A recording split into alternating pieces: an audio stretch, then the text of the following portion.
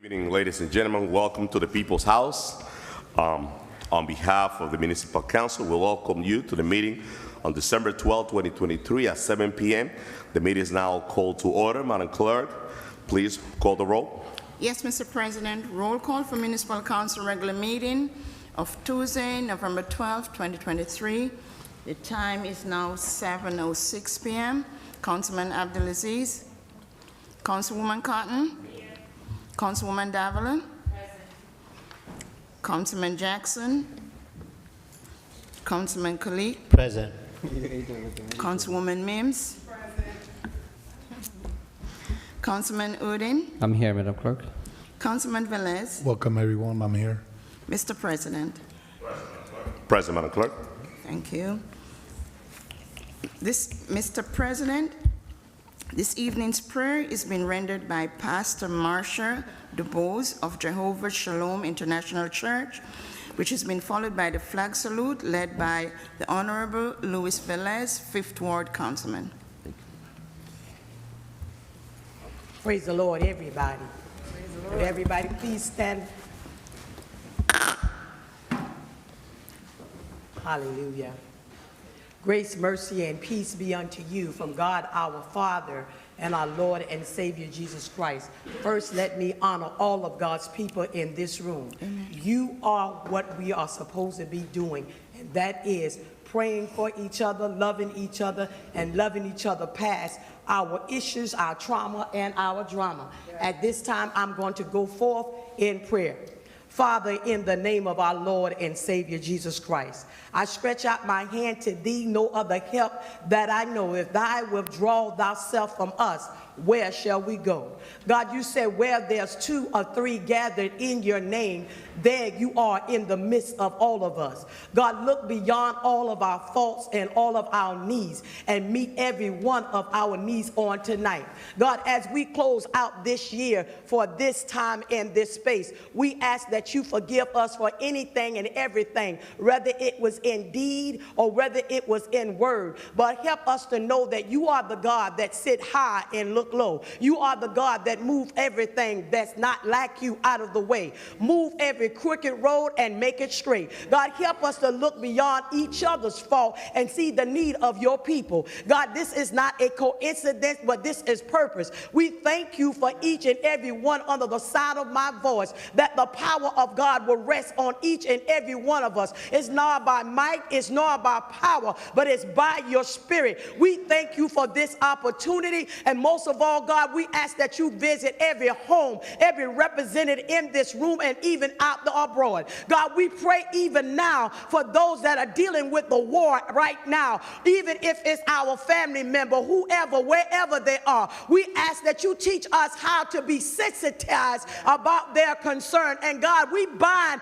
up the hand of the enemy that's going around killing people. And God, we want you to know that we are our brother's keeper. The word of God said that a man that have friend must show himself friendly, and there is a friend that stick closer than a brother. His name is Ashua. And we thank you even now that you bless every father, every mother, every brother, every sister, every aunt, every uncle, every boy, every girl, every grandmother, every grandfather, every mother-in-law, father-in-law, brother-in-law, sister-in-law, everybody, lottie-dottie, and everybody. God, thank you that you have circumcised our heart, that will take our stony heart and make it a heart of flesh. Teach us what to do and how to do and what to say and when to say. God, close our mouth if we don't have nothing nice to say, but teach us how to walk in your precepts, your concept, your order, your statute, your principle, and your application, God. It's not about us, but it's about you. If you be lifted up from the earth, that you will draw all us unto you, God. And on tonight, my God, hallelujah, Jesus. God, help us to love these young people. Go down every street, every lane, every drive, every highway, every byway. God, teach us how to love them past their trauma and their drama. God, teach us not to drop them, God, through the cracks, but love them in spite of. It's not about no color. It's not about no race. It's about human being, God, and human race. And so, God, on today, love don't have no loopholes. But, God, tonight we say thank you, and we give you glory, honor, and praise. And so it is. is, and so shall it be. It's in Jesus' name, and all of God's people say amen, amen, amen. That is a prayer. Powerful, powerful. That's amazing.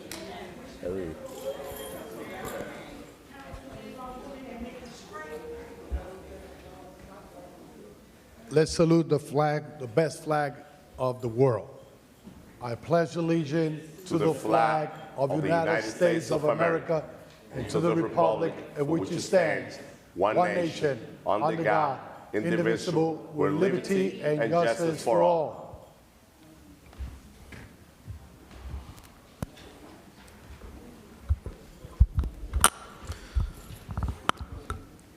Council members and members of the public, now we will have a moment of silence for our troop and for those that lost a loved one.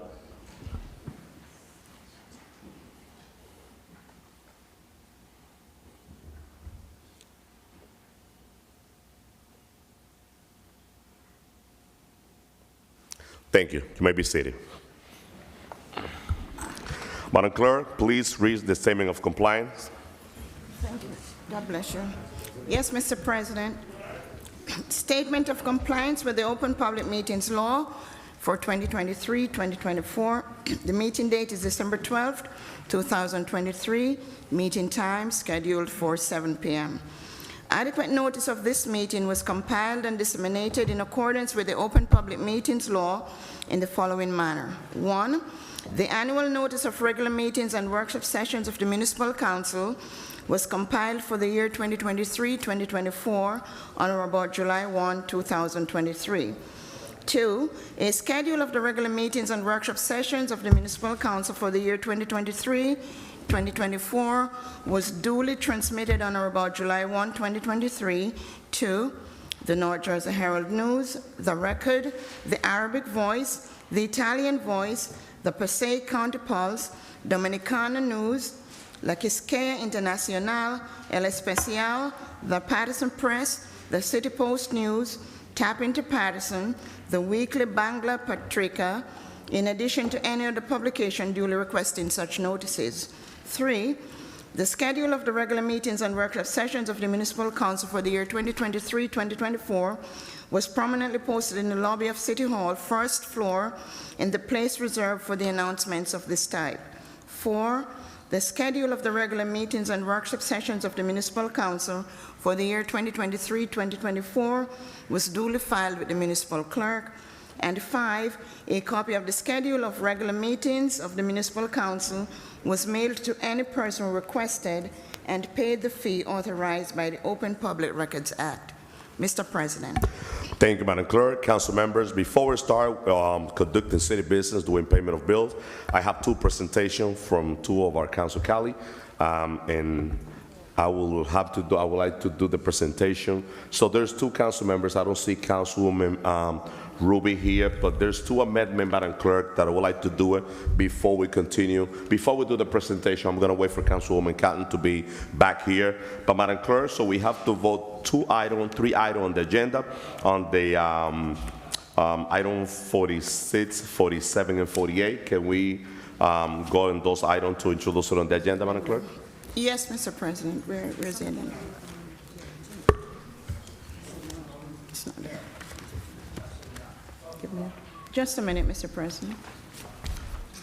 I'm not putting this on. Bring it to workshop. Okay, so Madam Clerk, one of the items, it's item 46 and 47. They're on the 6th ward. It looked like Councilman Abdelaziz, he's the councilman. Just give me a second, Councilman Abdelaziz. He's the councilman of the 6th ward. The owner, the business owner of this establishment submitted the paperwork late, quite honestly. And Councilman Abdelaziz has some concern about this, and we need a unanimous vote on this item. So we move, let's move this item for the work. Council President, it's not concerns. Items like this should come to workshop so the residents in the area could have a say on this. They've been here before, so I don't have an issue with it. I just would like it to go through the regular procedures and protocols. So, Yeah, and if it goes to the next workshop, just let the resident. I'll let the residents in the area know that it's coming up. If they have any concerns, they address this in workshop. they didn't even know this is on, and that's not fair to the residents in my ward. Thank you. And as a councilman of the Sixth Ward, I'll give you the courtesy to work on that, and let's move for the workshop. Madam Clerk, so what we're going to do, let's move item 48, which is a resolution authorizing the solicitation of bid for Barbara Park Playground improvement. This is time sensitive because we got to make sure that this playground is ready in the 4th Ward for the next spring. So let's move item 4. Let's vote for item 48 on the agenda. Yeah, 48. 48, Council.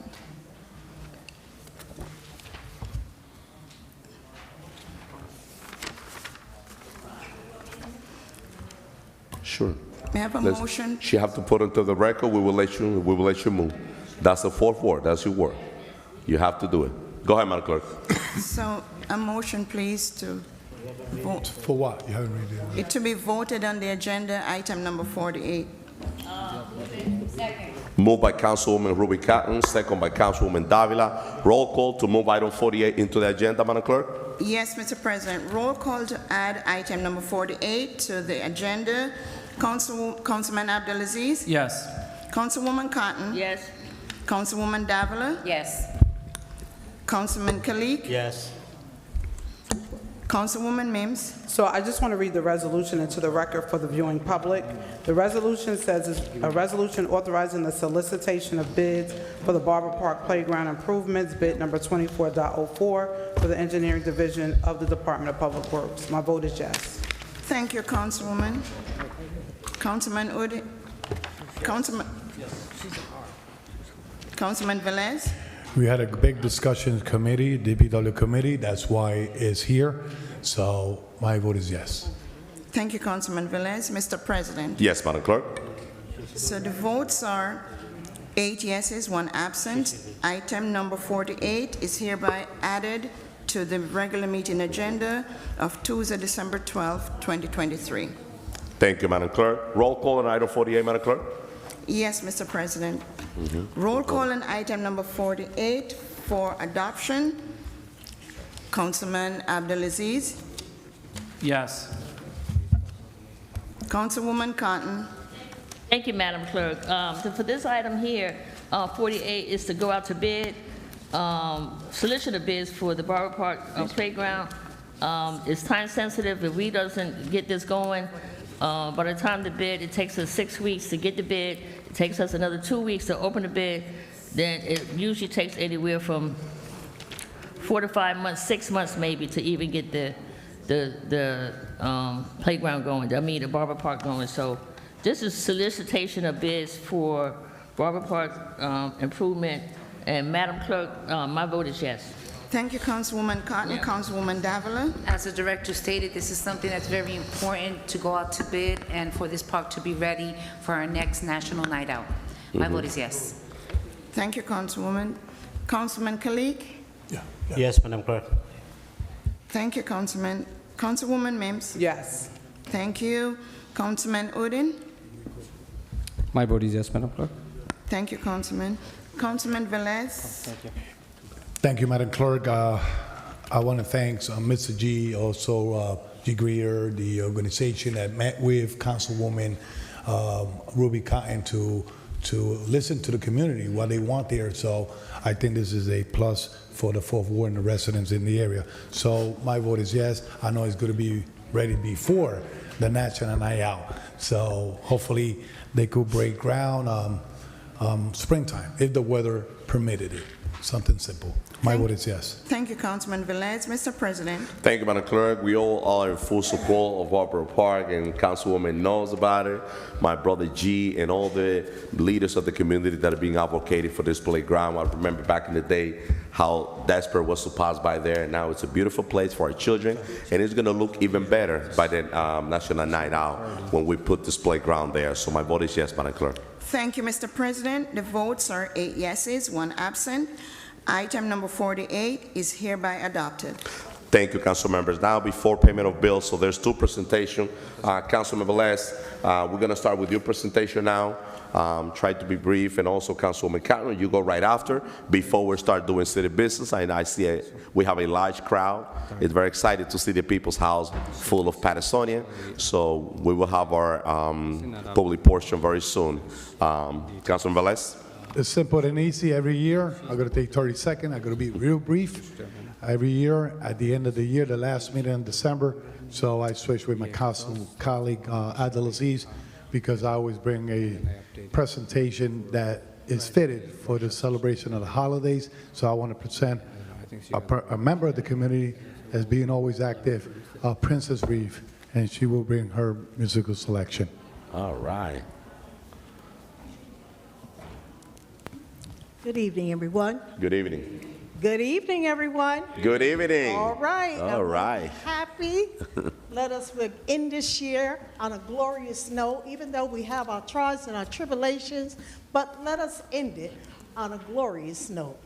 I'd like to start off by saying happy birthday to our Councilwoman at Large, Lisa Mims, and Councilwoman Maritza Devillaire, two beautiful ladies. So, happy birthday to you.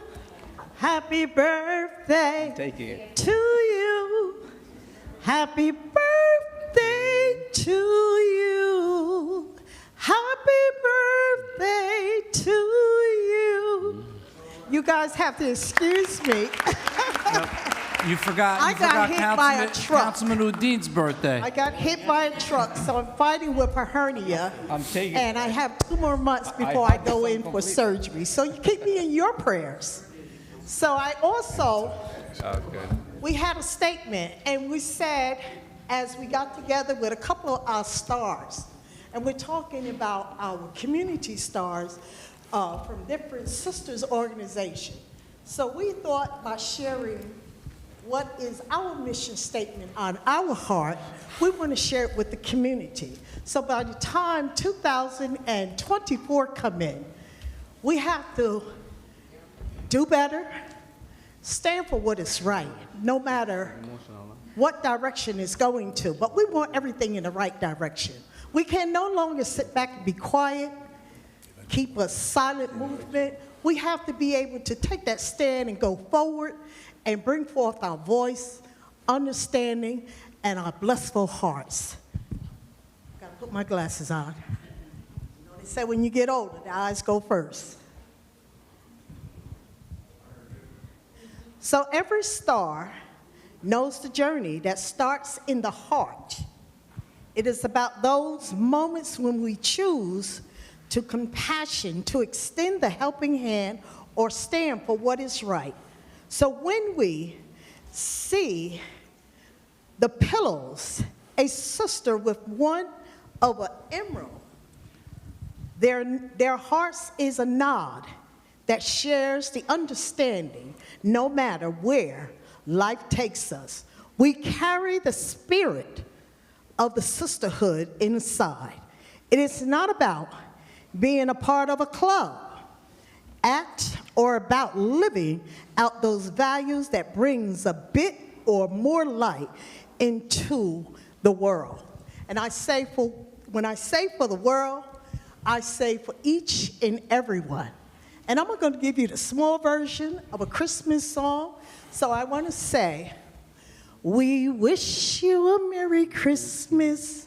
We wish you a Merry Christmas.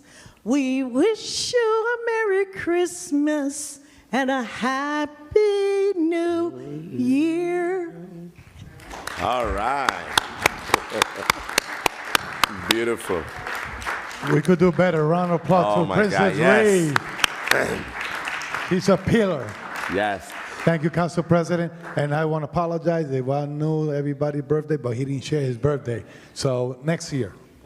Thank you. Happy birthday, Councilman Uding, also as well. But what a great, this is the best way to start the last meeting of the year, quite honestly.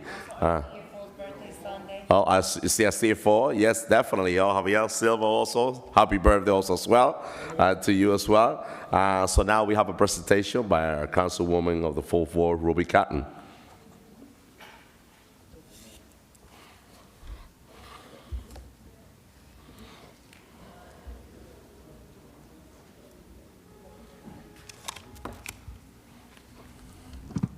Thank you. I would like to, thank you, Council President. I would like to call up Councilwoman at large, Dr. Lalisa Mims. We did this resolution jointly, but it was, it started out with a happy birthday. And Miss Wahida Muhammad looked wonderful. I don't really want to say how old, but she looks absolutely beautiful. 75 years old. Wow. And when we started this, Councilwoman Dr. Lisa Mims and I said, when we received your bio and we saw everything that you have been doing in the community, and they did a nice article, beautiful, and then we did the resolution, we said, where's the birthday? But anyhow, we added a birthday, but I want you to come up, Miss Wahida Muhammad, because we want to honor you for your commitment that you have made to the city of Paterson. I remember when Miss Wahida was sworn in as the school board commissioner. She was there when a member of the National Council of Negro Women, Willa Mae Taylor, they sat on the school board together. I was there, and when you look back and see your life and you see how people have been around you, and all the things that they have done for our community, and the commitment. And one of my favorite is that, get in the middle, Ms. Muhammad, of keeping Dr. Jessie Dixon's dream alive. Do you know this lady worked so hard on helping grandparents raising grandchildren? And the number now is extremely getting high, and you can see it, Ms. Wahida, that a lot of grandparents are taking care of their grandchildren. But Councilwoman Mims and I want to recognize you, especially for your birthday, and then for your commitment that you have made to the city, serving on the school board. And also we have in our ordinance members of the Grandparents Relative Resource Center. Also we have Ms. Wahida is a life member of the National Council of Negro Women, from Mary McLeod Bethune to Dorothy Heights. Ladies, please stand from National Council of Negro Women, Passaic County section. And I want to appreciate all of you that came out. We got Princess, we got Jamie Bland, we got Dolores Majors, we got Mrs. Powell, then we have Ms. Robin Alexander, we got Shirley Alexander. Shirley, stand up. Shirley is our president of the Passaic County section of the National Council of Negro Women. And I just want to say, we're a group of women of keeping it together, of helping each other, supporting each other, making sure we look after each other. And that's what we have to do. So I want to say, Ms. Wahida Muhammad, congratulations. We love you for your years of commitment that you have been. She's been with Councilwoman Vera Ames in the beginning. 40 years ago when they started the feeding at the Masonic Temple along with Integrity Lodge, number 51. You've been around. And you know what? And God's going to keep her around, because God needs to keep people around who are going to do the right thing, who are going to help the community, who are going to do for the people, and not just think about their selfish self. And you're not like that. And I'm happy to be a part of you, be a friend of yours, be in all these organizations together. But I'm happy, and I want to say congratulations. I'm going to hand the mic over to my councilwoman at large, Dr. Lalisa Mims. They taught me well to be brief, be specific, and be gone. So I just want to say to you, Ms. Wahida, we love you. Thank you so much. I remember I could go back and talk about how you helped Councilwoman Jessie Dixon throughout the time when she got blind, everything. You sat, you know, there's something that we don't do in this time, and that's sit under and learn from. And you did that, and you took the mantle, you took the torch, and God is using you to blaze trails. We appreciate you. May God continue to just overflow you, and that your days will be plentiful and your barns will be full. Thank you so much. Ms. Wahida, we love you. All right. Okay. I just want to say to God be the glory, because it's only by his grace and mercy that I stand here tonight. And I just thank you for all that you have allowed me to do, because I'm going to tell you, it's only when God says be it is. And every single time that he has blessed me to be able to do whatever it is that he has put on my heart to do, I thank him. I thank my family. I thank my children, because God gave me 6 children to make me realize that there are different people all over the world, and you're going to have to deal with them on an individual basis. And so they started in my house to know that I have to be to everybody what I can be. But whatever it is that I can't be, it's okay, because God is able to do whatever it is that we need him to do.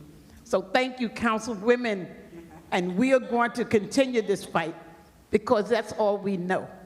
And National Council Negro Women, thank you for your strength. Thank you for your support.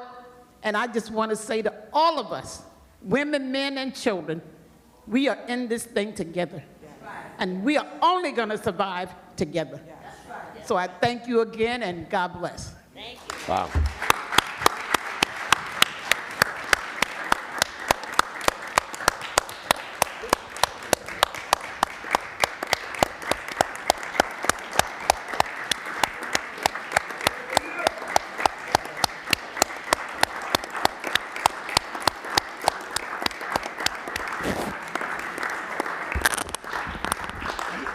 Council members, let's go around and take a picture with Ms. Wahida in the middle of the chamber, please. Let's go around.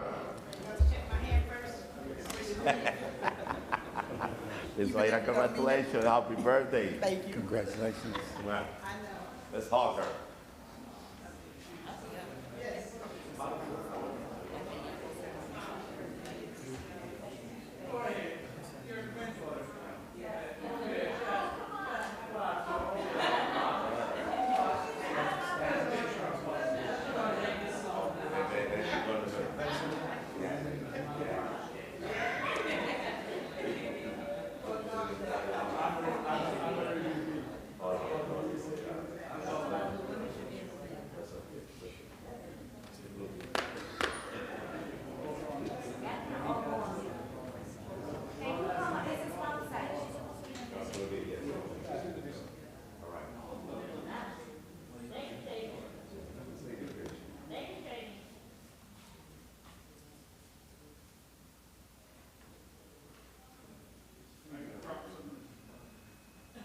Big Dave, take the finger out of the camera. Take a look.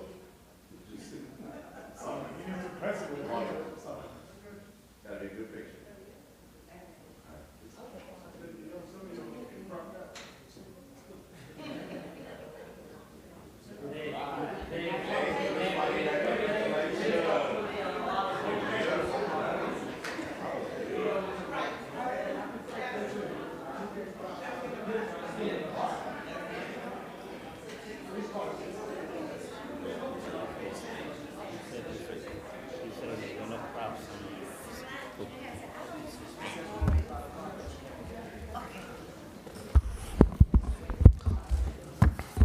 Thank you, Council Member, for those 2 great presentations.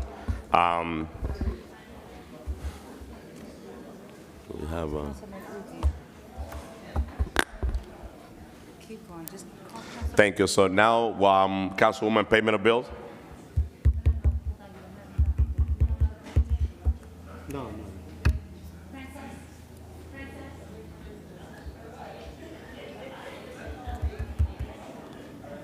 We have 5.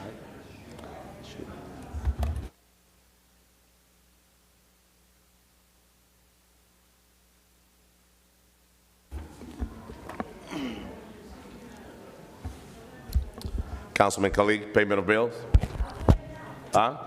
Thank you, Council President.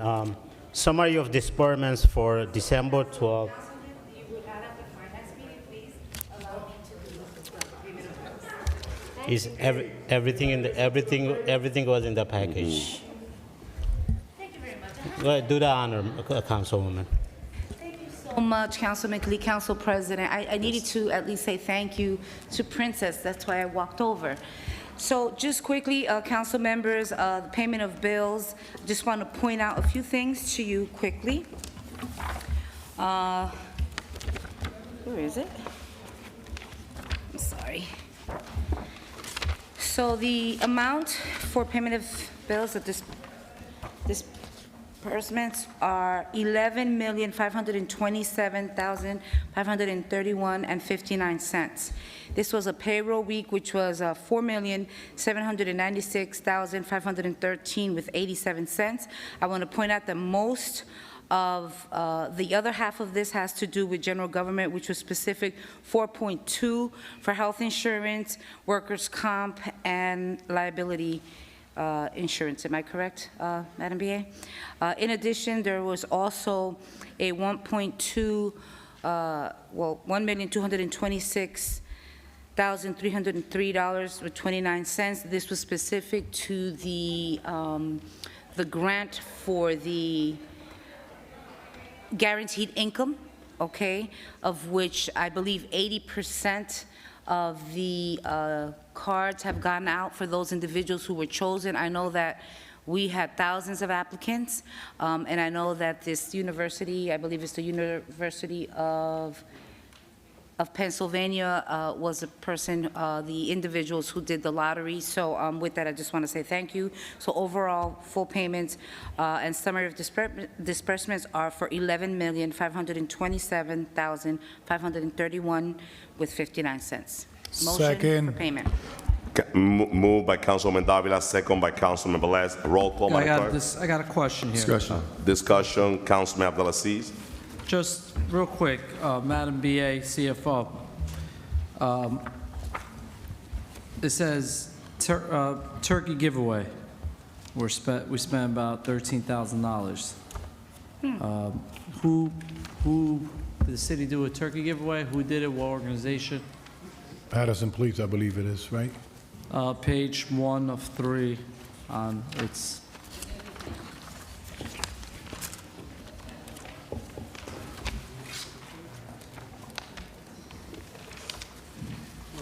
That's through the anti-violence grant for community policing.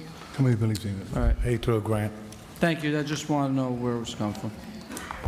Thank you. Councilman Jackson. Yes, thank you, Council President. So, two items. One, I don't see it here, but through the Finance Chair, Committee Chair, so it's been brought to my attention, and I know that the issue's been rectified. So through the Chair, Madam BA, I understand that multiple employees had a significant amount of pay withheld from them over this past pay period. And I'm curious because, first of all, I'm wondering why were individuals who had already committed their time, worked, and rightfully so should have been paid, why was their pay withheld? And, you know, are we going to be paying interest to these employees who had to be inconvenienced? This is a holiday season, people put in their time, and, you know, for individuals to be singled out without any reports to this council is a bit concerning. Employees should not have to be calling around because their overtime pay or their pay for time spent working just about 24 hours around the clock wasn't paid out. So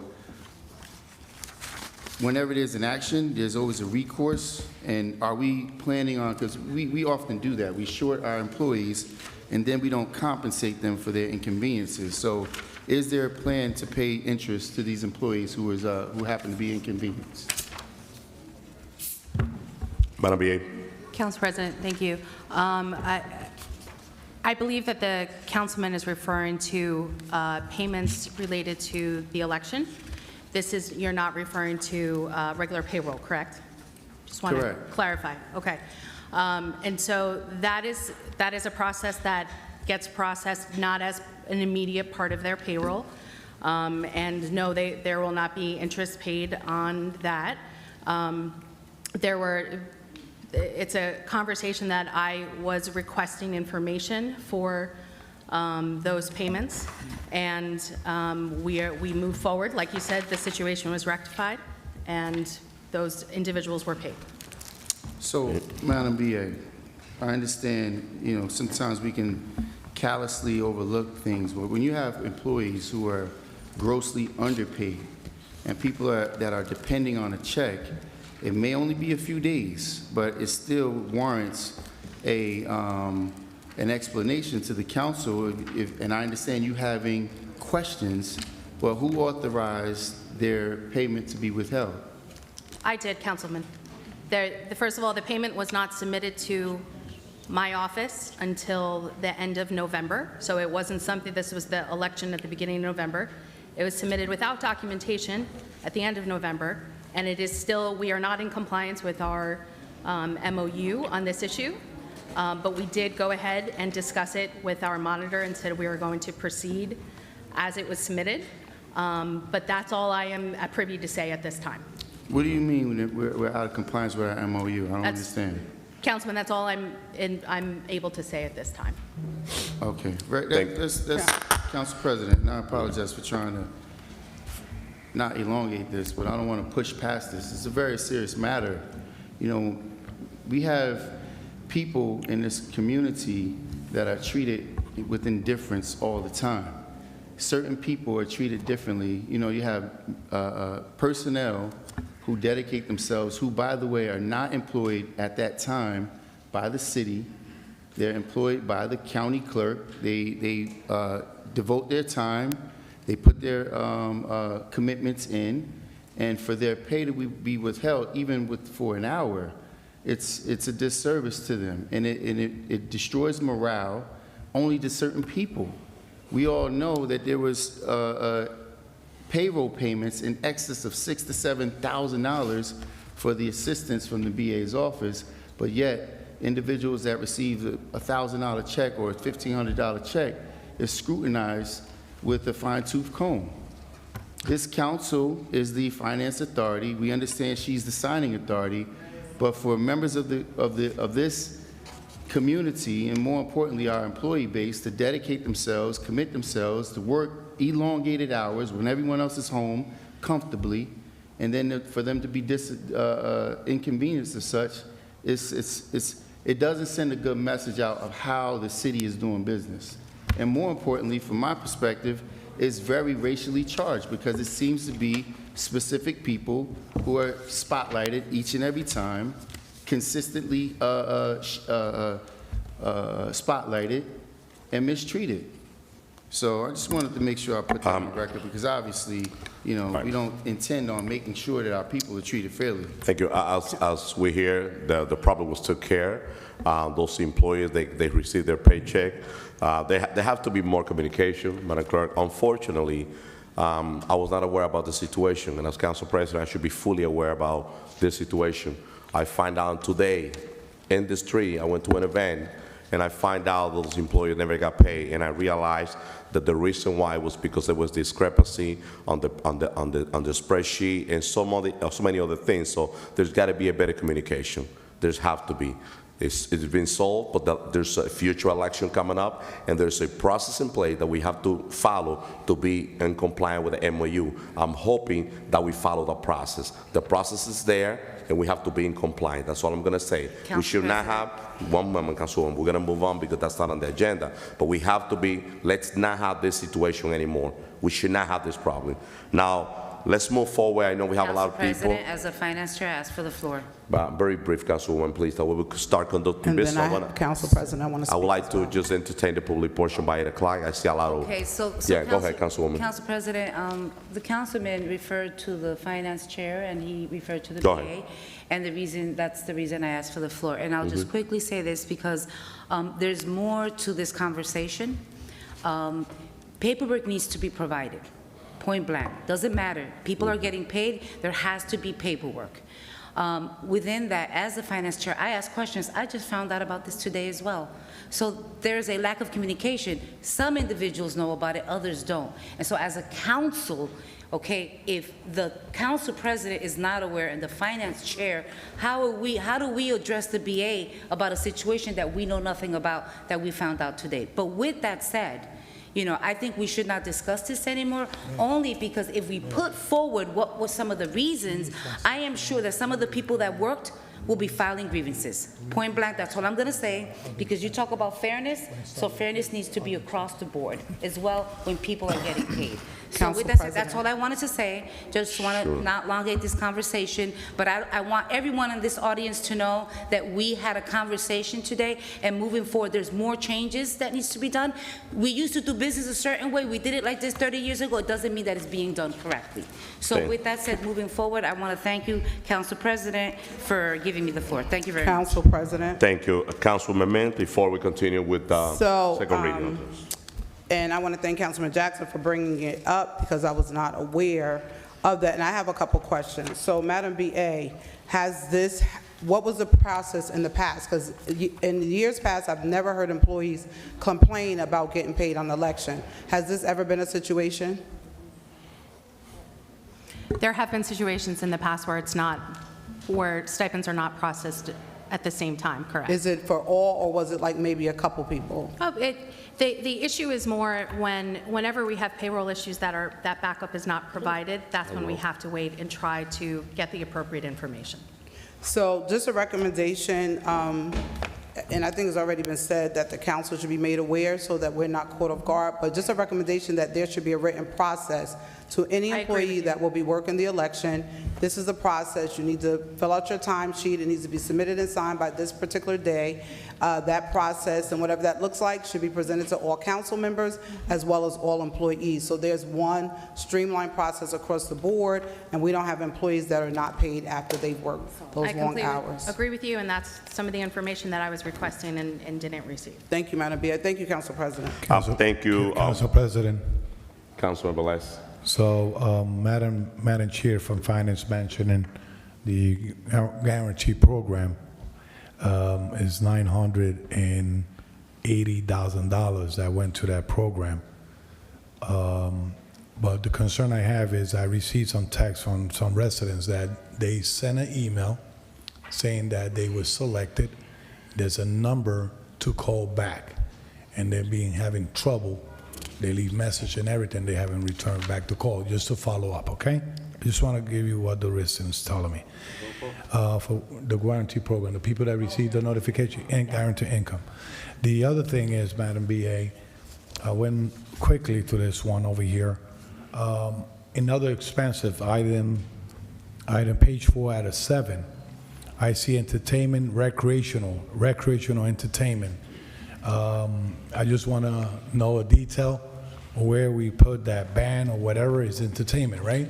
And it's coming in other expenses. The other thing is, in the same page, I believe we have a bus rental contract that supply transportation for any event, a recreational event that we have. Why we had to go out of the contract and pay bus rental for whatever is here. They're not telling us what's the purpose. They're just telling us transportation. They're not telling why. If we have a contract already with a bus that supply transportation when it's a city event, why we had to go another expense and spend all this amount of money. And the page number 4 out of 7, those two items I'm concerned, entertainment, recreational. I noticed that in the past, those entertainment, recreation was to give recreation to our youth, and it was paid through the grant. But when you go to other expenses account to pay for the service, it's a little bit concerning why we're going out of the grant or the contract that we already have established for it. So if you could give me that detail in the week, I would appreciate for then clarify my thought on it. Saying that, I'm okay. Thank you, Councilman Velez. Roll call, Madam Clerk, on payment of bills. Yes, Mr. President. Roll call and payment of bills in the amount of $11,527,531.59. Councilman Abdulaziz. Yes. Councilwoman Cotton. Councilwoman Davila. Yes. Councilman Jackson. Thank you, Madam Clerk. Through the chair, just a request, Madam BA, whenever there's an opportunity, if I could please be provided with a list of those recipients. And before I vote, it's very unfortunate the way in which business is conducted here and how matters are chosen to be depicted. The city has close to 2,000 employees. All 2,000 are on the payroll for every Friday, of which I'm sure dozens were employed for the election process. It was only a small group of people. Matter of fact, it's a handful of people. And in fact, the BA's office doesn't handle payroll. So for these matters to be scrutinized or dissected, in that fashion, and only certain individuals, sometimes, for me, it is what it looks like.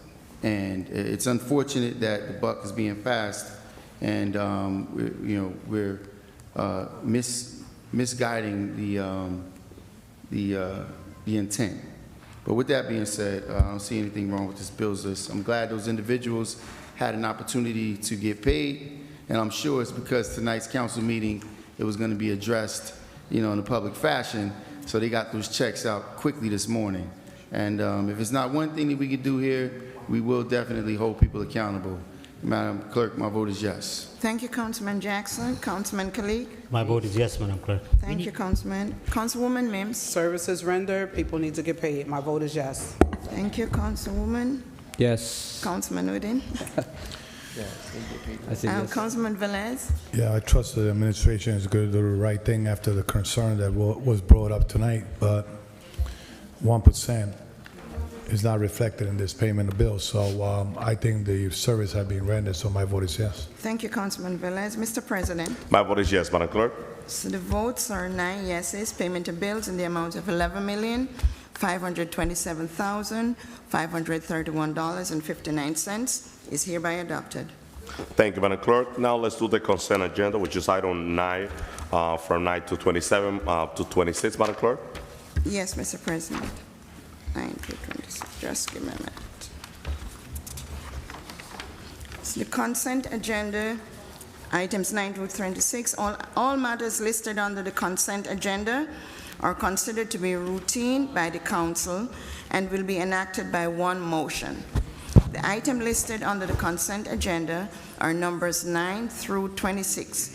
Any item may be removed from the consent agenda by the request of any council member, and if so removed, will be treated as a separate matter. Second. Moved by Councilwoman Davila, second by Councilwoman Lilissa Mens and Councilman Velez.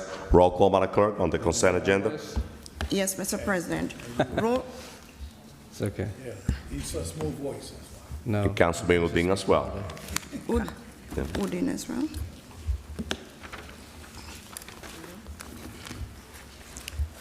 Roll call on approval of the consent agenda. Councilman Abdelaziz? Yes. Councilwoman Cotton? Yes. Councilwoman Davila? Yes. Councilman Jackson? Yes. Councilman Kalik? Yes. Councilwoman Mims? So to the public that's present and those that are viewing, I highly recommend you go on the City of Paterson's website to the City Council page and pull up the agenda. There are some really great items under this item that are not fully vocalized so that you can see what they are. My vote is yes. Thank you, Dr. Mims. Councilman Udine? Yes. Councilman Velez? Please go to Winter Wonderland. It's going to be tremendous this year. Hard work. This agenda, we approving funding. Thank you, Lieutenant Eason, to the Paterson Community Policing Affair, whatever they call it now, but you still, guys, give it all for this resident of Paterson. So enjoy the East Side Park and enjoy the festivities. So my vote is yes. Thank you, Councilman Velez. Mr. President. Thank you, Madam Clerk and Councilwoman Mims. That's a great advice to the community. Look into those, consent agenda, because there's a lot of good items, a lot of requests from the community that we put on the consent agenda that we don't go over, but we have the discussion at the workshop, at the committee meeting, and a lot of those requests are coming from the public. Just that's the way to do city business. Also, yes, we're voting on Winter Wonderland. Sharon Instant, our great Sharon Instant, listen, congratulations. Winter Wonderland is one of the events that put us on the map the right way in the city of Paterson. You'll see people from everywhere getting into Paterson to our newly renovated East Side Park, totally repaved, brand new tennis court, beautiful, one of the most beautiful parks in Passaic County. We finally renovated, and as a councilman of the 3rd Ward, it's a privilege for me to see so many people from Hackensack and other town to come and see the good things that we do in the city of Paterson. Sharon, keep doing the great job. The whole committee, phenomenal job. So we're in full support. My vote is yes. Thank you, Mr. President. The votes are 9 yeses. The consent agenda is hereby adopted. Thank you, Madam Clerk. Can we do item 31, Madam Clerk? Yes, Mr. President. Item 31 is a resolution honoring and memorializing the life and legacy of Winston Alexander DJ Tarastolo. It's sponsored by Council President Alex Mendez. It's a City Council Resolution 23:734. Second. Moved by Council President Mendez, second by Councilwoman Mims, Councilman Udine, Councilman Velez, and Councilwoman Davila. Roll call, Madam Clerk, on item 31. Yes, Mr. President. Roll call on item number 31 for approval. Councilman Abdelaziz. Yes. Councilwoman Cotton. I'd just like to say, Madam Clerk, to the family of Winston Alexander DJ Tulip, I want to recognize him. The Councilman President is recognize him more in his life in this city of Paterson here, and I want to say to the family, congratulations. We need to make sure we honor people who has been part of this city for many, many years. You know, sometimes people say, I don't remember, but there's many people here that's been here 50, 60, 70 years. And I just want to say thank you, Council President, for doing that. With that being said, Madam Clerk, my vote is yes. Thank you, Councilwoman Cotton. Councilwoman Davila. Yes. Thank you. Councilman Jackson. Yes. Councilman Kalik. Yes. Councilwoman Mims. Our heartfelt condolences goes out to the family of Mr. Winston Alexander DJ Tarvis Tulak. My vote is yes. Thank you. Councilman Udine. Yes. Councilman Velez. Yes. Mr. President. Thank you, Madam Clerk. Let me take this time to wish my deepest condolences to the family of my great friend, Winston Towers. He was more than a friend, he was a family to me. He was one of my great supporters in the 3rd Ward. He used to come to my house. I used to go to his house. He was a brother. He was a leader of the community, not only in the Jamaican community, but with the entire community in the city of Paterson. Everybody loved him, his family. We lost a great man. We lost a great leader. And this is the right thing to do, honoring his life and his legacy into the city of Paterson. The funeral is gonna be on Saturday. I hope to see my council colleague there saying goodbye to a great leader, but his life and his legacy is gonna stay in the history of the city of Paterson, in the city of Paterson forever. May you rest in peace, brother. My vote is yes, Madam Clerk. Thank you, Council President. The votes are 9 yeses. Item number 31 is hereby adopted. Thank you, Madam Clerk.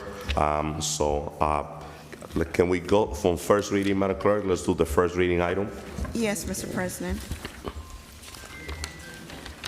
So the first item as a first reading. Council President, can we do all of the repealing together and then all of the establishing together? Yes. 4 and 5 together and then 6? Sure, that's doable. We have the okay by Corporation Council to do the number 5 together, so we could do the repealing together. So let's do number 4 together with the exactly. So 5 is ordinance establishing handicap, Councilwoman, and 4 is establishing. So 4 and 5 go together, and then 6 is repealing, and 7. So Madam Clerk, so 4 and 5 together, and 6 and 7 together. Okay, Mr. President. Thank you, Council President. Thank you, Councilwoman. Item. Yes.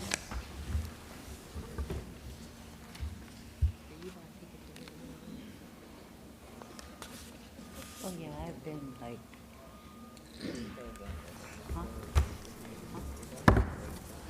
So, Mr. President, item number 4 first is a first reading ordinance establishing handicap parking spaces at various locations on county roads. These roads are 935 Madison Avenue on the east side, 45 Hayden Avenue on the south side, 483 East 18th Street on the east side, 311 Madison Avenue east side, 204 East 18th Street on the west side, and 926 Madison Avenue on the west side. The second first reading ordinance establishing handicap parking spaces on city roads, First Street, 688 East 31st Street, 113 Ryerson Avenue, 113 Caldwell Avenue, 187 Madison Street, 347 East 33rd Street, 42 Cedar Street, 634 East 22nd Street, 33 Bell Avenue, 434 Paxton Street, 155 Beach Street, 43 Sherman Avenue, 351 6th Avenue, 822 East 23rd Street, 49 East 16th Street, 408 East 31st Street, 35 Leslie Street, and 35 Leslie Street. Thank you. Do we have a motion? so move. Moved by Councilwoman Davila. Second. Second by Councilman Udine Velez and Kalik. Roll call on item number 4 and 5 on first reading. Roll call on item number 5, first reading ordinance. Councilman Abdulaziz. Yes. Councilwoman Cotton. Yes. Councilwoman Davila. Yes. Councilman Jackson. Yes. Councilman Kalik. Yes. Councilman Udine. Yes. Councilman Velez. I just want to advise the community that at DPW committee, we having deep discussion to put teeth on the ordinance of handicap. Some people are abusing the power or the privilege of handicap, and there's going to be some changes moving forward to put some teeth on this ordinance. They are popping up everywhere, and I understand that there's a need, but I understand also that some people are kicking people out of their parking lot and throwing to the street, and we need to make sure that it's fair across the board. My vote is yes on this. Thank you, Councilman Velez. Mr. President. My vote is yes, Madam Clerk. Thank you, Council President. Thank you, Madam Clerk. Now let's go ahead. Second reading of this ordinance will be, I'm sorry? Okay, second reading on this ordinance will be at the regular meeting of January 9th, 2024. Thank you, Madam Clerk. Now let's do items 6 and 7 together, which is repealing. Yes, Council President. Item number 6 is a first reading ordinance.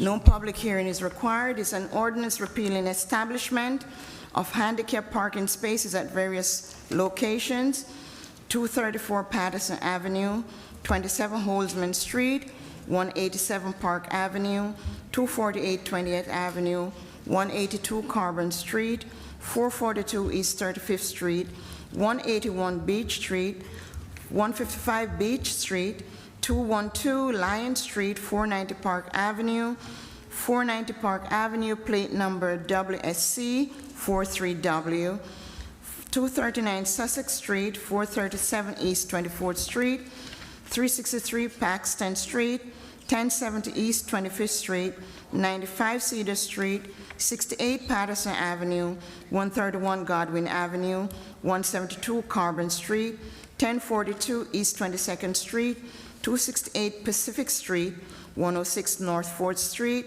203 Florida Avenue, 237 Warren Street, 125 Carroll Street, 622 East 26th Street, 102 Genesee Avenue, 860 East 23rd Street, 22 17th Avenue, 317 East 20th Street, 318 East 19th Street, 476 River Street, 214 Chamberlain Avenue, 60 Redwood Avenue, 314 Atlantic Street, 178 Jefferson Street, 105 North 7th Street, 133 North 3rd Street, 317 20th Avenue, 283 Paterson Avenue, 38 Watson Avenue, 201 Mill Street, 192 Edmond Avenue, 140 Jasper Street, 140 Jasper Street, 20 Pennington Street, 153 East 17th Street, 457 11th Avenue, and 125 Madison Street.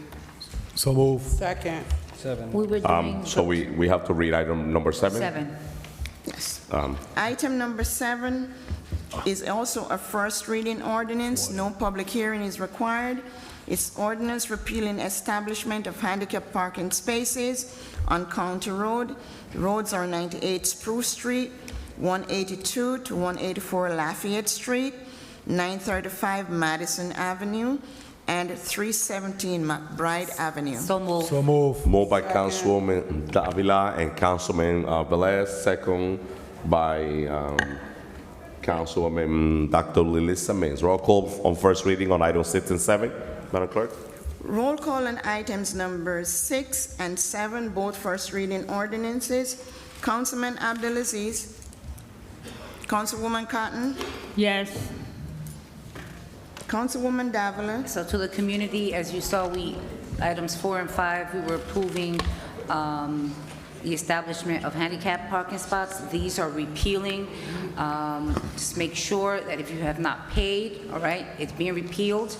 In addition, also, there are certain individuals that move so as well. So the same way we can approve, we can also repeal. So with that said, my vote is yes. Thank you, Councilwoman Davila. Councilman Jackson. Yes. Councilman Kalik. Yes. Councilwoman Mims. Yes. Councilman Udine. So, yeah, it's important, as Councilman Velez mentioned, that the handicap parking signs almost everywhere in the street and parking crisis. But I want to just mention that when I started, took about a year or so, when I saw this, the parking sizes are about 22 feet, all the parkings that we're giving away.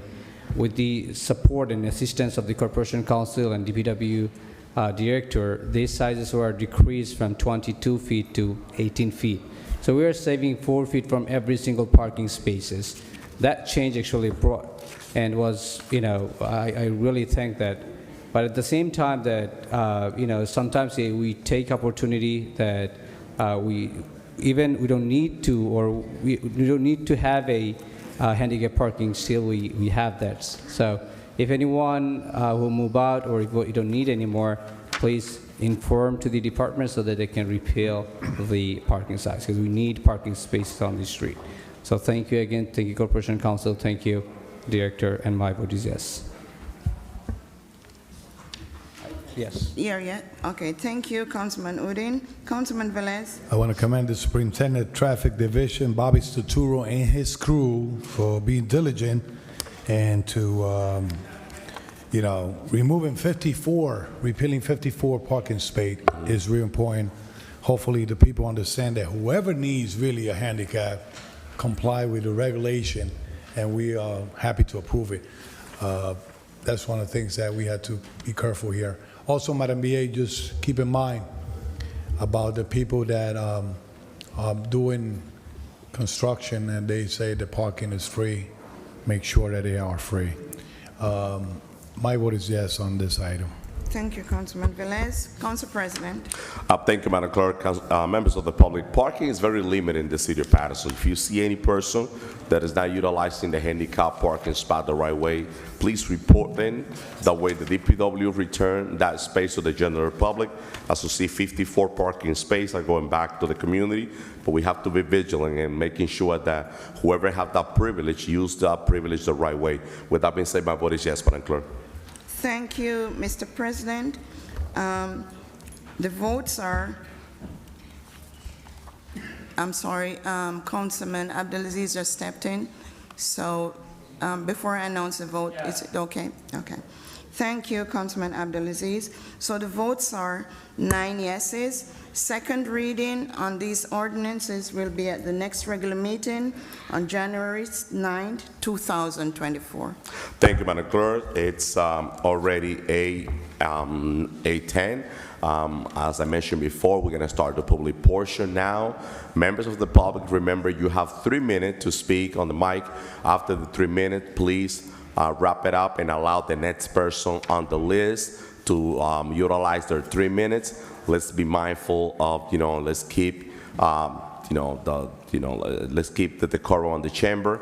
And let me remind everybody that this is the last meeting, almost the last meeting, because we have the closeout meeting, but this is actually the last meeting in person of the year.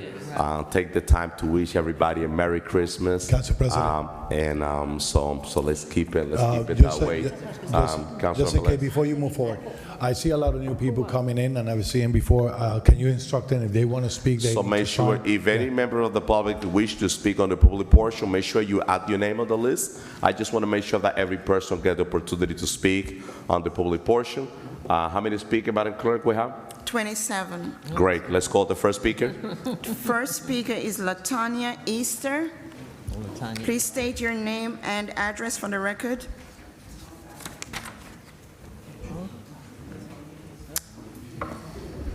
Hi. You can say whatever. Good evening. Latonia Easter, Good evening. P.O. Box 4053, River Edge 07661. Yes, the mic is on. Speak a little close to the mic. They have to fix that mic because it's hard for me to hear. I don't know if it's on, but just speak close to the mic. Madam Clerk, make sure they check this mic because I don't think it's on, but it's hard to hear them. Can you? Rafael, the mic for the public portion is on, right? Yes, it's on. Go ahead. Okay. Good evening, Council. I'm coming today a little frustrated. Our taxes keep going up again and again, yet our services are being cut, and I need to know why. And now, yet again, an added expense from the city. Understand this decision from the city was to hire a new contractor for the to pick up our garbage. But they're talking about they're not going to pick up non-bulk and our leaves. So my question is, it's not benefiting the residents, and for me, I'm on crutches. A modest homeowner. So how am I supposed to manage this?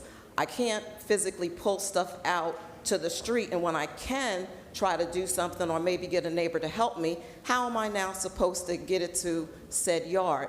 Also, you're talking about not picking up our leaves. Again, we're able to put our leaves out on the curb and they come get picked up. What am I supposed to do? I don't know where this yard is. You're talking about, the responsibility now being on the residents instead of the city.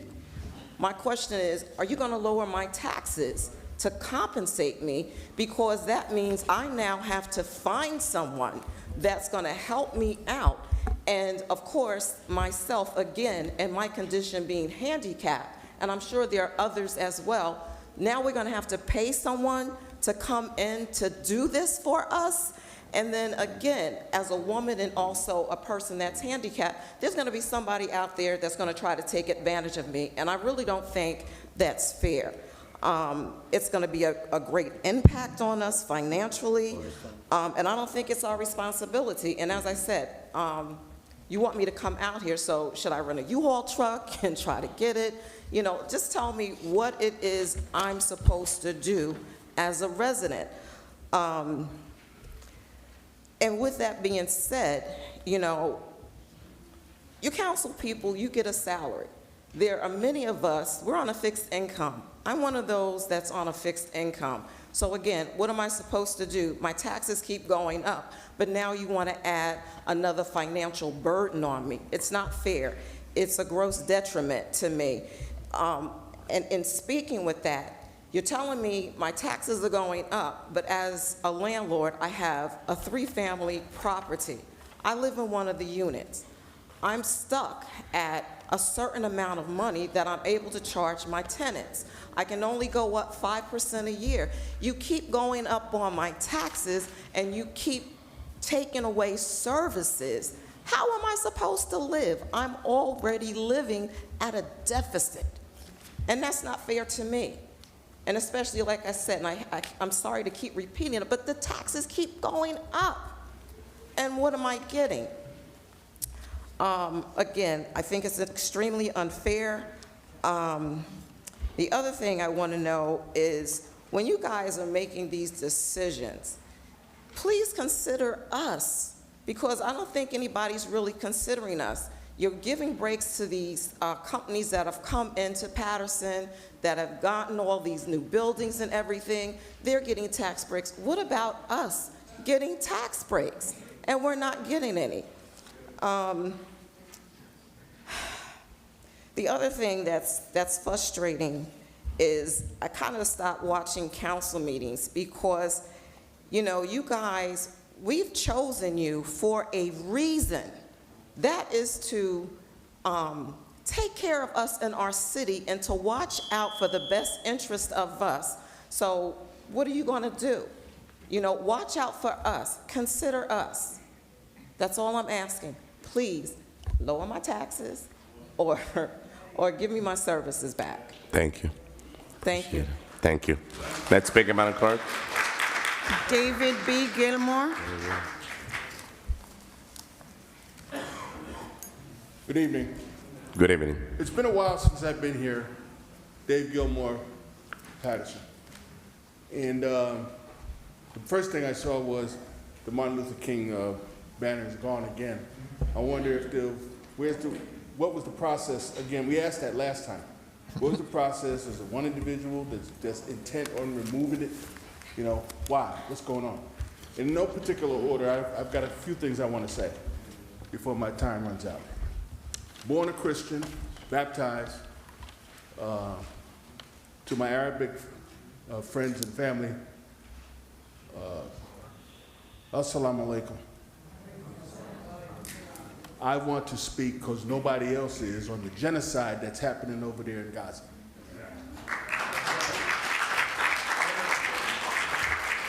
Too many people right now are playing both sides of the fence. They want to collect the money from the Jews, and they want to collect the money from the Palestinians and other Arabic communities as well. You can't have it both ways. Somebody needs to stand up and say something. Because it's too many, it's overkill. Yeah, the Hamas was wrong. They were wrong. Nobody's arguing that. But it's overkill. It's too much. You can't annihilate a whole class of people over there. I just want to say that for the record. At least Dave Gilmore stood up and said something for the people. All right? As the year closes, I want to talk about the fact that I'm back in the office where I was wrongfully terminated. And I have to look at my accusers every day. No consequences for the lies, for what the judge said was a conspiracy between individuals working there to get me out, because I would not sign and continue to promote illegal activities. So the year and a half I was gone, $2 million not collected. $700,000 in fines for illegal construction and stop work orders, not collected. Continues because I wouldn't sign on. The Art Factory, the Armory, Leader died, illegal construction, people in the basement, people in the attic. That's what I stood for, making sure the code enforcement was done. But I was ostracized, vilified, and any other kind of "ide" that you want to put on it, because I would not sign on to the illegal activities. You know it. Everybody knows it. We won civil service. We won Office of Administrative Law.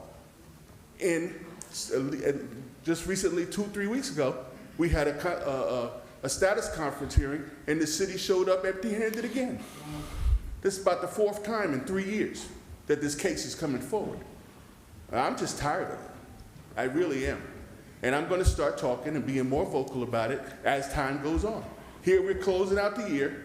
I'm being nice right now, but I'm not going to continue to be nice. I'm telling you, I've been wrong, vilified. They didn't give a damn about me and my family when they fired me for 18 months. 18 months without a paycheck.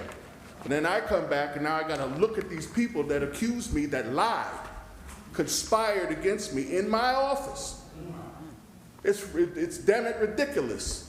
But nobody's doing anything. And they sit and they don't say anything and it looks stupid when you look at them. And I'm looking for some recompense. Thank you, It's Dave. ridiculous. You know, Thank you, Dave.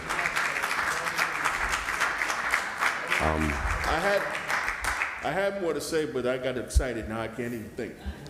But I'm looking for that poster to go back. Why is it gone? And who authorized it? Again, how many times do I have to come here and get it put back up there? It's ridiculous. There's an intent to erase black folk in this community. Thank you. We've done too much here. We've done too much here to be erased or ostracized and moved to obscurity when it comes to our accomplishments. Thank God, I'm really happy that you got your recognition. Why you can still smell the roses. Yeah. You know what I'm saying? Gotcha. But that's it. Thank you, Big Dave. Next speaker, Madam Clerk. Next, Mr. Eddie Olivares.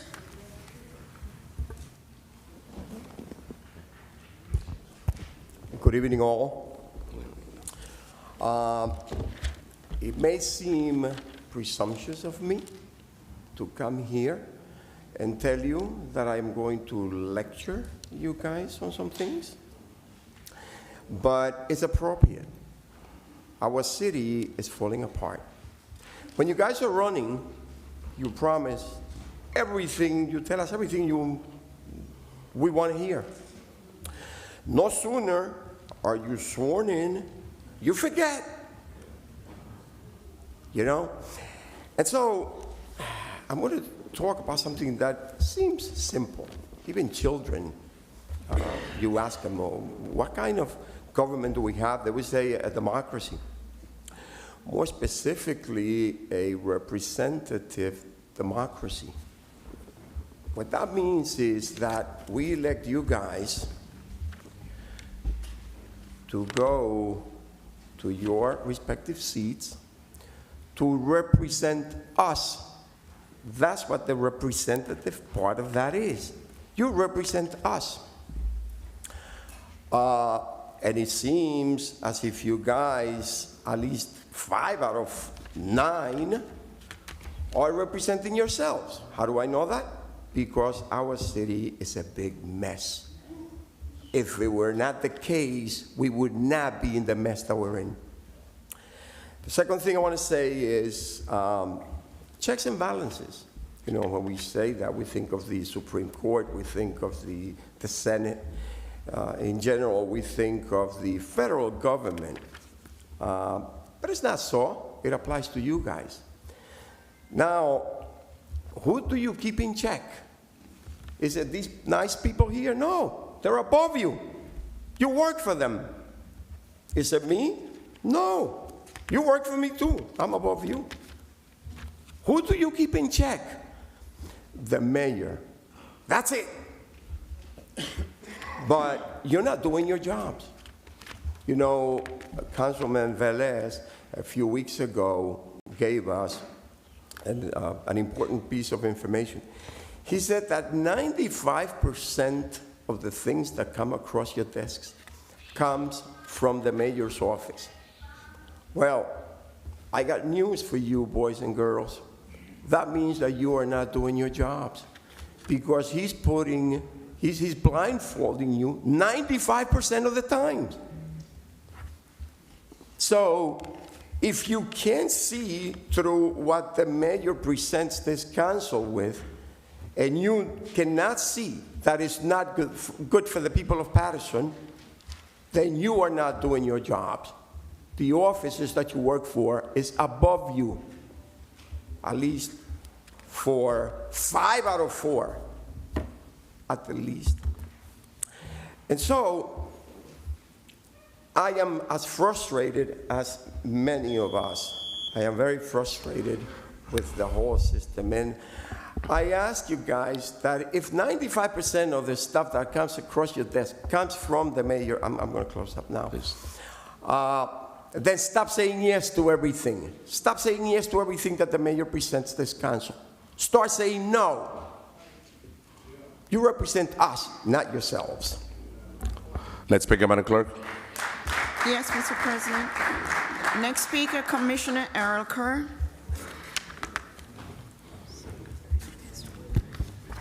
Good evening, Council President. Good evening, Commissioner. Council. It's great to have you here. Let me start out by thanking Ms. Easter for asking that vitally important question about our taxes. We are seeing our taxes moving north and service moving south. So I appreciate that very much. Mr. President, I want to thank you for bringing the resolution to honor Winston Alexander Torres Tulloch to this council. His mother and sisters right there, and they were very pleased at your words concerning Winston this evening. Winston came here at a relatively young age. And he came here when Jamaican music was not the thing, you know, and he helped move the Jamaican music from the cellars to mainstream. So he's a very, very important part for our culture. Every year when we have our flag raising, he's right downstairs lifting Jamaica up, lifting our flag up, lifting our music up. So it was a very, very important part for our culture. And we just, we're going to miss him, but he's an ambassador. And we thank his parents, we thank him for the services that he has rendered to Jamaica and to the city of Paterson. It's just so unfortunate that we do not find a way to recognize people that do work, good work among us until they're passed. So we need to just kind of find a way or we can honor people so they can smell the roses while they're alive. I also want to thank Councilwoman Mims and Councilman Mike Jackson for the resolution honoring Ronald Hicks. Ronald Hicks was a true warrior in this city. And Ruby, yes, I'm sorry. You don't have to agree with him, and we have to learn that it's not about agreeing with someone's position, but we need to respect somebody who has always have a position and a voice, and is not afraid to voice it. So Ronald was one of those guys, and we'll miss him terribly, and Paterson is poorer because of that. I also want to mention Resolution 33, a resolution reappointing Jacqueline Murray as acting municipal clerk. I think Mrs. Murray has done a tremendous job.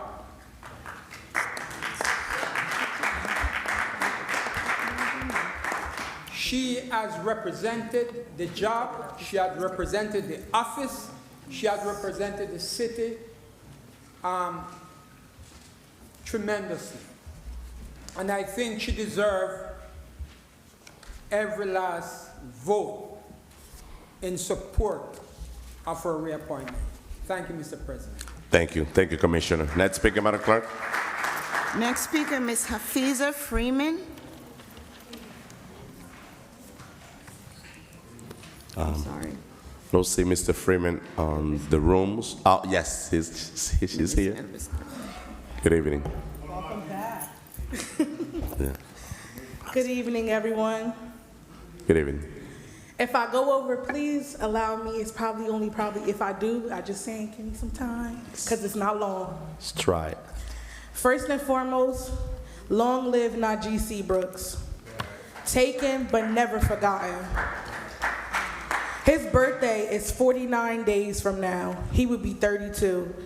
March 3rd, 2023 will forever be the last day we got to see his beautiful smile. The last time he breathed air. The last time he got to do what he loved to do. The last time his family got to embrace him. The last time he got the chance to do what he could for the kids, and he loved the kids. I have a question for you. If Najee had been your son, would you think justice was served in your child's situation? Did our city's police department do the best they could do? Would you be satisfied with our town's legal system? Ask yourselves and ponder on it. Because you and I both know that if that was your child, you would be singing a different tune. Because our city failed that beautiful black man, and you continue to fail us. What we lack is unity. In order for us to be a community, we need unity. Com means with, and the root word unity means togetherness and connectedness. So community in short means come together. And we are ever so divided. This council reminds me of the United Nations. Each of you serving your own agendas for the benefit of selves and your own nation of people. See, the issue with that is you aren't doing what's best for everyone as a whole. And that is why we continue to be at war with each other. As long as you continue to service your own agendas, you will never prevail. The morally wrong never go far. And your bad karma will begin to fester and burrow inside you until it destroys you. Lord, we ask that you look upon any crooked councilman or woman and make them straight. Thank you so much for your time. Thank you. Next speaker, Madam Clerk. Mr. Elvis Durham.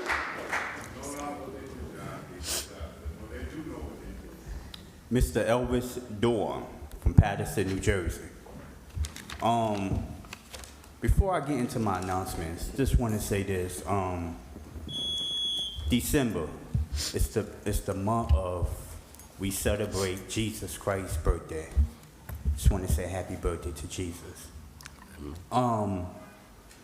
Came to you today because I got a phone call about the new garbage truck company. It's supposed to be a job fair. And I don't understand why the city council or nobody in the community knew about it. I'm talking to the administration over here. I don't know. I don't understand why y'all hiring things from the community when people in my community, when I say my community, Paterson, we need jobs. Rent is up. Most of us are paying $3,000 a month, and you trying to hire jobs from us? And y'all already know I don't play with jobs. People need jobs. So don't run games. Take that someplace else. But don't run games and don't try to pretend that you don't know what I'm talking about, because it's a job fair that's going on and the community don't know about it. I gotta walk these streets. The community asks me, oh, with a job, what's coming? Respect me, respect my position as a promoter. I don't even get paid for it. And I will respect your position. Crystals, Krystal, is coming to Paterson. It's a franchise restaurant. It's something like White Castle with the little burgers. Crystals is coming to Paterson, and when I make these announcements, it's about jobs for my peoples. When I say my people, Paterson. Not one race. You feel me? Crystals will be on the corner of Main Street and Elderson Street. Ellison. I had to spell that out to some people that don't understand me. Where Foot Locker used to be at. Foot Locker is across the street now. Okay? They will be hiring. Okay? Also, Chicken and Waffles, Soul Food, will be coming soon on 270 Broadway, between Summer Street, right across the street from BP gas station. Okay? Jobs. Taco Bell's is coming on Broadway and East 18th Street, on the corner of Broadway and East 18th Street. Jobs. For more information, administration, you can hear me? I'm being very respectful. You could contact your administration, the mayor office, and I'm hoping the mayor office will be able to get this information to the city council so the city council could give it to the public. Okay? Let's start working together. I mean, in this city, it's too cold-hearted. People too cold-hearted. If you want to be cold-hearted, get out of office and let somebody else be mayor. Okay? I'm trying to respect. Okay? But it's time to work together. It's time for a change. I hear the bell. It's time for a change, and the change starts 2024. Okay? And God see everything. You don't want to work together? Hey, we don't have to wait for 3 years from now to vote you out. God could remove you. Have a nice night. Thank you. Next speaker, Madam Clerk. Miss Brenda Toller. Brenda Toller. Edna Davis.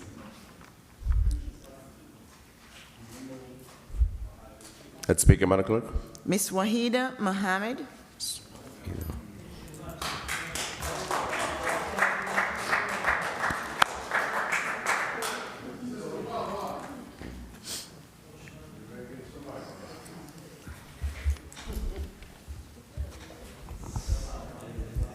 With God's name, good evening. Good evening, Ms. Wahida. And I'm going to excuse you.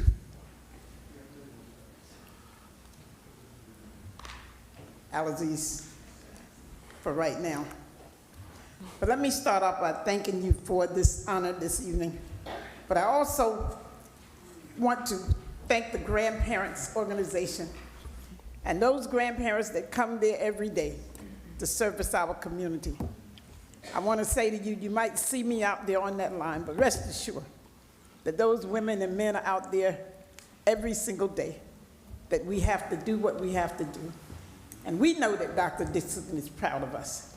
We feel that. We feel her spirit out there. But we also know that she would be crying that we still don't get the funding that her program needs. And it's so sad that we have to continue to beg, rob, and steal to try to pay the bill when we're doing the work that you know we do. But still, this administration refuses to make sure that that program survives. But you know what? I know a God that's able. And no matter what you don't do, we still gonna do whatever it is that he saved us to do. But sooner or later, and I'm telling you sooner, God is gonna do what he does to make it happen. I also want to thank Pastor Lagarde for being here tonight, because he told me when I told him, is he still here? No, he left. But anyway, he had told me when he heard that I was being honored that he would be here this evening, and I just want to thank him for setting aside his little time to come and make sure that he was here to help me to receive this honor. But thank you, Councilwoman Cotton, and Councilwoman Mims and Councilman Jackson for realizing that, hey, we are still here. And whether people like it or not, we're not going anywhere. And I know you wanted me to leave, Alex, but guess what? I ain't going nowhere. No, you said, Al-Aziz, let me be clear. The other thing I want to say is, Louis Velez, through the chair, I don't know if it was you that removed that picture, but it was told to me that it was you. But I'm telling you now, whether it was you or not, whoever it was, we want it back. And we're not going to continue to keep right on asking for something to happen. See, because we're the people that know how to make things happen. See, there are people that wonder what happened, and then there are others that make things happen. And we're about ready to make things happen. And lastly, I want to say about this, you know, the sister talked about how the services are going down and the taxes are going up. And you all just sit there like nothing happened. I would love to see whether or not your heart rate goes up anytime we say something, or whether or not your pulse moves a little more when we say something, because you have to feel that. And lastly, I want to say to all of us, and I know that we are, you know, as Dave said, some people are on one side and the other side, and then some are in the middle. But I'm going to tell you, I don't care who it is. When you see babies and children and mothers and children crying because they are not being able to even sleep because bombs are going off every day, how can we sit here and say nothing? I don't understand that. We have to make sure that wherever it is and whoever it is, that we say what we need to say. Because I'm going to tell you, your silence is going to be questioned. Just like your mouth going to be questioned about what you say, you're going to be questioned about what you don't say. Because the truth is what it is. And whether you want to admit it or not, it's coming. God is in the revealing business today. And whatever coat you might be wearing today, it's not going to cover you tomorrow. Thank you all, and God bless. Thank you, Ms. Wahida. Next speaker, Madam Clerk. Mr. Leroy Fife. Leroy Fife. Amen, Ms. Wahida. Leroy, it's next speaker, Madam Clerk. Joel Keys Jr.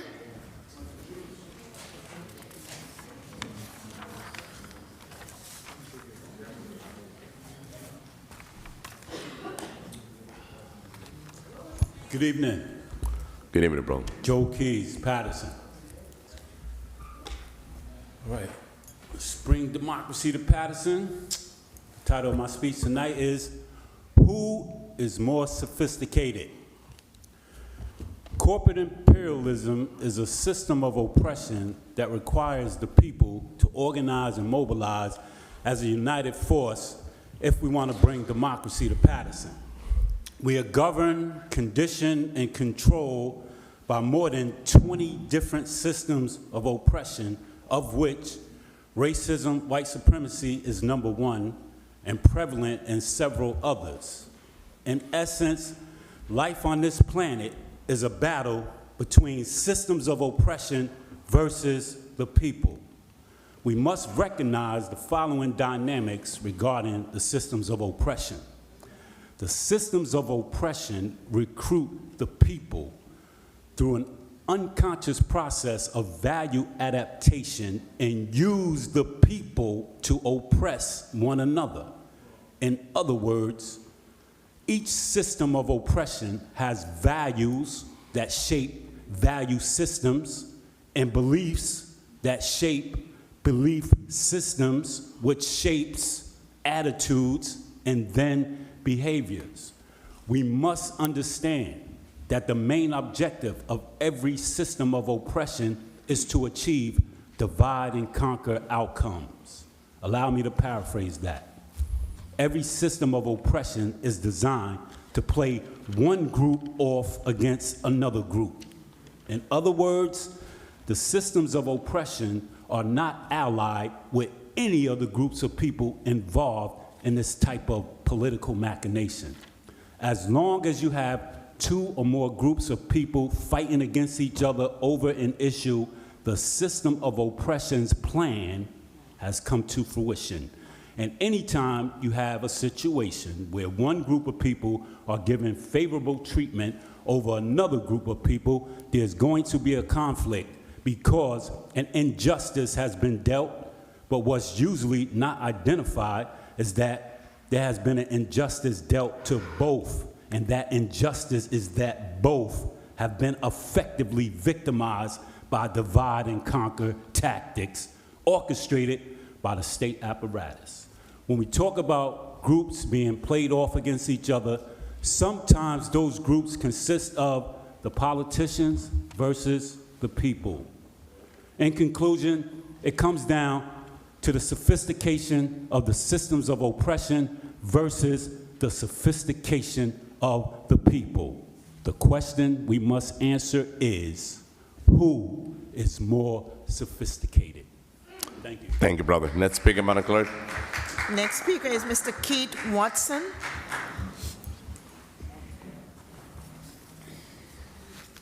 Good evening, everyone. Good evening. Good evening, council. Good evening. And today I'm feeling a chill on the inside. You can't see it, but I'm feeling. You know, in the company of Tara's mother and his sister, his family here, in their bereavement. And she didn't want to come out because it's not easy for a mother to lose a child. And, But she pushed her way, and after Alex Mendez spoke, I was outside, but when I came back inside and she gripped me and her daughter, and they said, he spoke so good about my son, so much nice things. They were supposed to leave, and she said she's not leaving. She's going to sit and listen to the government. So I commend all of the council in making this day a superlative day in this chambers and to the Jamaican community, that you have chose to determine in your mind to honor this resolution sponsored by Councilman Alex Mendez. And I didn't come here to enhance or to emulate on Council President Alex's work. His work speaks for itself. And this council that is here, this council body, they might have their ups and their downs, their fuss and their fight, but when you look at some of the work that is being done and being accomplished with the council and the administration, you could see that behind closed doors, they're doing something, they're working together. And that's what the council is all about. If you fight right here, you fight next door, once we see the work that is being done, that simply means that somebody is condescending and coming to terms and saying, this agreement is coming, but we're going to agree on something. And I wish everybody could give the council a hand.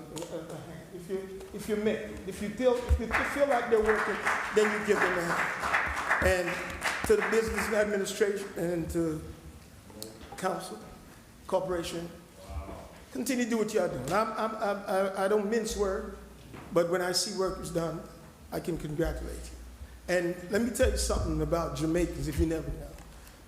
Jamaican has been here for the longest. And one of the first black freedom fighters who fought for civil rights was Marcus Garvey. Check the history. Do your history. And rap music, this is making billions of dollars today. Go and do the history. Cool Herc, the first rap music, or the person who did it in South Bronx was a Jamaican. So Jamaicans contribute a whole lot to this country and this city, and we feel like we're a part of it, and we know we're a part of it. Because when we come here, we do nothing but work, work, work, work, work, work, and we will fight to the end for America. Thank you, Keith. Head Speaker, Madam Clerk. Miss Jamie Bland. What's that?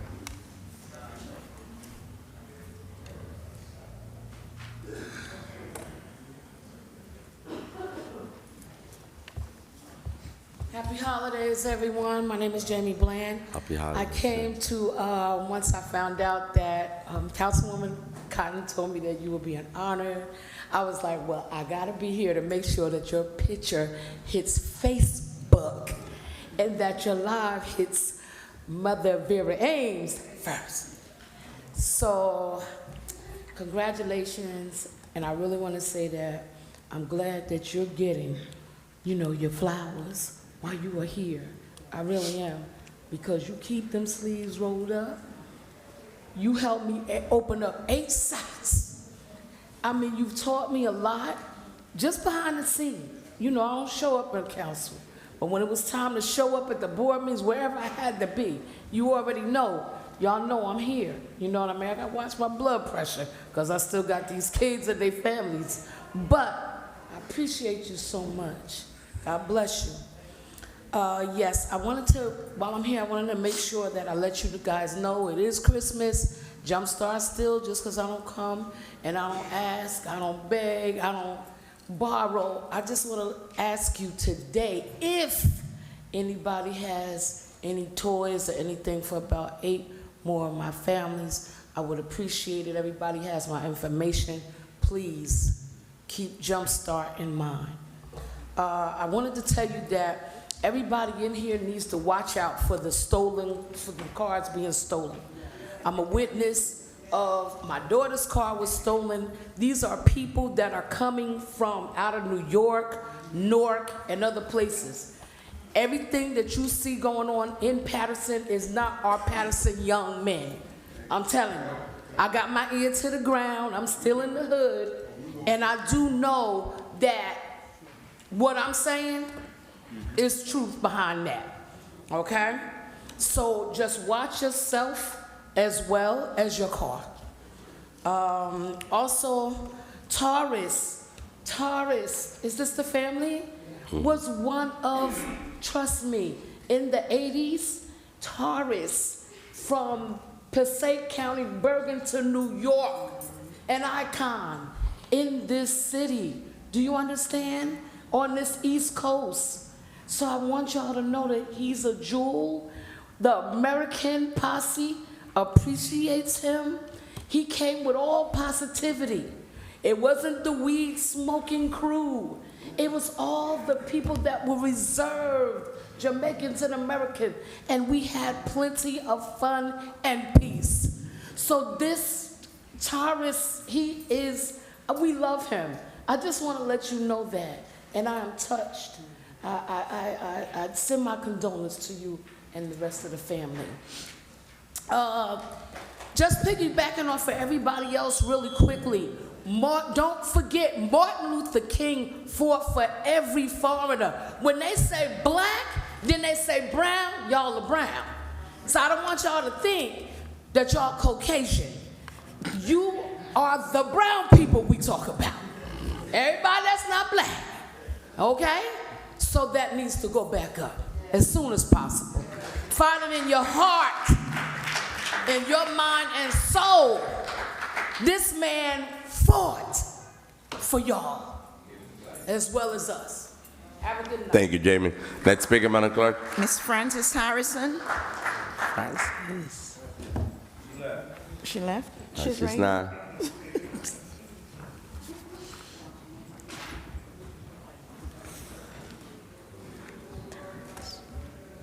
Good evening, everyone. Good evening. Frances Harrison. I'm here as a part of a committee for the Winter Wonderland that is going to take place at Eastside Park from Thursday the 14th through the 17th. I want the community to know that this was a community effort, and anybody who wanted to be a part of it, they was asked over and over and over again. This is our 3rd year of trying to put it together and make it a collaboration. But as we know, this divided city has ideas of doing their own things. But I just wanted everyone to know that it is and has always been a collaboration. And the city has helped us through the community policing grants that have helped us put this thing together. But as we know, our mayor likes to take credit for a lot of things, and it has to come through the city in order for us to get it, and we appreciate it. But again, no manpower, no bodies, anything came out of the city. All the manpower and bodies is a collaboration of many organizations and people who contribute to it, and you can see that on the flyer. It starts on the 14th at sundown, and it finishes on the 17th at sundown. On the 17th in the afternoon, there will be Santa, toy giveaways, hot chocolate, gifts for the children. So everybody is welcome to the Jewel Park of Paterson. And yes, there's work being done in the Eastside Park, but it's more work to be done.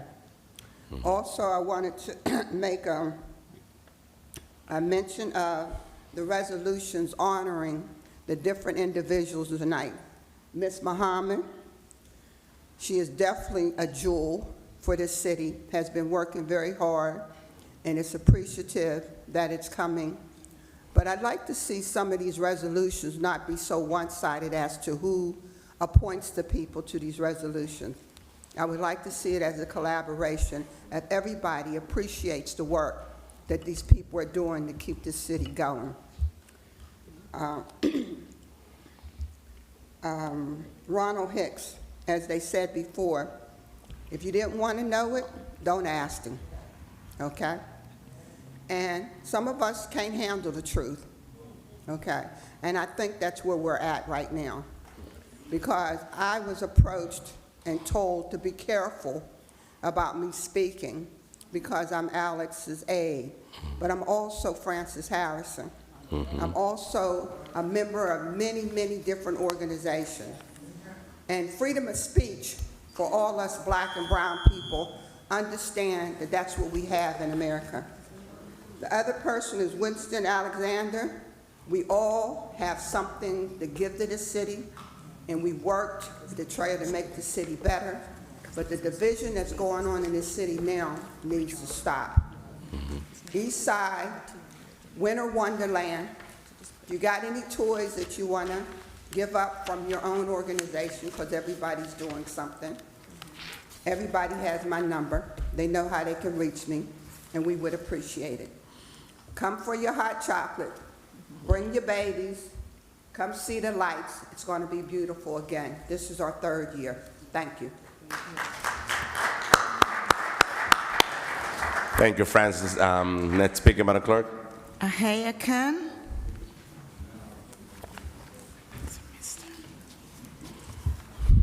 Good evening, Council President and Good Council Member. Today I'm here with my elders in my community for the resolution number 30, the Councilman for it and City Council for recognizing Silet City as a sister of Paterson. I do really appreciate that from my heart. I grew up in Paterson. I was born in Silet since I was 6 years old. I live in 18 Arlington Ave, 2nd Ward. For what he's saying, I want to advance thanks this council for supporting this agenda. But at the same time coming up here, I got a little emotional hearing about Gaza. Every time we scroll down to Facebook, we see a lot of things we don't want to see. We just scroll down. There's nothing that we could do in our part. But as a unity, I think we could do so many things. We could send a message. Today, when Silet City is a sister for Paterson, I believe we could do something like that for Gaza also. Gaza could be a sister city to us too. Yeah. And I believe something like that, you guys should have taken it off. I know you guys did there's a Palestinian priest, which councilman for it did it, but especially in recognizing the Gaza as a sisterhood, something would be much appreciated. In advance, thank you for the Silet City. I will appreciate it. Thank you in advance. Thank you. Thank you. Next speaker, Madam Clerk. Next speaker is Ayla Abdelaziz. Abdelaziz? Yeah. The brother? Oh. Oh, okay. Okay, no, he's good. Rodney Addison.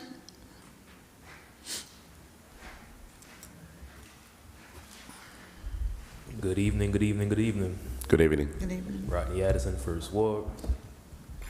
So, first I want to talk about my organization, Honest Repository Foundation, and the work we're doing alongside the Real Fix program, which is a program through the administration that helps with substance abuse individuals in the city of Paterson. My organization won the contract bid with the city to transport said individuals from Paterson into clinics and centers outside of Paterson. I'd like to note that in the last 90 days, we have transported close to 100 individuals suffering from substance abuse, and they're still there in those treatment centers. So that is a quality of life improvement on both parts of a grassroots organization of Paterson and the administration. So that'd probably be the only highlight I give the administration going forward. But also, the Paterson Juneteenth Committee, we have developed our version of the Monopoly game surrounding Black history more specifically businesses from the years 1860 to current that are Paterson Black-owned businesses. And this is our, thank you. This is our version of monopoly for Paterson, reflecting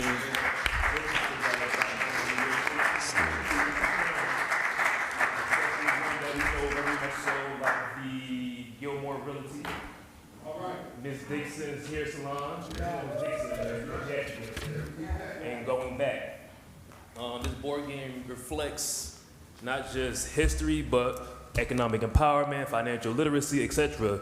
We have options up here in terms of how to learn about affordable housing, job training, healthcare, even insurance. So this is much more than just a board game. This is a blueprint. And we are currently in pre-sale phase. Need to pre-sell an additional 17 before they go to manufacturing. That way I can have these ready for our youth and others by the time Black History Month comes around. So that's definitely a call to action. You can order the board game at our website, pattersonjuneteenth.com, or you can, through the website only. But going back to my first point with my organization Onyx and my work I'm doing with the Real Fix program, the benefit of the platform I developed for Paterson, which is our version of Uber, we call Pull-Up Rideshare. I only employ Pattersonians. We currently have roughly 60 drivers, all Pattersonian, and we are beating Uber in base rate and payout. Not only that, my organization, the administration fees we incur from our platform goes back into my nonprofit's GAF, which we call our Growth Accommodation Fund, in which we turn that administration fees into grants and low-interest loans to start other Black-owned businesses. And to date, we've helped create and start 3 Black-owned businesses here in the city of Paterson. I can't name them due to our agreements with that.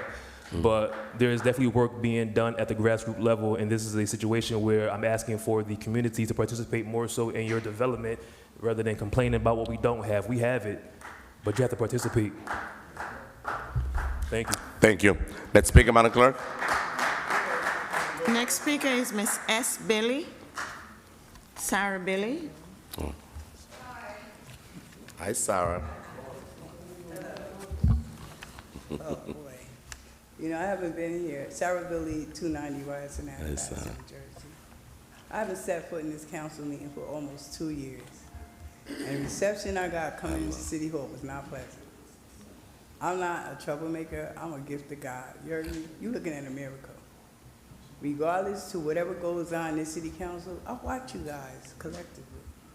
Alex Mendez, to get a mucho, papi. I love you, too. Mike Jackson, the GOAT. Yeah. I can name them as Cotton. I kept her up many nights. I'm going to say this real quickly. There are situations we go through in this city, and we call ourselves a village, right? I've had several incidents that impacted my life. In 2017, I had a car accident, which left me for dead. But guess what? Even though I went into a nursing home for almost 1.5 years, and they told me I wasn't going to walk, look at me now. You heard me? But wait a minute, it ain't over. Now, June 26th of this year, right? Mike Jackson, let's talk about Ryerson Ave. Now, I have a mini scooter, I call it the mini whip, Mima.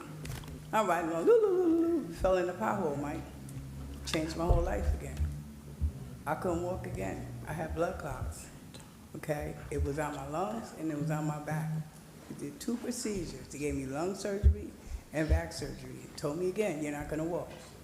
And I went to St. Joe's Hospital. This is where I'm going to talk to you, Ms. B.A. St. Joe's Hospital in Wayne needs to have charges pressed against them. Because the way they treated me in that hospital was inhumane. And I reached out to several people, even the Assemblyman, Benji Wimberly. And I'm here tonight to tell you that just because we come from Paterson don't mean you treat us any type of way, okay?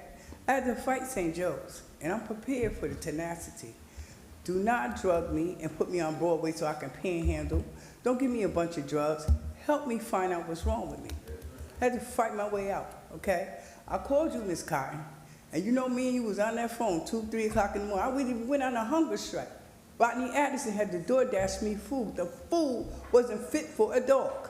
Okay, I got pictures to prove it. I'm not finished. Since I've been out of commission, don't think I've been sitting home watching Jerry Springer because he's dead. I have been doing my homework, okay? I'm going to put cases on everybody and their mama. I'm not playing. I'm not here to chastise you. I think you're doing the best you can with what you have to work with, but there's a lot of injustice that's going on in this city. And the mayor's a co-coherent conspiracy to it all. The division is ridiculous. Why are we being divided? Why are you talking about the first this one, the first that one? You're not the first of nothing, okay? When you took Martin Luther King picture down, you taking down our history. Your history, my history, your history. When Jamie talk about people of color, where do you think you come from? You come from us. The division has to stop, all right? It has to stop. But when I'm not finished with St. Joe, they should never get a tax abatement again. Because if you go up in St. Joe to see how they treat people, you'll have a different change of attitude. I'm living proof. I got pictures. If you want to talk to me after the meeting, I'll show you. That food wasn't fit for a dog. That's all I got to say. But outside of that, I love you. I love you too. And tell me welcome back. Yes, Speaker. And say happy birthday to my son, Khalid. Love you. Stay healthy, okay?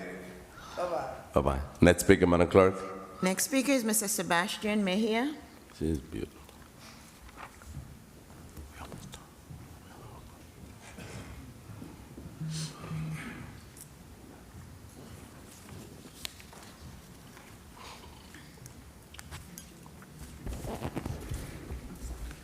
Paterson, good evening. Good evening. My name is Sebastian Mejia. I'm a candidate for the 5th Ward Council seat here in the city of Paterson. As this calendar year comes to a close, I'm forced to reflect on the past and also consider the future. My mind goes back to the death of Najee Seabrooks, when these chambers were filled of members of this community. I reflect on those times.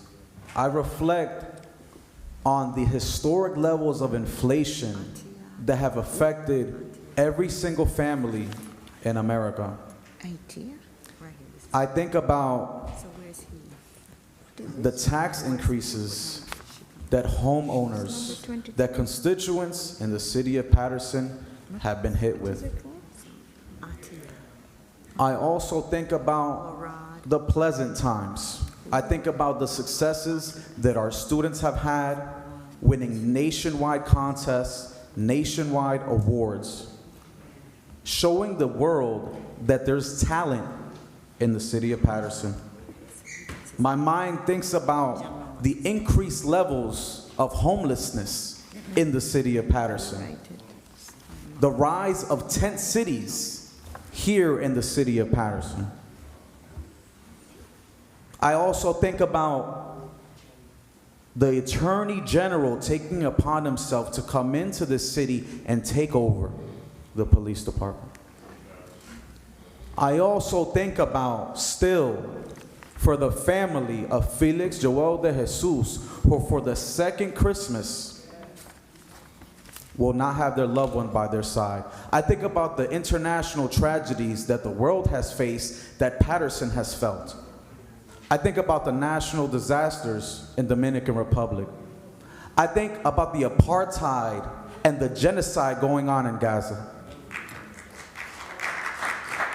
As much as we can think about the past, it is also my duty and my responsibility to look towards the future. As I look towards the future, I recognize that if we want to see change, we have to be careful what we ask for, because change can be negative or it can be positive. So I'm not going to say the same, oh, vote for me for change.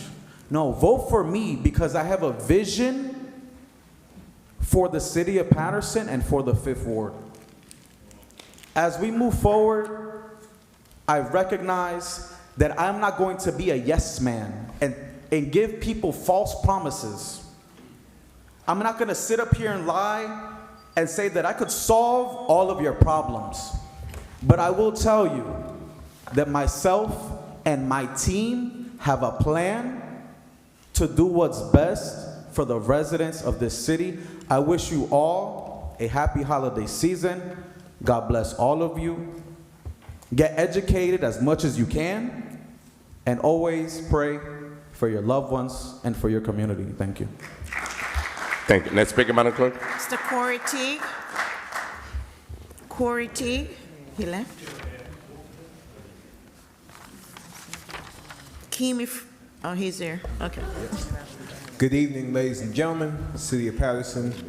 First, giving honor to God who's first head in my life. As always, I always make that a notation.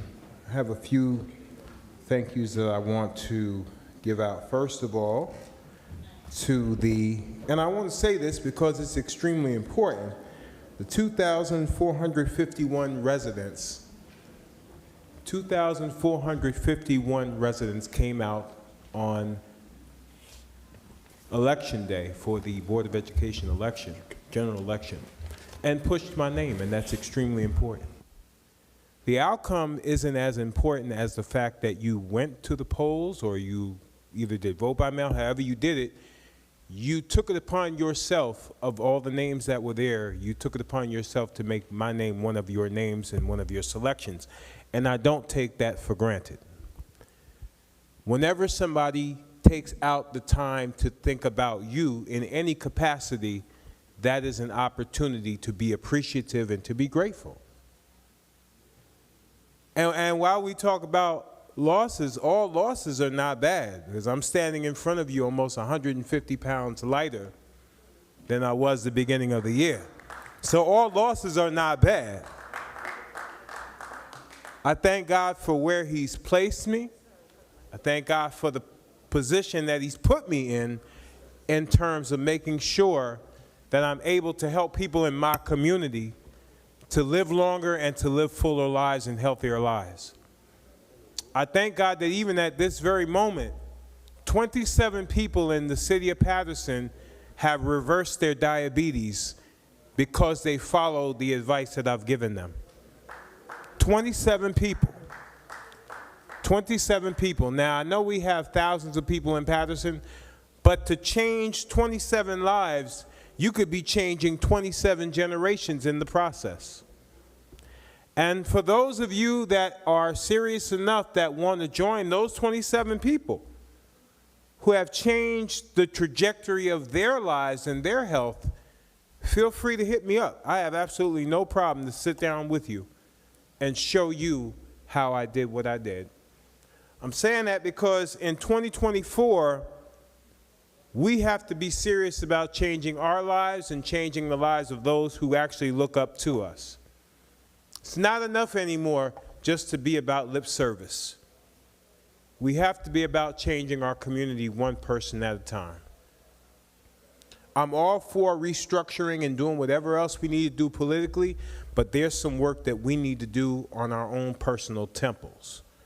Because if God cannot entrust you to make sure that your temple is right, that He gave you here, how do you think He's going to expect you to take care of a kingdom somewhere else? You remember that scripture that said, you've been faithful over a few things, now I'm going to make you ruler over many? Your body is that few thing that He's talking about. He's watching to see what you do with the temple He gave you down here. If you don't think so, you'll find out one way or the other. The way that you treat your temple down here is going to tell Him what you plan on doing with it for eternity up there. So come on. If you're ready to change your life and you're ready to change the trajectory of your health, physically, spiritually, mentally, reach out to me. We'll sit down and we'll talk. Because there's some things coming in 2024 and even in the years after that. The government is going to start pulling back on health care. The world is getting ready to start pulling back on health care. There's going to be a lot of changes that's getting ready to come. A lot of us are too comfortable with what's going on right now. All I got to do is go to the cabinet. I can just do what I want, eat what I want, drink what I want. Just go to the cabinet and get my medicine and I'll be good. The day is coming when that's not going to be the case anymore. And you're going to have to rely on your own body and the things that God placed here on this earth for us to heal ourselves. So before your back is pushed against the wall and push comes to shove, I invite you now to start finding those ways to start healing yourself. Thank you, because Mr. it is possible to do. Thank you. Have a great night. Next speaker, Madam Clerk. Next speaker, Kimi Freeman. Mr. Freeman.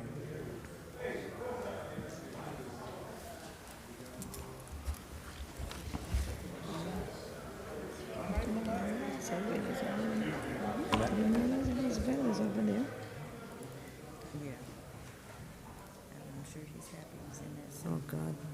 What the? Well, I might get assassinated if I go out there. First. But that's okay. Look, Welcome, I Mr. know. Freeman. Thank you very much. Thank you, Mr. Freeman. Kimmy Freeman, 3rd Ward. I'm not going to be over 3 minutes. I'm just going to hit you with a 3-minute drill. World events. I still object to the United States giving Israel and Ukraine $15 billion when that money can be used right here in Paterson, New Jersey. I support the Palestinians in Gaza because it's not about religion. They want that land because they want to build a canal through it, all right? Egypt owns the canal, they get paid. Israel, the United States, and Europe are conspiring to blow that place away so they can build a canal through it. You'll find out about it in 10 years. It's like I tell you about Florida. You don't listen to nothing I say. Don't worry about it. I've been to Gaza. I've been there. The Palestinians saved my life. Not once, twice. That's a true story. I'm trying to tell you. I know history better than anybody in this building. What we're doing as a part of the UN resolution, they did this last month. They're redoing it again. Our veto. When are we going to put a president in there or somebody down in Washington that's going to make a decision that doesn't involve war, genocide, or people making money? Thank God, Africa. I ain't talking about Africa. All those electric cars that you want, where do you think those minerals come from? Africa. Now Africa, just like Garvey said, Africa for Africa. We want all our gold, all our cobalt, all our riches, uranium, and everything else so that we can make money instead of everybody making money off us. All right? Just people, you know what? I'm preparing, I already told my parents, I'm preparing to leave the United States if I have to. And guess what? The nuclear shelter by my house is at School 20. We're going to do like in the 50s. There's white people building nuclear shelters as we speak. And we're sitting around here, you guys don't know policy of Gaza or anything else. You really don't know. You need to invite me to brief you on what's going on in the Middle East. I did an intern at UN. I got credentials. I don't care what y'all say. And I'm not going to mention who I talked to. We're talking about black unity. Somebody that's still sitting in the council. We have none. We have none up here. We have none in Paterson. We have none in this room. We have none in any ward that I could think of. We have no businesses. But we got 300 churches. And only a couple of churches I can think of that actually, Second Baptist built the housing. They do. There's churches all over doing a lot of stuff. But there's some churches, they ain't doing nothing. But thank God the churches that are doing something. And the food trucks. You guys talked about that at the last meeting, right? What's wrong with having food trucks? Thank you. How about you enforce? Can you wrap it up, please? Yeah. How about you enforce the people double parking and doing everything around the food trucks? I'd ride around in the middle of the night. When I do airport things, I can't get nothing to eat. I'll go to the food truck. What's wrong going to the food truck 2 o'clock in the morning? Somebody said it's causing a chaos. You out there 2, 3 o'clock in the morning, seeing this chaos? Thank you, Mr. Because I Freeman. see it every night. Do I notice. want to know who's saying all this chaos, and why can't us in this economy have a food truck so they can support their family? What's wrong with that? Mr. Freeman, thank you. All right. Thank you, Lois. Next speaker, Madam Clerk. John de los Santos.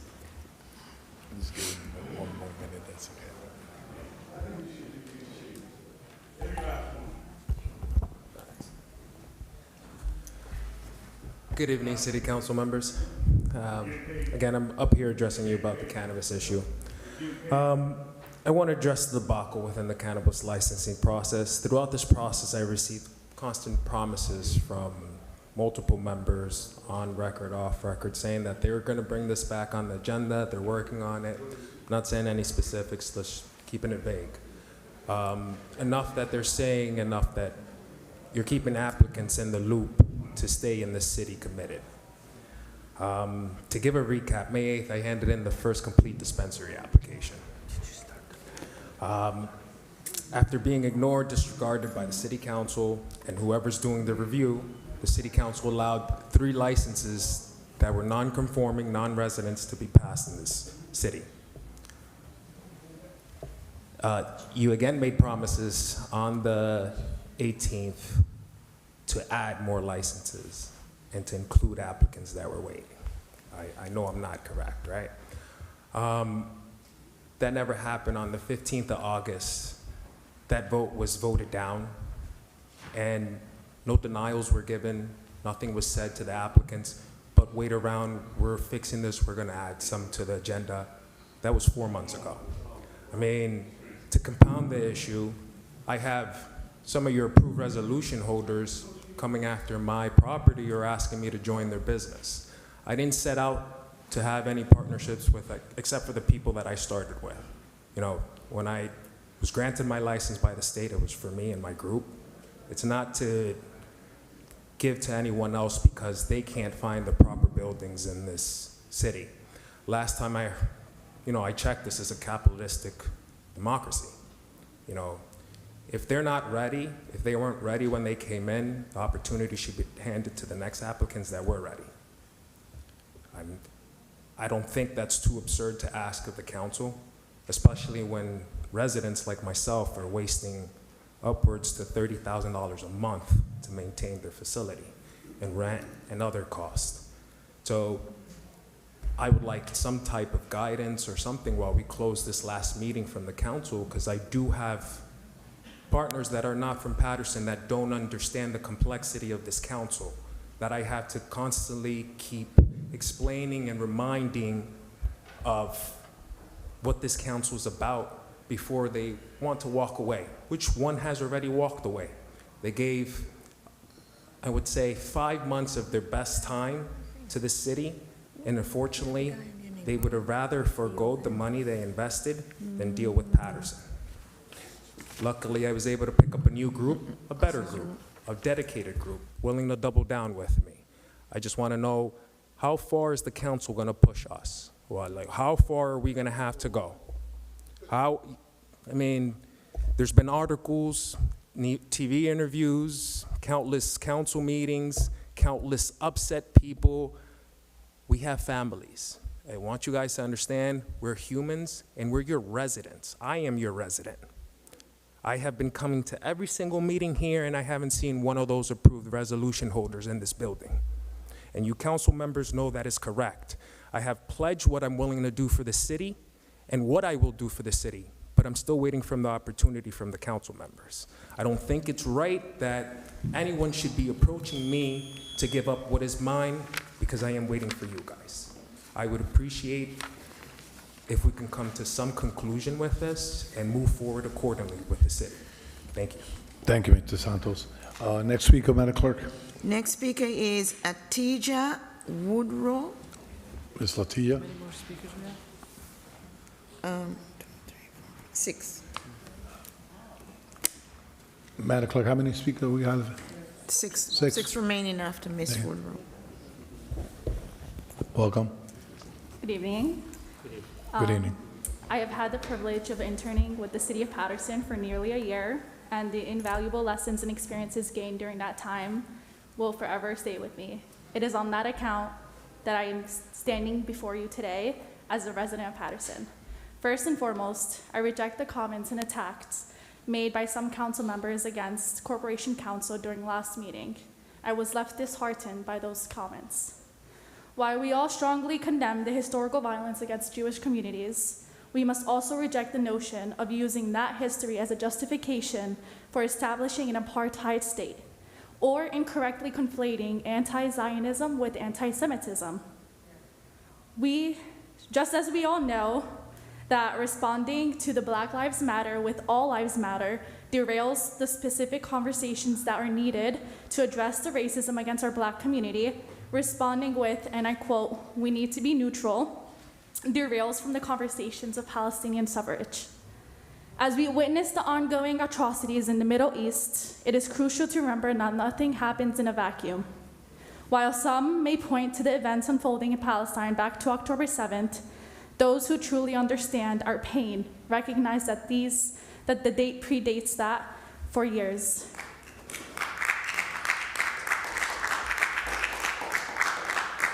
Our pain extends over 75 years, and the root cause is not the tragic loss of over 20,000 innocent lives in Palestine. Rather, it stems from the Israeli regime, the struggle to have our voices acknowledged, let alone amplified, and the persistent fear of erasure. Erasure, for those unfamiliar with the term, is the fear of being forgotten, or dare I say, eliminated.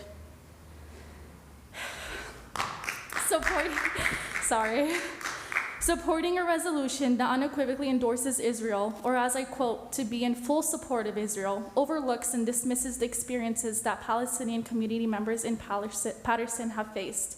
Those who know Palestinians personally know that they mention their Palestinian identity frequently in conversations. This is because it stems from the perpetual fear that every Palestinian grapples with. Living under occupation, Palestinians face constraints in movement, limited political autonomy, and restricted access to resources, fostering a sense of marginalization and the potential erasure of their rights and recognition. There is also a legitimate concern with the cultural and historic erasure manifested through the efforts of controlling narratives, renaming places, and reinterpreting history in ways that will negate the Palestinian experience. I am not here today to provide a history lesson in Palestine. Instead, I stand before you as a constituent, expecting the representation promised by each and every one of you as you stepped foot and assumed the respective positions that you're in right now. Efforts by the council should not exacerbate our pre-existing fears, but should serve to rehabilitate them. Choosing the right set of history does not render a person unethical or unprofessional. On the contrary, failing to recognize the humanity behind such an apartheid state or disclosing the reasons why is unethical and unprofessional. Paterson embodies a melting pot comprising of brothers and sisters from the Arab, Black, Hispanic, Latino, and various other communities.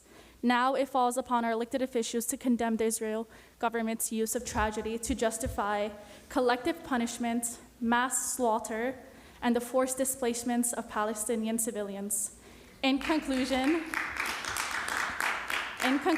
I would like to emphasize that the whole world is watching. Thank you. Thank you, ma'am. Next speaker, Madam Clerk. Rohan Morgan. Can you repeat the name?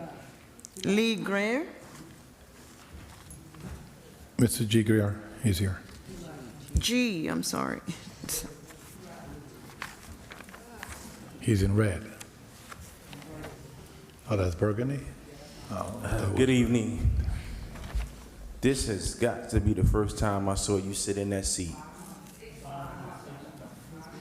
Wow. God is good. Alex was trying to hold you out of it, man. That guy wouldn't take off for nothing. But listen, I came here, I tried to get here before you guys voted on the Barbers Park. And I was told that the vote was 8-0. Is there a reason for that? Was somebody absent? Who was absent? Say 0. The vote say 0. Everybody looking at Mike, so The thing is 8-0, so Madam Clerk could give you council members, please. I don't need that. Council members. I pretty much know. I was just wondering why was it 8-0? Okay, so one council person was absent, because I was just wondering why was it 8-0. First of all, I want to say thank you for moving to the next step and getting this getting it to go out to bid. And remember, this is not for me. This is for the children in that ward. So we really appreciate it. My next thing is, I'm totally upset that I did not know Mama Muhammad was going to be honored tonight, because if we would have known, probably would have brought an additional 100 people here. I don't know why it was a secret. I get a text message for everything else, a phone call, but Miss Muhammad, I didn't get it, and I'm gonna have to speak to the 2 council people whose names is on there, okay? And the other thing I want to speak to real quick is the garbage situation. While I was sitting over here, I noticed that the mayor is going to have a Zoom concerning the garbage. And I'm like totally lost, because the last meeting, most of the council folks up there were saying tomorrow we're gonna hit the ground running and we're gonna get this news out there. I ain't heard a peep from none of y'all. No, I'm going by the council meeting. These are words that they said. Let the speaker finish, and later on we go address them, These please. are words they said. Yeah. Now, let me just say this to you. I heard this young lady, I'm gonna call you young lady, and she's absolutely right. Absolutely right. I don't think this is gonna really save us money. What you guys are trying to do is work the hell out of DPW. That's what you're trying to do. You're gonna overwork these guys and these women. They're gonna get injured. They're gonna be out. And down the long road, you're still gonna be paying more money or just about the same money.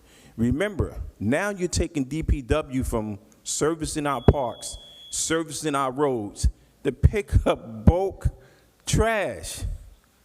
And trust me, everybody don't have the ability to load up a vehicle and bring it down to the yard. Then there was one thing I noticed on the flyer before I end, Councilman Velez of the 5th Ward. I noticed it said the first time free. The second time was $50. Is that first time in a calendar year? Or this is one time period? That's something that needs clarification. Mr. G. Greer, we haven't started the conversation deeply. We could have it in committee. We got to bring back the information to the community, and it's have to go to first reading, second reading. It's going to go. No, it's not approved. The bulk situation is not approved yet. So no. So as soon as it's in the first reading, it's going to go in workshop. We're going to discuss it, and we're going to move forward to orientate the community. If anybody is against that, we invite the community to come. But we having deep conversation in the committee for the DPW committee about all those scenarios that you mentioned today, about putting more pressure on DPW workers and all that stuff. We're not taking it lightly. So we're having a conversation with administration through the committee, and the member will take participation in their thought too. So Councilman, correct me if I'm wrong. The new company is set to take over December the 2nd. That's the garbage company. The bulk situation is a different. But it all goes hand in hand. No, we had to amend. Yes, that's right, Mr. G. Hey, excuse me, you're the council president. Correct. If you want to have a back and forth with me, you can do that, because he's the president right now. I'm a friendly Marissa, one. when you was in there, you did the same thing. Okay, sir. The councilman is having a conversation with me, and I appreciate it, Councilman. Let's go, Councilman. And the reason I'm doing this is because you brought some information that is not clear yet based on what the public perception is. What we know is that the item is not in front of us. We spoke today in finance regarding the process is going to go through.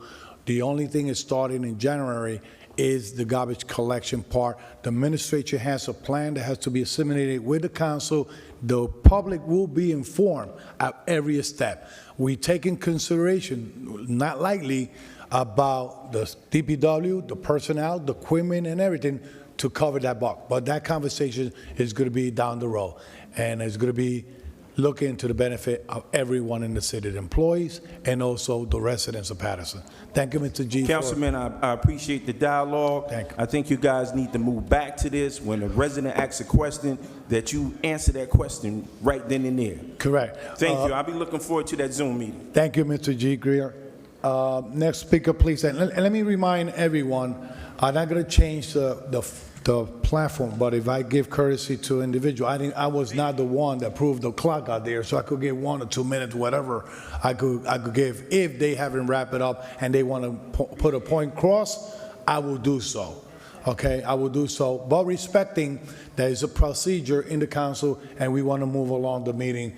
Every council member will have the opportunity to address in 2 minutes or 3 whatever concern they want to address that the community gave them tonight or the administration. Next speaker, Madam Clerk. Georgia Tola. I know, yeah. Good evening, everyone. Good evening. I'm the wife of Winston Tulloch, and I just want to say thank you for honoring his legacy.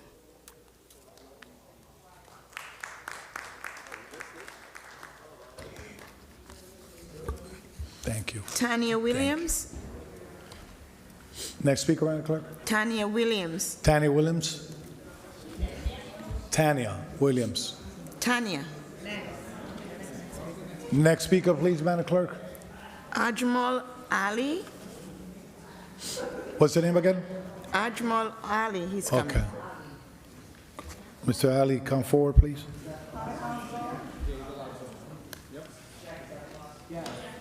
No. Is that Mr. Ali? Councilor, she announced and he's coming, and I'm inviting him to come forward.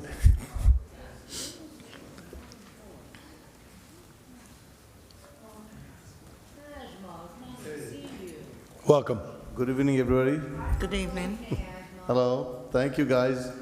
Actually, I'm here just to thank the City Council President, and the Paterson. In City of Paterson and surrounding town, Torawa, West Paterson, Elmwood Park, Fairlawn, I think nearly maybe 25 to 30,000 Bengali people live. Out of that, I would assume about 90% from Sylhet.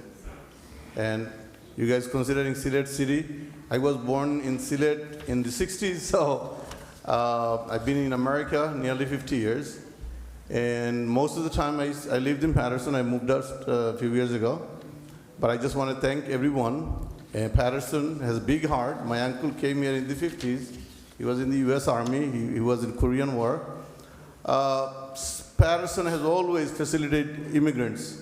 Paterson have big hearts.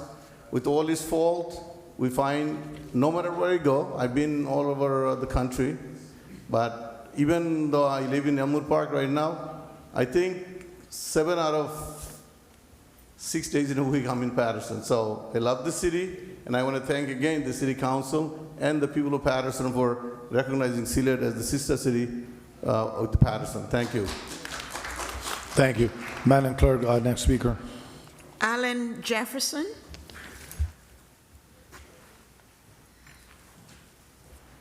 Good evening, members. Alan Jefferson, Prospect Park, Paterson. First of all, I want to give a shout out to God and Jesus Christ, who's the head of my life. I got a big history and a big testimony in Paterson. That picture of Martin Luther King needs to go back up, and those 10 people that got killed here in Paterson, that picture needs to be back up there. I don't know why it's taken down, but we need to get that back up there in a hurry, like yesterday. Okay? Number 2, okay? People, when are we going to stop fighting each other? Okay? and we're going to come and collaborate together so we can make Paterson the great city that it used to be. We're not working together. And that's a big problem. And our kids see it, and they say, well, I'm not going to make it to 21, so I might as well just go ahead and act crazy. Okay? Now, we show all the information about all the shootings, all about the bad stuff that happens in Paterson. We got talented kids in this town, okay, that are doing great things financially, spiritually, schooling, academic, right here. Why aren't we talking about that? Why don't we see that on the podcast, on the news? When are we going to wake up? I got 3 kids successfully. One in the Army, been there 18 years. The other one is a parole officer. My daughter works in the hospital. I got 6 grandkids, 3 of them young. I want to see them grow to an old age. It's not going to happen with what we're dealing with right now. I'm ready to build a bunker in the house because they're dropping bombs on kids that don't have nothing to do with what is being done in this country. Okay? Now, I'm willing to go back and fight. I'm 73 years old, United States Navy, but I'm willing to go back and fight again. But my point is this, okay? I shouldn't have to do that. Because if we do what we're supposed to do, okay, that's there in Gaza and in Paterson, the world would be a better place. Let's have some peace and joy for Christmas and the New Year. Thank you. Thank you. Madam Clerk, next speaker. Von Manning.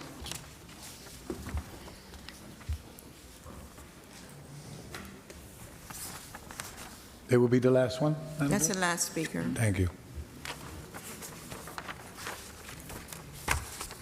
Hello, everybody. How are you? I'm just here to thank Councilwoman Ms. Cotton. She appointed me as a constable here, and I want to thank you guys for agreeing and everything. And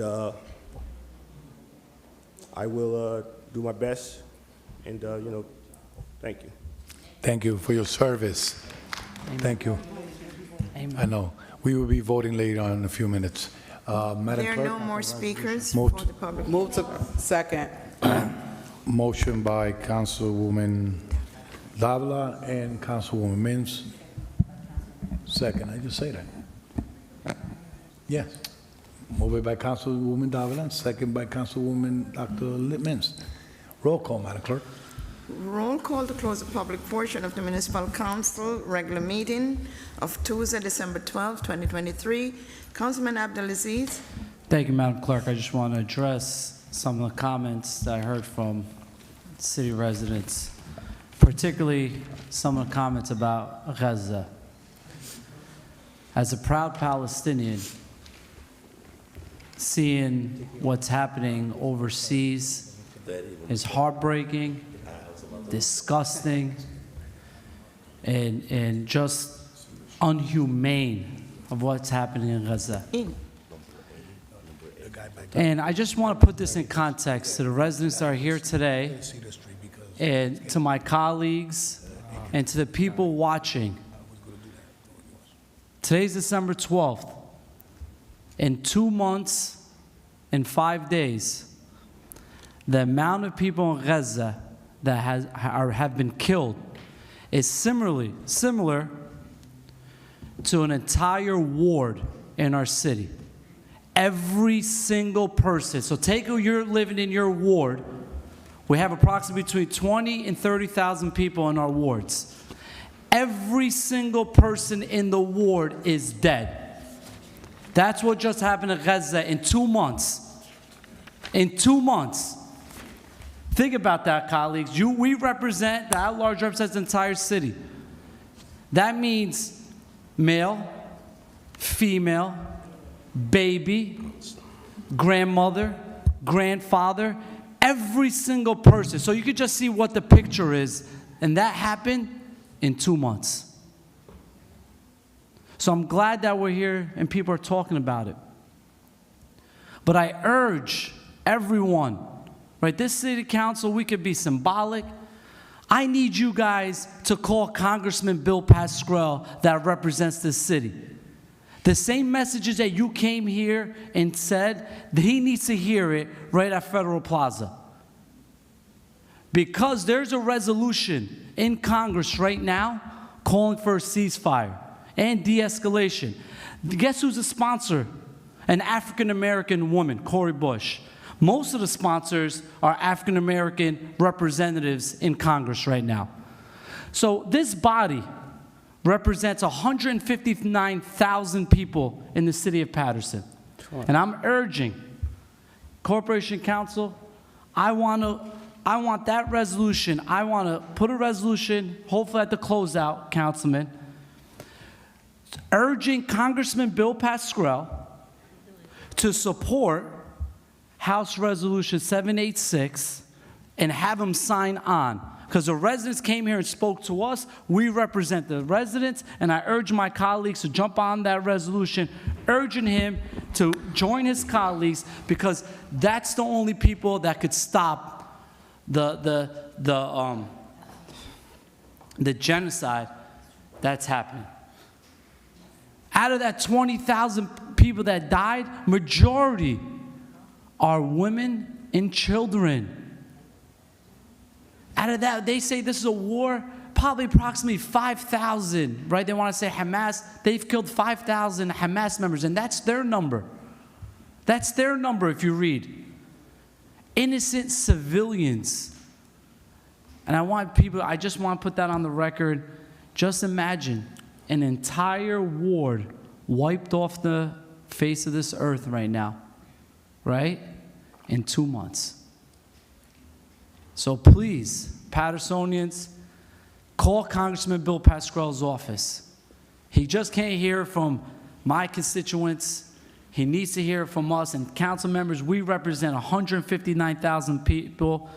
I think it's time for us to deliver that resolution, urging him. We're the voice of the people. Let's urge him to join his colleagues for a de-escalation and a ceasefire in Israel and occupied Palestine. That's the title of the resolution. So Corporation Council, hopefully you can get that. And I want to thank the residents for coming out and speak. Madam Clerk, my vote is yes. Thank you, Councilman Abdelaziz. Councilwoman Cotton. Thank you, Madam Clerk. I just want to have some of the people in the ordinance had spoken about different things. What I'm going to suggest to some of you out there tonight, when you leave here, ride through the 4th Ward and see what the garbage looked like. Because some of it is out already, because I saw it when I came in. And just ride through. And I cannot see, and I already said that I was a no vote because I see it every day. I had appliances delivered to my house. I paid extra to have them to take it back with them. Because how in the world I'm going to get rid of a dryer and a stove? I ain't had nobody to pick it up. I ain't had nobody to take it away. So there's things that, but I just want you to see, and I'm not quite sure what Councilman Velez was saying about ordinance. I really don't know. But he'll explain when it's his turn. I just want to say also, they say 95% of the items on the agenda do not come from the mayor's office. It comes from committees, Health and Human Services, DPW. It comes from Economic Development. It comes from so many different committees for someone to say that it came from that. Also, I just want you to know that we know nothing about nothing about a job fair with this new garbage company. If anybody knows, if anybody in the administration, Madam BA, Madam Corporation Council, if you know anything about a job fair, please. It seems like they were calling me and I had no idea what they were talking about. I don't even know how they coming from Brooklyn across that bridge. Supposedly they're going to be stationed in But I also want to say, too, that if you know any information, please share, because everybody really wants to know. I want to say to you, Ms. Wahida, congratulations. Well due. I'm honored to be able to sit here. We've been knowing each other for many years. I clearly can see you sitting at the Board of Education meeting at Kennedy High School. And you at the corner, and Ms. Willamette Taylor might have been in the middle, but you know, for me to still be able to be here to see that and to see you still here doing for the community, helping out, doing what we need to do, to me that is so important. Also to Earl, you know, Ron Hicks' family, before they became council people, I don't know if it was his uncle or his father, but he was an alderman. Way before they changed, way before, I think he might have been the first black represent for the 4th Ward. Back in, and it was called alderman, it wasn't called council people. So I'm honored that we were able to recognize him, memorializing his life. Also, I just want to say two more things. Let me tell you something. Jamie Bland, Ms. Wahida, you were sitting there when Jamie did her best to have those after-school programs in the schools. She did her best. They wanted to charge this girl $12,000 a month. Parents didn't have money to pay. They didn't have money to pay. You know, I paid when my son went to the Boys and Girls Club. I paid when he went to the YM. You paid. And you're trying to do an after-school program, so Wahida, and I know you did everything possible to help her to get in there. And so finally, she just couldn't do it no more. And you know, for everything that goes on here, let me just say that when people said, what I find is that people will be watching you on how you do things. And you know, and we get all kind of calls. And sometimes I'm at the other end crying with them. Because some of the calls that you get, you're so hurt. I get calls, Ms. Wahida, with the grandparents. Can't do nothing with them grandchildren. In school constantly. Don't know where they at. Don't know how they're gonna do anything. So when you hear about trying to help and to do for our grandparents, and that's why I joined the National Council of Negro Women, because it said we have to take care of our seniors and our children. Us in between, we better learn how to take care of ourselves. But that senior and that child need someone to be taken care of. They need to be helped. So we're gonna continue to do what we need to do, and I always say, people, at the end of the day, when that phone rings, I don't know who they look like. I don't know what color they are. I don't know what nationality they are, but I know one thing, they call me because they're looking for help. And I must do my best to steer them to the right place. And what I have tried to do in my years of making sure, and you all know, how you get from, you make a phone call, and they send you to another call. They send you to another person. They send you to another person. I want to be able to send you to the right person. I don't want you calling all over the world trying to figure out who you're supposed to talk to, because I know how it feels for me to be able not to find the right person. Let me find, and I know what it takes. So with that being said, to you all out there, LaToya, I feel you. I feel you. I just want y'all to take a ride through my ward. But there's so much other stuff that I can talk about, but I'm not. And I want to say to community policing, we had a retiree today, Deputy Chief Loris Palin. She retired, and I say it over for women, whether you're in government, whether you're elected official, whether you're a CEO, they put a harder thing on women. Mm-hmm. I don't care what anybody say. Men can take a slide. Women, they look for us to be more, I don't know what, but we just work harder. But that's okay, because I always tell people I can work from sun up to sundown, because I came from a farm area and I know what it is. But to you all out there, I thank you all for coming out and expressing your concern. I have more, but I'm going to finish it Please when wrap it up, I Councilwoman. I know, I'm going to do mine when I finish out my closeout. But for people to say, we get the calls, and Councilwoman Mims knows, we done been to crime scene, we done seen blood all over everywhere, we done seen stuff, and people to say we haven't seen nothing, they haven't even asked us.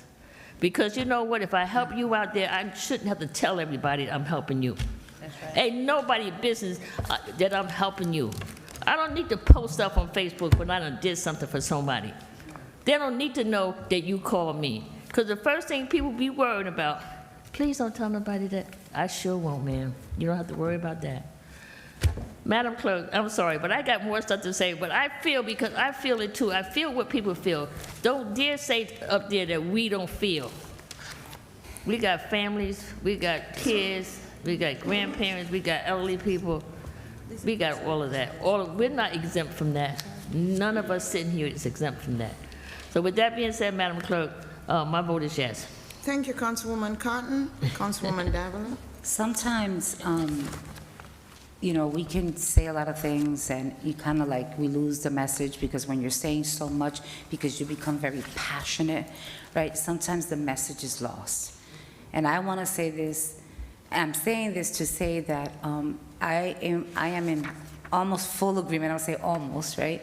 Full agreement with my Councilwoman Cotton, because it is true. I'm one of those individuals that does a lot. I'll do the giveaways and all that stuff, and many a times people say, why didn't you post things up?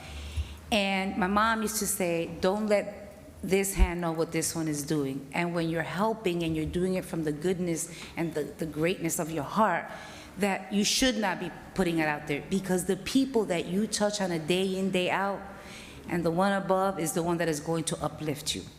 But I don't say to others that do that, oh, you're wrong for doing that. I can just tell you I'm somewhat that way as well. If I touch upon every person that spoke here today, I'm going to be, because it was 27 individuals, right, and each member, you'll probably hear the same thing, you know, always in support of the Bengali community, especially the select community. They know it. I don't need to go out there and preach that. I've been standing with the Bengali community for many years, even before I was an elected official. The elders are very important to me. I like to see the fact that I haven't seen a few in a while, and for them to be here today, but I'm in full support. In addition to Councilman Abdelaziz, anyone that can hear his passion, but anyone that turns on the TV, the radio, social media, and sees what's going on in Gaza, I mean, it is horrible as a mother for me to see husbands holding their dead children, wives, I mean, whole towns just destroyed. I mean, I can just tell you, and I stand here today in front of everyone, as a woman of God, I'm going to tell you this. I stand with Councilman Abdelaziz and Corporation Council. You make sure that I am a sponsor with Councilman Abdelaziz to make sure that Congressman Pasquarel supports a ceasefire and de-escalation. It is important. It is important. We have to, you know what? Every single time he wants a vote, he comes to us. And Paterson comes out for him. So guess what? He needs to now come out for us. Today I stand with the Palestinian community as a Palestinian as well. To Mr. De Los Santos, he mentioned, and he didn't mention names, but I'm going to put it out here because I'm a person as transparent as they can come. I've been the one person approaching Mr. De Los Santos every time he comes here to speak, and letting him know and informing him, you're not being ignored. Ladies and gentlemen, he is not being ignored. I'm letting you know that. We held an Economic Development Committee meeting. Councilwoman Mims was not able to be there, and I know that the director reached out to you.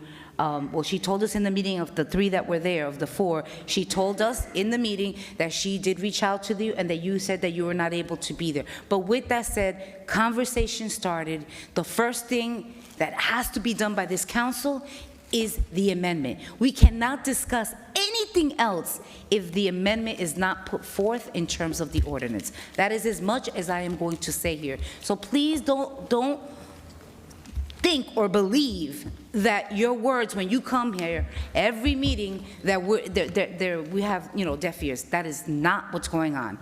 All right. Many others have said a lot. Again, you know, we stand with our community. You know, I always used to call you Commissioner Wahida Muhammad, because that is how I met you when I was young, on the school board, going to these meetings, right, and seeing this very tough person, okay, Miss Willa Mae Taylor as well.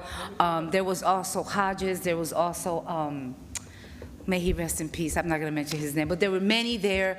And let me tell you, yes, there were 3 sponsors for that resolution, but I want you to know there was not one person on this council that did not support it. You had a unanimous vote because you deserve it and because you've earned it. Okay, so on behalf, and I could just say this of myself and my family, okay, and our children who have been in schools, and my son who graduated from Kennedy, we thank you for all the work that you do day in, day out. And yes, you have 3 council members here who sponsored something, but let me just tell you, you got unanimous support for it. In addition, I don't remember your name, I didn't write it down, but I want you to know that we're also having those conversations. I actually asked our BA, I think that our mayor should come to a council meeting, just like he's doing a Zoom, come here, do a presentation, show it out there. So, because, you know, a lot of people, and again, I'm not gonna speak for him, okay, but a lot of people have a lot of things to say about a lot of people, right? But you gotta have that one-on-one and come and meet the person and talk to the person, and then you decide. Don't allow others, okay, to hate on someone and make you hate them without you knowing them. If you've had that experience with them, that's a different story. You know, I got the best message today, and with this council president, I'm going to wrap up.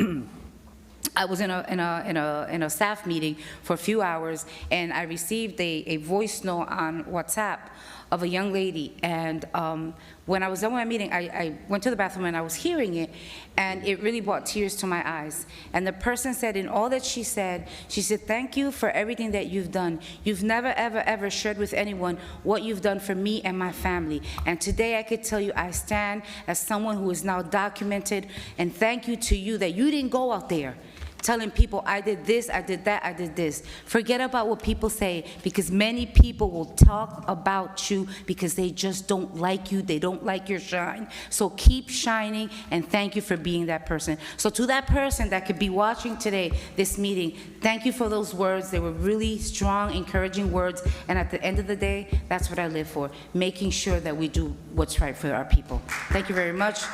Council President, Madam Clerk, my vote is yes to close the public portion. Thank you, Councilwoman Davila. Councilman Jackson. Thank you, Madam Clerk. Council President, I'm going to try to be as brief as possible. So, first, to start off, let me address a couple things very quickly. Brother Greer, you're absolutely correct. The fairness and the process that takes place in this community is definitely not paralleled. And when you consider that this particular move is saved potentially $25 million, we should be earmarking some of the money, say $2 million, $1.5 million, whatever that is, to fairly compensate those people who are going to be expecting to do the job from a DPW standpoint. You don't turn around and, for lack of a better words, pimp out your own employees, let them do the same job that you're paying somebody else millions for, and then pay somebody else minimum wage, and then don't want to give them benefits, then keep them part-timers so they don't have to, they're not required to have benefits, and so on and so forth. So I'll just leave that there, and we'll watch this thing unfold. Brother De La Sante, let me say this. Here's the facts, and you know that you've been coming here long enough. You've seen me address the public and address my concerns all the time. I'm always factual. The fact of the matter is there was deals cut, right? And despite the 3 recipients that don't even have a brick and mortar location, places that don't have all of the same credentials which are required, they were somehow able to finagle a finalization of their deal while promises were made, while they had, you know, African-American employees come here and say that this is a promise to the black community and so on and so forth, and yet all those people were eliminated. Black and brown people, Paterson people specifically, being left out. Then the person that cut the deal turns around and resigns and then goes out and works for one of the developers in the community. Those are facts. When you look at the people who have been approved, and I've said clearly, you have to be careful because it will extend it, and you still won't be. You were right here when you saw the gentleman who did not pay versus you who had paid already. So you know, this council fails to hold them accountable. So I will touch on and piggyback off of my council colleague next to me when she talks about the experiences. And I can say this, I'm very proud to say this. There has never, ever, since I've been sitting here, been a person that's come to this microphone that has called me a liar, that has said, Mike Jackson, you've done this, you've done that. And that has never happened. There's few people that's sitting here that can make that same claim. And when you're talking about a person of extreme diversity, I represent the diversest person sitting here. And I've supported every single community cold-heartedly. When the Bangladesh family came here before this council 8 years ago, I stood shoulder to shoulder with them. I went to every board meeting, every Board of Adjustments meeting, and supporting them and getting their business open when they had opposition, just because, and these brothers know that to be factual. When the councilman of the 6th Ward was desirous of the position, he called me to a meeting. Despite myself being forced to run a special election, I was willing to support him in his appointment because I'm willing to support all people.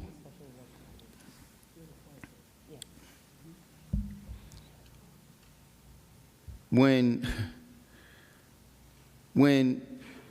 the controversial vote for the Adan came forward, I had members of the African American community come forward in opposition, who I then pulled into the back room and said, listen, explain to me, what is your opposition? We all are entitled to our own beliefs, our own indoctrinations. This is a free country, and everybody should be entitled to the same things.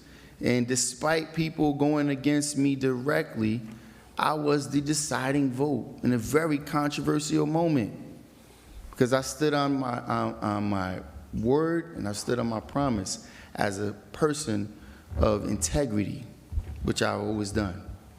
Now, many of you know I'm part owners in the karate program. I had the distinct pleasure of working with many, many people. I have many relationships in South Paterson with various people. People from Palestine, people from Jordan, people from all over. These are my brothers. These are not just friends. People like Youssef, people that you guys know. People like Omar Shika, people who I know. If I have an issue, they're gonna stand shoulder to shoulder with me because of my track record. So to the individuals from the Palestinian community, I would like to, urge you, please, don't allow someone to paint a depiction of how they want me or my actions or words to be deceived. And I'm gonna spell it out clearly. When this matter first came about, it was a war that I honestly did not know much about. I rely on many of you to teach me not only about your culture, but about things that are happening in foreign lands.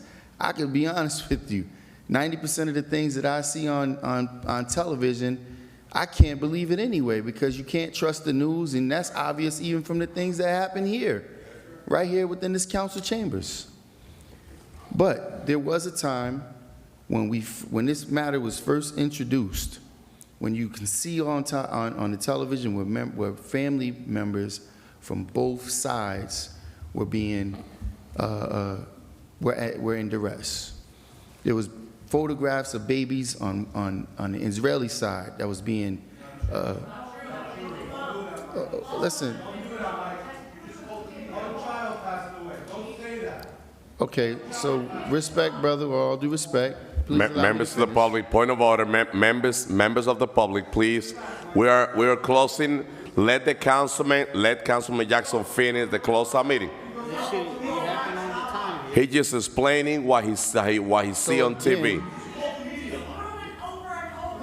So again, just let him explain, members of the public. President, I got this, Council President.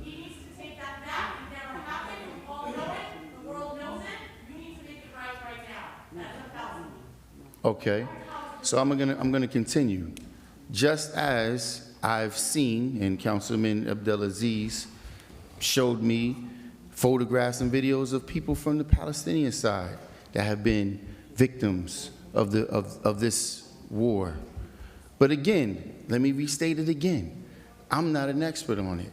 When I have people, just like when this administration painted the picture of me being an anti-Semitic, when I made a statement here and everybody got up in duress, and I got phone calls from members of the Jewish community in Paterson, from the councilman in Passaic, and everywhere else. It was a statement that was made where they try to depict me and being an anti-Semitic. So one way or another, I'm the person that has to bear the burden of being looked at. I never made any claims of who did what on any side. Again, I said what I've seen, what I was shown through the media or through whatever medium. I'm not in there. I've never visited Israel. I've never visited Palestine. And again, I respect everyone's perspective and cultures. I didn't make any statements. All I've asked was, if we're going to put out a resolution that's supporting one faction, we should support the both. Okay, that was my request. The councilman then said if I wanted a resolution, I should draft one myself. I requested that it be drafted at that moment, that day. I never made any additional requests for it.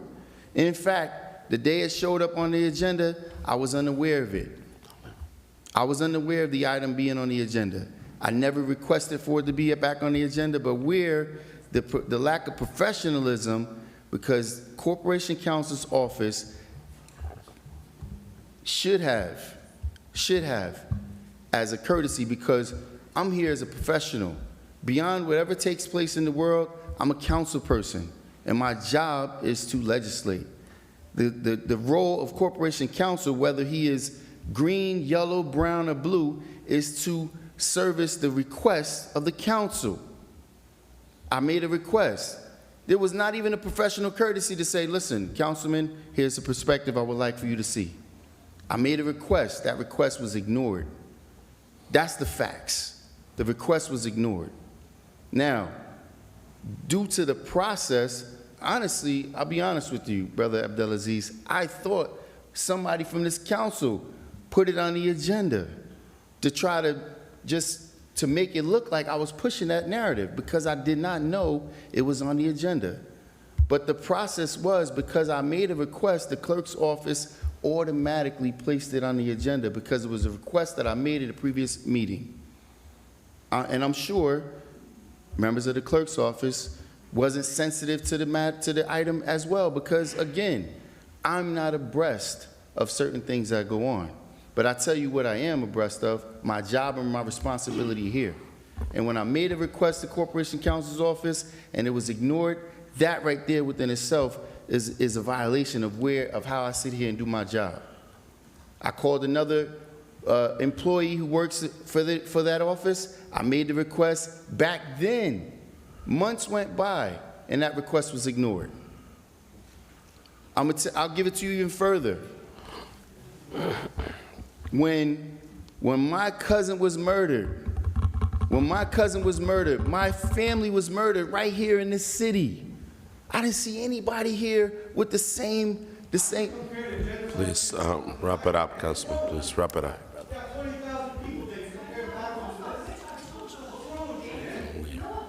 Don't leave. I'm good. I'm not biting myself in the ass. Point of order, members of the public. Nah, Alan, it's easy. Council. Easy. Yeah,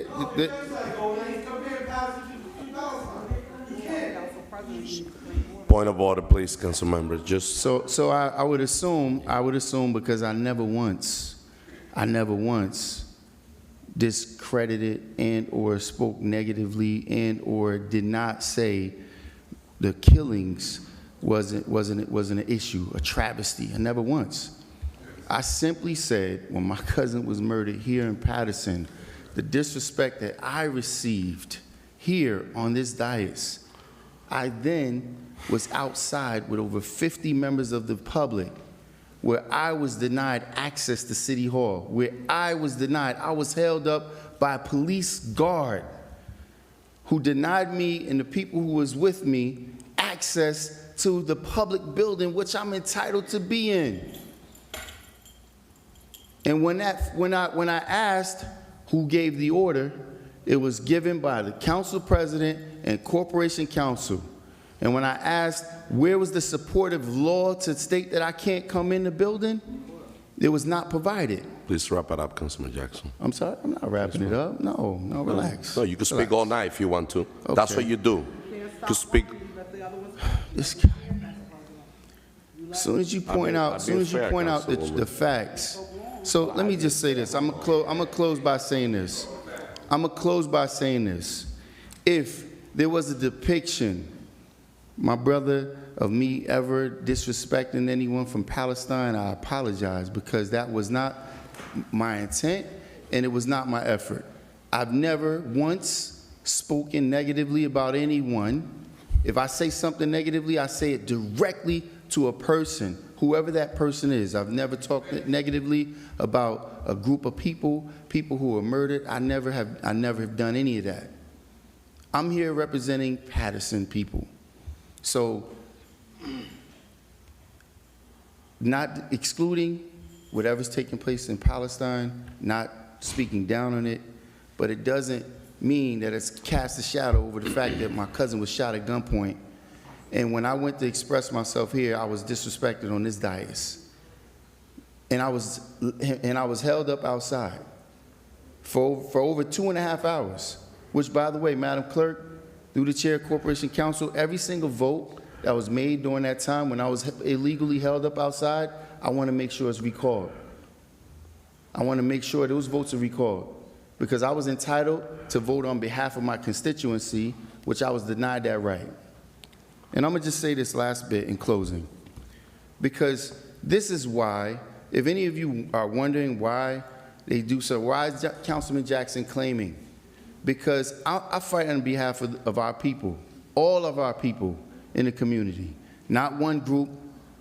I've been doing it consistently all the time. I've represented more groups, and the issue is when I take my issue, because once the black community comes here with cries, when Najee Seabrooks was murdered by a police officer, but I shouldn't mention that, right? Because there's bigger pressing issues around the world. I respect that. But when Najee Seabrooks was murdered and members of this administration disrespected his family, not one person said anything but me. But me. Brother Greer, when the residents of Brook Slope came forward and cries for their financial situation, look, you know what this lovely list is? You know what this lovely list is? All the pilots that have been approved as of recently. Pilots that are going to expire 2056, 2061, 2049. But when Brook Slope came here and I was advocating for them, their cries went on deaf ears. I'll give it to you, Brother Greer. Please publish it. These are all the pilots that's just been recently given away by this administration. Not one council member up in arms about this. So again, let me say this clearly to every member of every community, especially at this moment, members of the Palestinian community. Again, I apologize for any misinterpretation of what I express. I've never, you see, if you can show me, brother, if you can show me where I've made a derogatory statement about anyone from Palestine, I'll resign. That you got my word on. I've never made a derogatory statement about you, your family. We've always been very respectful despite my relationship with your brother, which used to be phenomenal, which used to be great. I've never done that because I don't do that. I'm a person of integrity. What I say to people directly. If I'm going to say something, I'll make those statements publicly. I'm never saying anything behind closed doors that I won't say publicly. I've never said anything negative or derogatory about the Palestinian condition, about what's happening in Gaza. I've said it the entire time. I am not fully abreast. Maybe I should be more. And I've been sympathetic and empathetic to both any person, anywhere, whether they're from Israel, Palestine, or anywhere that has lost a life. I regarded it as being important the entire time. I've never said anything negative. In fact, if you look at the resolution that they supported, my vote is a support of the vote, of the item. So, I mean, if that's not enough, whatever is needed from me, I'm always accessible to anyone in the community, including when I get phone calls from South Paterson, I'm there 100% of the time. I've never disrespected anyone, and I'm going to continue to do the same thing. People get upset because you call them out on their inability to do a job. That's not being disrespectful. The fact of the matter is Paterson is in the worst condition it's been in years. But anyway, I don't want to elongate this. Again, sister, I apologize if you feel as if I've disrespected, but I did not, and I did not mean any disrespect. If anyone has taken it that way, again, I apologize. Madam Clerk, my vote is yes. Thank you, Councilman Jackson. Councilman Khalid. Thank you, Madam Clerk. Council President, I think you should follow the rules that you set up, the 3-minute rules. Should let everybody speak for 3 minutes. I'm here to do the city business. I'm not here to hear the ramping. For last 2 years, I've been hearing same thing over and over. Action speaks louder than word. I want to let my council colleague, Al Abdulaziz, know I would love to be the co-sponsor of the resolution of the ceasefire. That's one thing. What's going on in Gaza is inhumane. Children dying, mothers, sisters, fathers, grandfathers. I don't even watch news anymore. We know well-known imam in our community, Katnani. He has lost like 17 members of his family. And we try to compare this genocide to other events happening, even in our city. It's shameful. What's going on in our city is shameful as well, but we should not compare.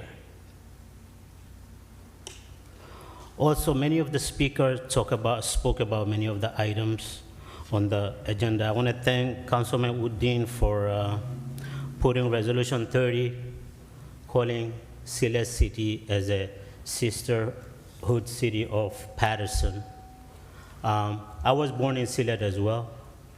Hopefully, with this resolution, we see some kind of benefit from it, but I don't see it. Many of the resolutions have passed previously, but hopefully our administration could make some kind of connection and we see a benefit in Silet as well as in city of Paterson. Also, Ms. Harrison spoke about Winter Wonderland from December 14th to 17th.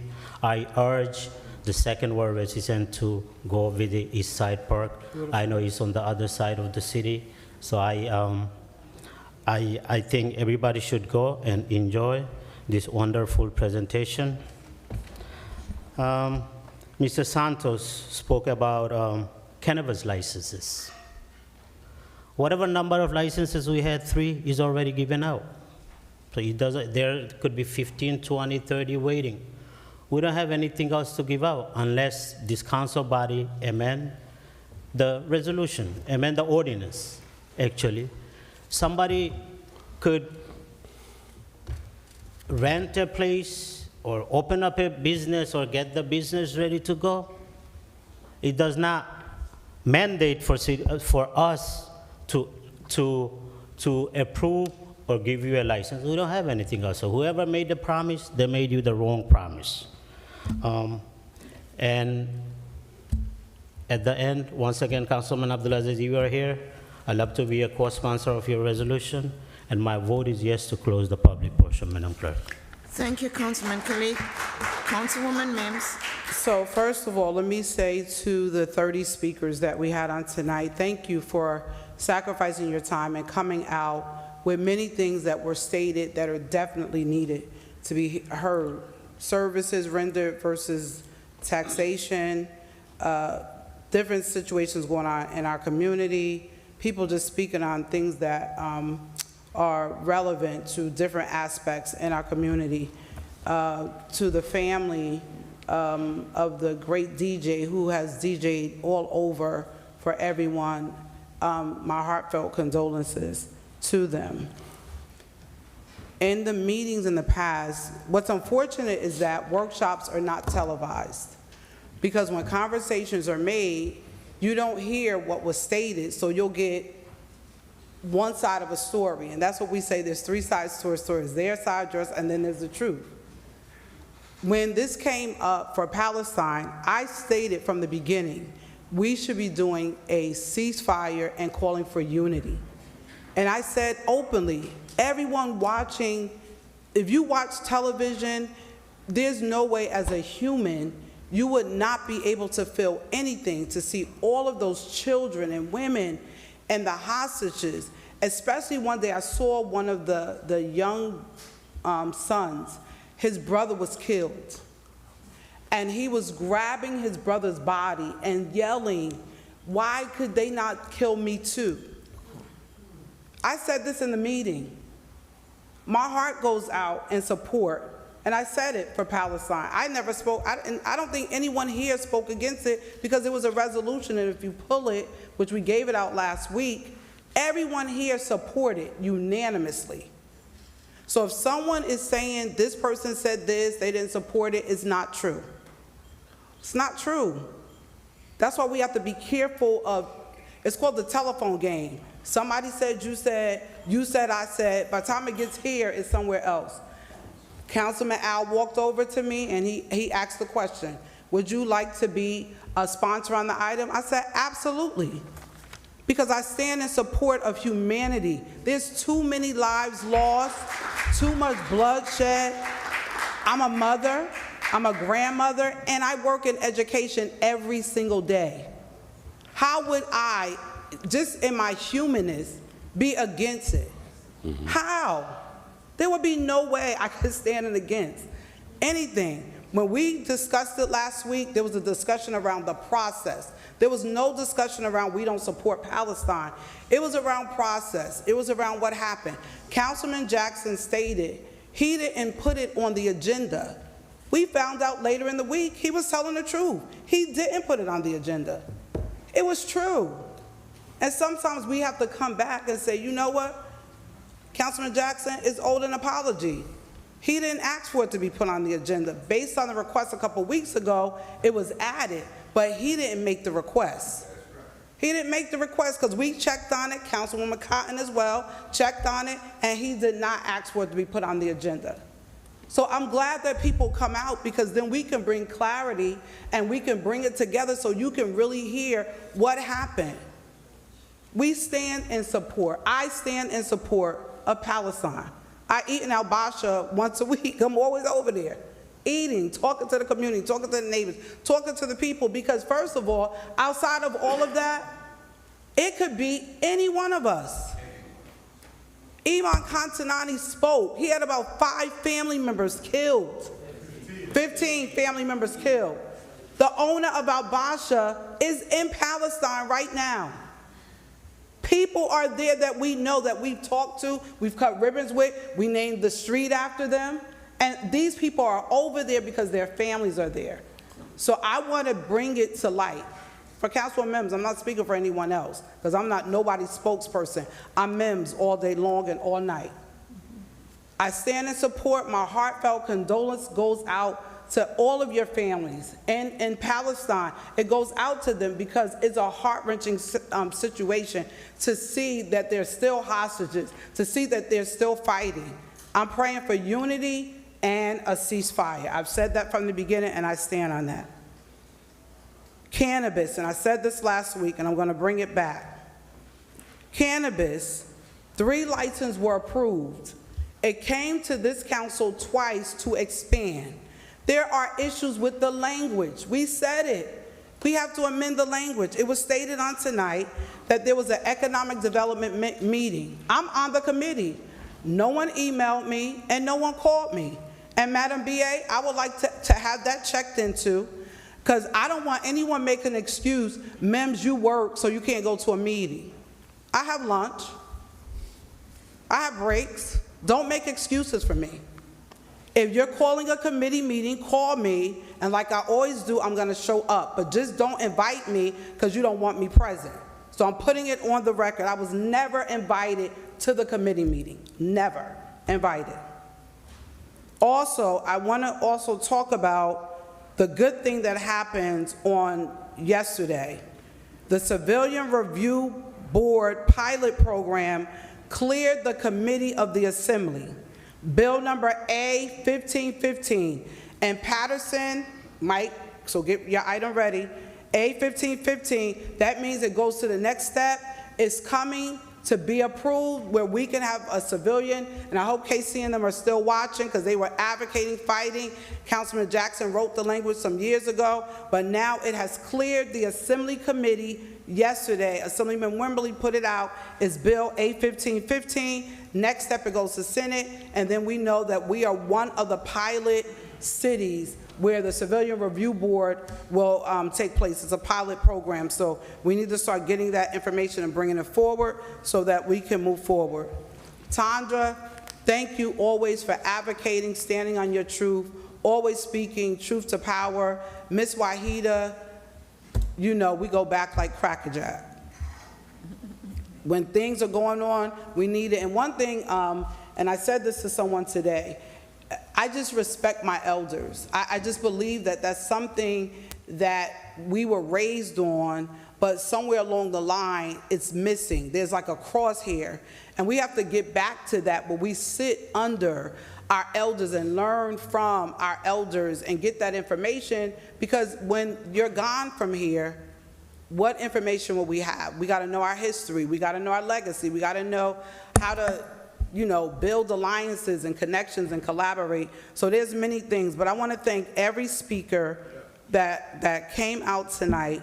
I support the, I call him Uncle, Sylhet City, Bangladesh, of course. I support it becoming a sister city.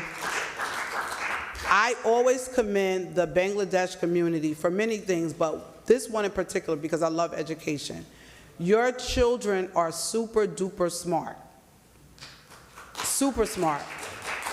I really wish there could be a program where we take some of the high scholars and do like a pairing session so that they can help some of the other ones that may be struggling, or there's some, whatever the gaps are, where we can utilize them for our issues with reading and writing and math and those type of things. But I commend you for whatever you do with your children that is really making an impact, because they're the valedictorians. There's a salutatorians in our schools, and I want to commend you for the great work that you do on that.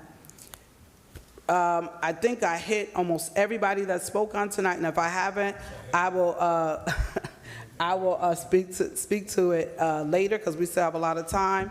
But thank you for coming out public. Let's keep building and stop battling.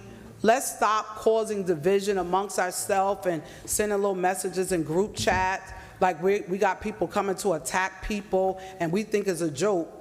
Let me tell you something. When lives are being taken and there's fights going on and you want to be an instigator and an antagonizer, you can cause people to come to this chamber and kill one of us. Just based on ego and, oh, I want to get them. Those things are real. One guy came here, and I say this in closing, Council President. A guy came to this chamber, and he said, it's not safe in here. And I know Council remember this. He opens up his book bag and took out a whole bag of weed and a knife. Right in the council chamber on television. So we have to be careful of the messages that are taken outside of the chambers or taken on phones or whatever's happening, because you put everyone's life in danger. And it's not what you say, it's how you say it and how you're communicated to other people. And Councilwoman Davila said it. Stop causing people to not like other people. You may need that person. You never know when you're going to need somebody. Never. You could be stuck on the side of the road, and that person may be the person that will save your life. That's right. So you got to learn that. Madam Clerk, my vote is yes. Thank you, Dr. Mims. Councilman Udine. Thank you, Madam Clerk. Good evening, Paterson. Assalamu alaikum, everyone who are in presence here in the chamber. Thank you for being here and shared your concern. And I would like to just state that as a council members, our job is to represent your concern at the City Council. And speaking about myself, that as a councilman at large, I try with my best capacity to address the city's concern. And if we specifically address that what's happening in Gaza in Palestine, and I want to state that I represent the whole city of Paterson. When you talk about 6th Ward, Councilman Al-Aziz is not only your councilman, but I'm also your councilman too. And with that responsibility, when I have seen what's going on overseas, and families here in the city of Paterson were mourning, I have drafted a resolution before Palestinian community reach out to me. Just I want to address that. Before they even reach out to me saying that we need a resolution, a peace resolution, I drafted a resolution. I sent over to the PAC President, Dia Mustafa, and Deputy Mayor Ride, saying that, is this sounds good to you? And they kind of gave me approval. Right outside, I believe he was going to be here. Once he said that, I sent an email to my council colleague Al-Aziz, Corporation Council, and to take a look at the wording and come up with better and nice version of a resolution. While we were at the march in South Paterson, Corporation Council and I were speaking about this resolution. We're walking. Councilman Velez were next to us, and when he heard that we were speaking about it, he said, hey, add me as a sponsor too. So we got 3 sponsors, including myself, Al-Aziz, of course, and Councilman Velez. I just want to refer this. The reason is because we don't want division here in the chamber, because we already divided for many, many reasons out there. We did not go through the time we finished the resolution, completed everything. We did not go through the workshop session because that was the regular meeting. Now, any agenda added to the regular meeting, we need 100% affirmative votes. Now, if we would not get 100% affirmative votes from our council bodies, how would be able to add these to the agenda? So I cannot really, I have to thank every single bodies in the chamber for voting affirmatively to add this to the agenda. So, and thank you again. Thanks so much for supporting this. And when we started talking about it, and I have to thank Al-Aziz, that Al-Aziz said, okay, if anybody wants to join as a sponsor, and every single council member joined as a sponsors for their resolution. So we have to acknowledge that for sure. Now, yes, of course, that we cannot really compare and contrast when a devastation is taking place in Gaza and people here in the city of Paterson is mourning. I mentioned in the last workshop session that we care about Gaza because our connection with Gaza is very strong because of the community living in the city of Paterson. If we would not have people from Palestine here in Paterson, we would not talk much about it. Trust me. There's so many other places, so many things happening. We don't talk because their community is not connected much with us. But Palestine community is an important part of the city of Paterson. Their contribution is stronger than any other communities. We have to acknowledge that. So I'm not just pro-Palestine, I'm pro-human. That's how I stand. And when I stand clearly. When we came up with the resolution, it was about 3 months ago. People are scared to take the side at that point. I have to restate that. People are scared because, if I take this, I might be politically, it would be hard.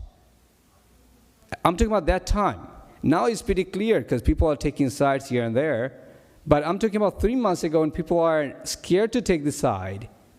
I stood. I stood with my Palestinian brothers and sisters. And Wright is here. Wright knows that I sent the draft before anybody to him and Diab. Say, hey, is the wording okay or not? And then I sent to Corporation Council, and of course, Abdulaziz, because that's his place. And so again, we have to stand together for anything that needs for our community. We cannot just make division for no reason. So again, the resolution that Councilman Al-Aziz just mentioned about ceasefire, just know this, I did before, I'm going to stand again with you and to make sure that it's passed through.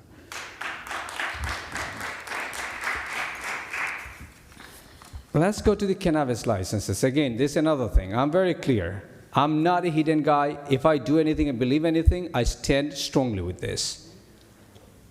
When we gave away the licenses, we are talking specifically about retail licenses. When we talk about retail, it's like supermarket, you can go purchase stuff. We had 3 licenses available. We gave them away. In that ordinance does not say that Patersonians will get priority. It does not say that. Only difference is Paterson, if the applicants are from Paterson, they will pay $30,000 fee. If they're from outside the Paterson, they will pay $60,000 fees. That's the difference there. 3 licenses were there. We gave away all 3 licenses. Now, one of the meeting, I used to say the previous economic development director, that was his last meeting in presence, I believe. Some members, along with my one of the applicants, Mr. De La Santos, showed up and said that we are waiting for our license to be approved. And we are kind of like surprised that there is no spot available. It's like I'm selling my properties. I do not have any even properties. How can I sell them? Now, they came and they're surprised saying that they paid.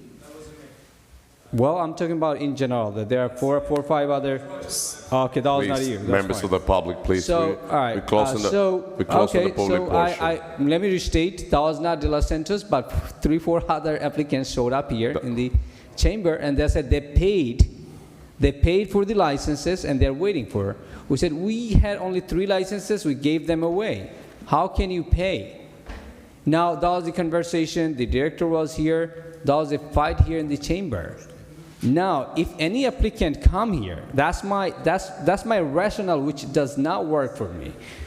Now, if any applicants say that they are waiting for their application to be processed and is delayed because of the council members, I have to totally disagree with this, because we cannot take any application in consideration until the ordinance is amended and added more licenses. Please wrap it up, Councilman Boudin, please.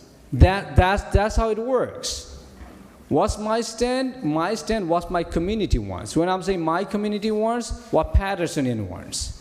I hosted town hall meetings. I'm not speaking to you because you are not applicant to me. I'm talking about, let me speak. When you spoke, I allowed you. No. Members of the public, we close Council the public President, portion. I cannot speak like this. Be respectful of each council member. Please, Councilman Boudin, please wrap it up. I hosted town hall meetings. I heard people's concern. I came up with this, and it's not my personal business.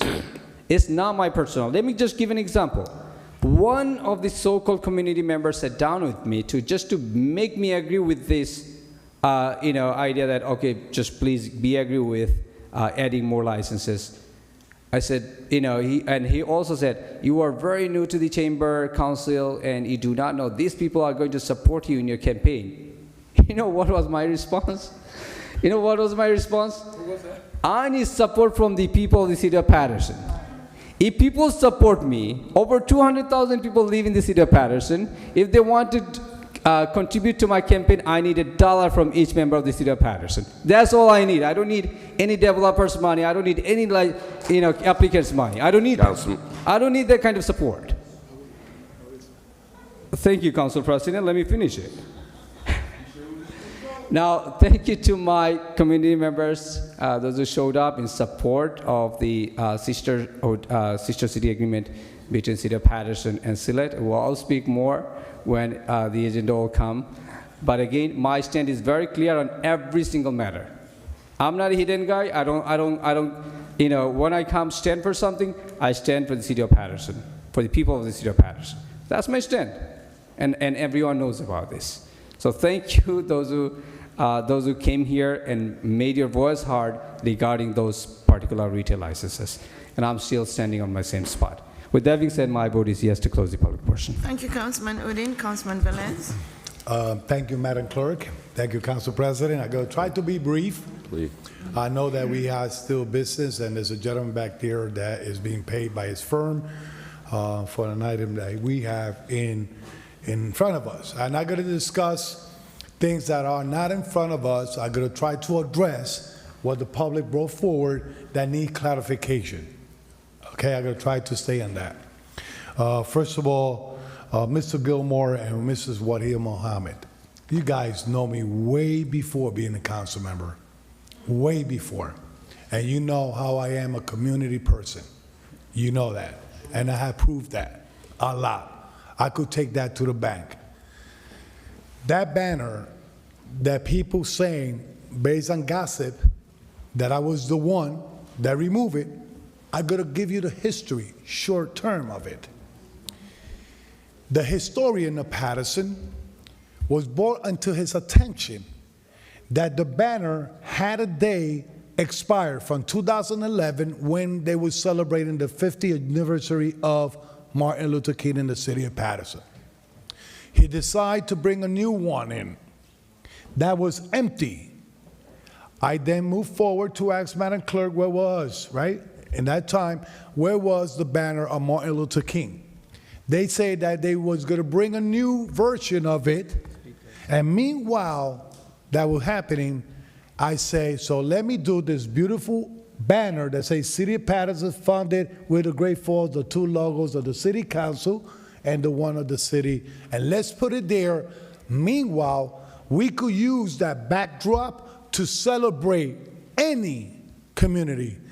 Martin Luther King, Afro-American month, the Dominican month, or whatever they want to celebrate, they could use the backdrop of the City Hall. And you have noticed that, unfortunately, it was moved when we was going to celebrate Roberto Clemente 50 years anniversary. The first thing people started saying is, why Roberto Clemente is up there and not Martin Luther King? Roberto Clemente is a black Puerto Rican. I don't think that should offend nobody. And he did a lot also for Puerto Rico and others out there. Now, soon as the celebration was over, I removed the banner Roberto Clemente and we put back the banner of Martin Luther King. But there was other celebration in the city that we needed to move the banner and put it back. We are going to use the backdrop of this hall, of the City Hall, and we are the council, and I believe in that time the council president was Councilman Shaheed Khalid, and I believe Councilman Mendez agreed that this chamber is to celebrate everyone. Everyone. I even suggested to put Martin Luther King next to one of the walls in these chambers. So before they say that I remove a banner, get the facts together. Please, it's political season. I will never be against no one that is black and brown. I was raised in the Bronx, New York, when nobody in New York used to live together because the black and brown was always prosecuted by the white Italians in New York City. Read the story. I was living in the Bronx. When they used to say, you Puerto Rican? And you say yes, they used to shot you. You should stand in the middle of the train tracks, and then you see colored people, you should push them to the track. I lived those times. So I know what this diversity is, and God had brought me along to be in this seat. I came here in late 1980s, okay? And still I come to this city to make a difference because I say I want a place that I feel like I was raised and born. I was born in Puerto Rico, but raised in New York. And I bring that culture of my parents to do good for others because I want to sleep in peace. To say that I put the banner down, that is the real story of the banner, that why it's not up there. Second, and I hope next week they don't come and shoot me again saying that I will put the banner backwards. Matter of fact, they brought the Martin Luther King banner, and the same week, somebody came from our community, from black and brown community, to say, who decided to do that ugly banner? We want the other one back. And you know who was it? The historian individual that we have that is Afro-American. He was the one that created the banner, it was not us. So saying that would clear the banners. Hopefully my banner is not up there, my face saying hi everyone. So, but you know, it could be up there one day they want to celebrate Louis Velez or anyone in the council if it's important to celebrate like Martin Luther King or anyone that fought for us. There was a gentleman that came here that used the term that Councilman Velez gave information that 95% of the agenda come from the administration. I never say that.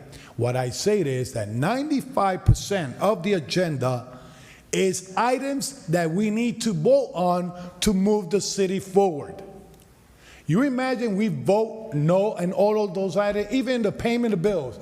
Cop will not get paid, employee will not get paid, equipment cannot be purchased. Then the city will be in slow motion or freeze aspect of it. So the other percent is like today, naming street, resolution supporting community, and other things. But you could look at the agenda. I invite anyone to take a copy, and if anything that's in the agenda is not for the community, in the aspect of buying equipment, resurfing, litter, anything that address the community, then the government should not have a legislative body. It should have one government and move forward, and they do whatever they want. Mr. Elvis Durham, thank you for all the promotion that you keep coming in and announcing here at the podium. You know that he sent a positive message?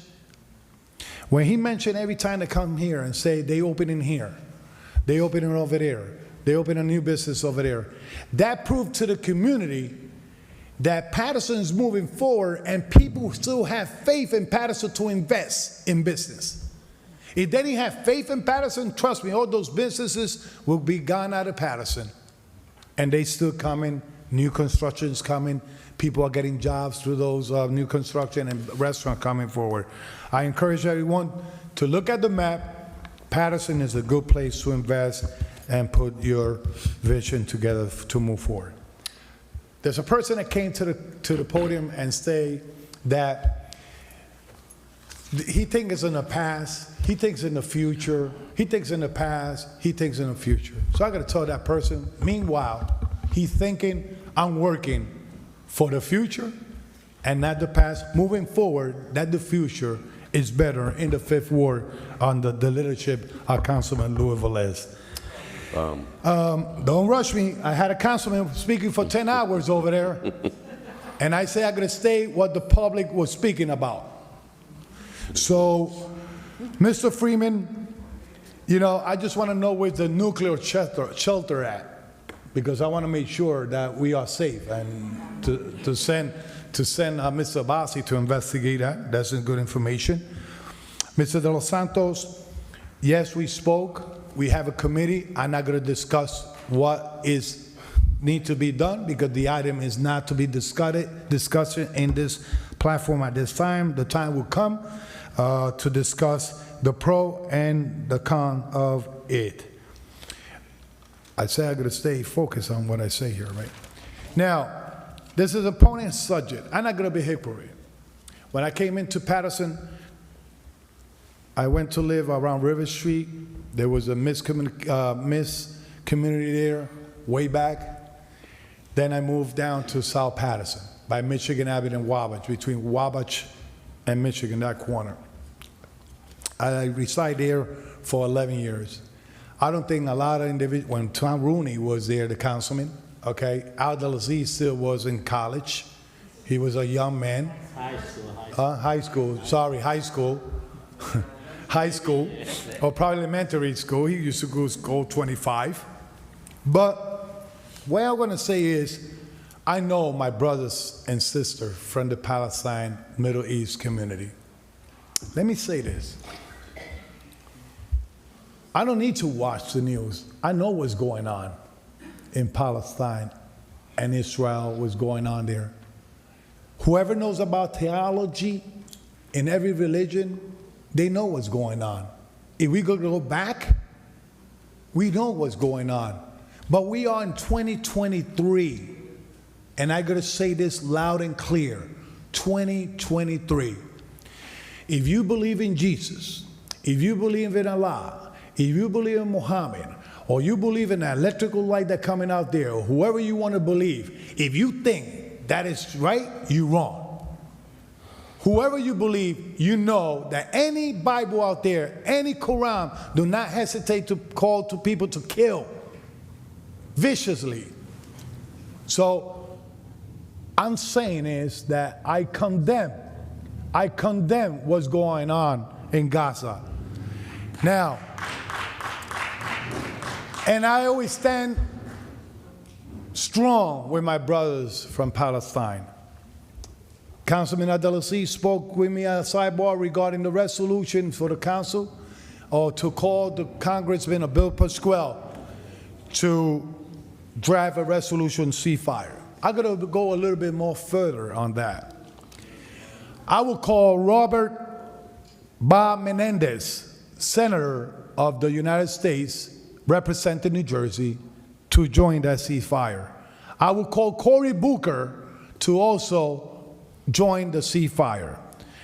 Out of the 9 legislative body that we have in the Congress, Congressman Donald Norcross, Jefferson Van Drew, Andy Kim, Christopher Smith, Josh Guggenheimer, Frank Pallone, Thomas Keene, Robert Jack Goffins, Mendez, whatever his name is, and now Robert Mendez, and Bill Pasquale. If you love New Jersey and you know what is going on, join in that resolution to cease fire, or stop going to the Palestine community for looking for votes. But you need to support what's going on now. We're asking for ceasefire. Last but not least. Please wrap it up, Councilman, please. Last but not least. I'm not saying that they have to do with the religion. I know, ma'am. I know. Ma'am. I say, if I believe in Jesus and God, I know it's wrong what's going on there.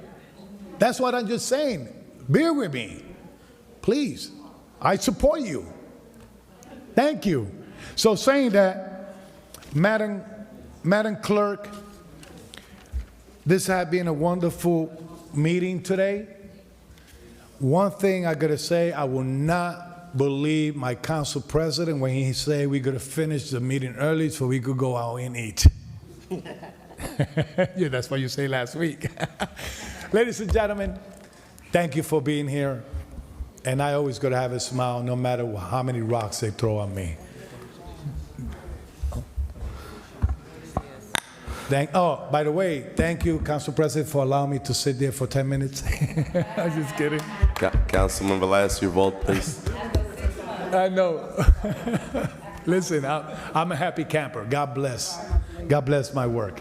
Yes. Madam Clerk, my vote is yes to close this public portion. Thank you, Councilman Velez. Mr. President. Thank you so very much.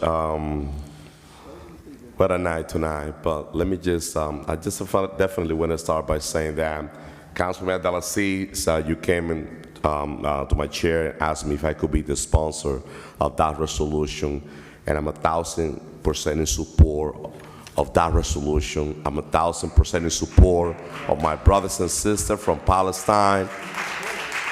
What happened in Gaza, it's a genocide.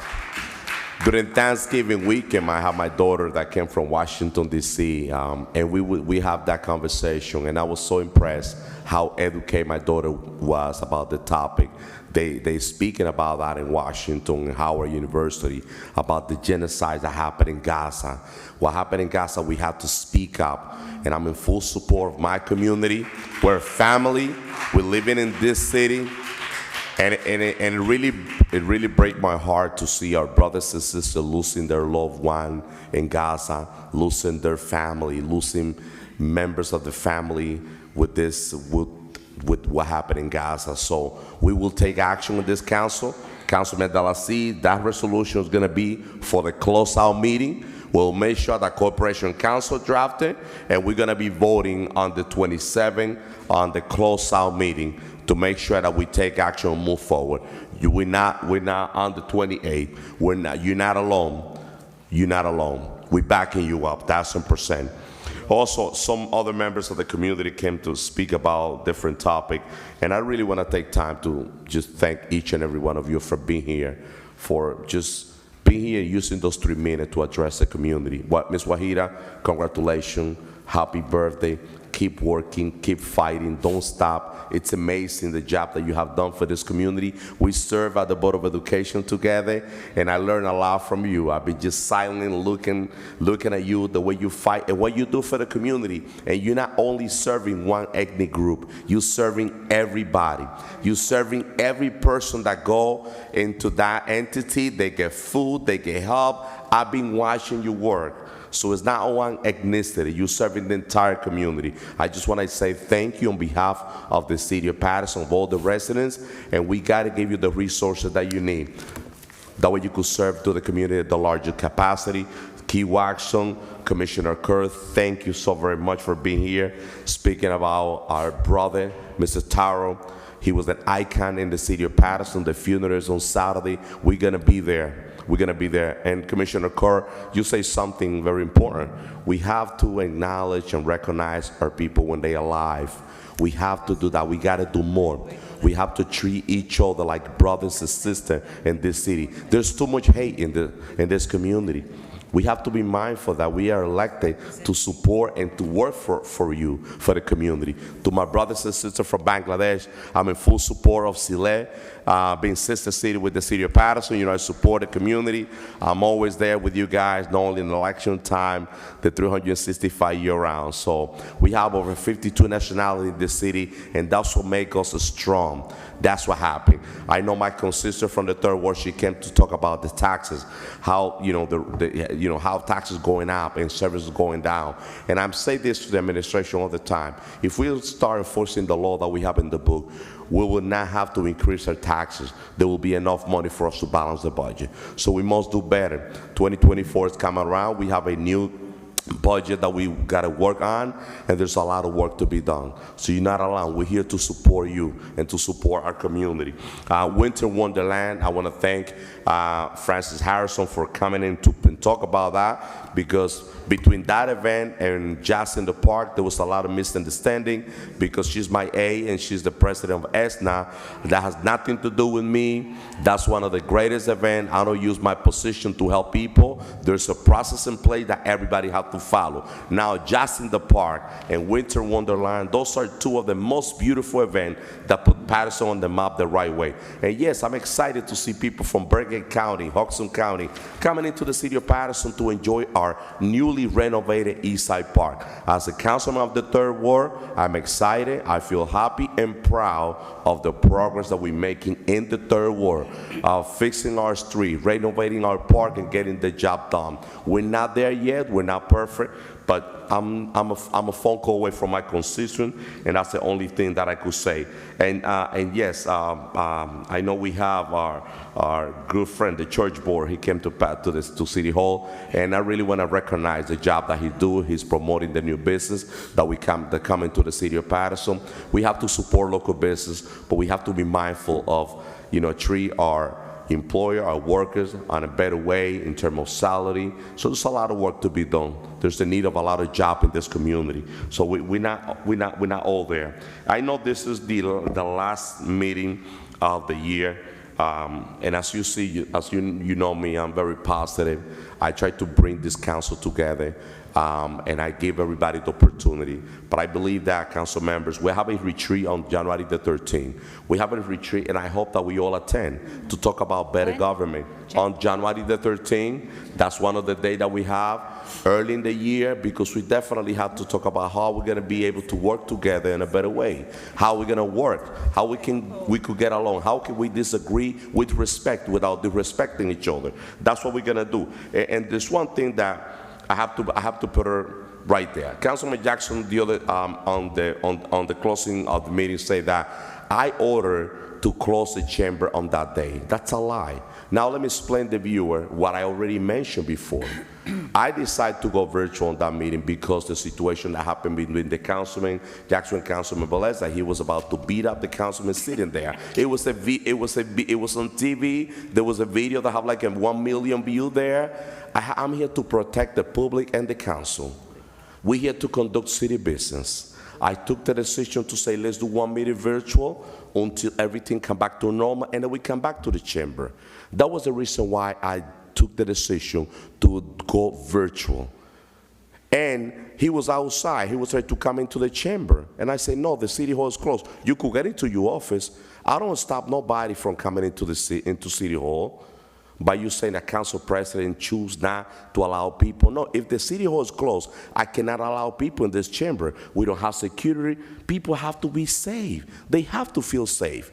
And I'm not taking no side, but that's the truth. And if you don't believe it, you could go back to the tape. I've been saying this from the beginning.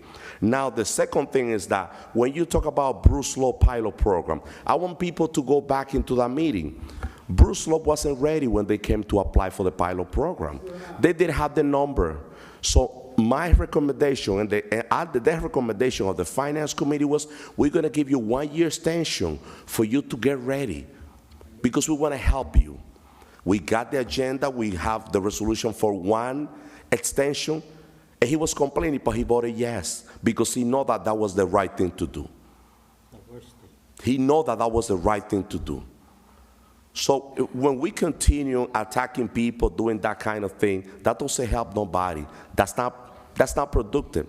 I could disagree with my council colleague with respect.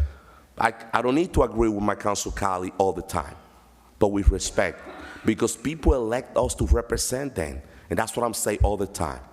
Now, in closing, Madam Clerk, it's concerned me that I was not aware about the situation with the people that work on the election that didn't get paid. It was concerning to me that I find out due to an event. So in the future, let's definitely talk about that. When people work, they deserve to get paid. There's a process in place. We have election on the pipeline. I want to make sure that doesn't happen again. We have people from our community, they work and they need that little check that they get from the election day. So we want to make sure that they get paid on a timely manner. So if you ever have any problem, any concern, let's talk about it. You could come to me. And one of the things that I love the most is bringing people together. And one of the examples is last week, Councilman Jackson wanted to talk to DCA. He never been with DCA. I request a meeting with DCA for him to attend.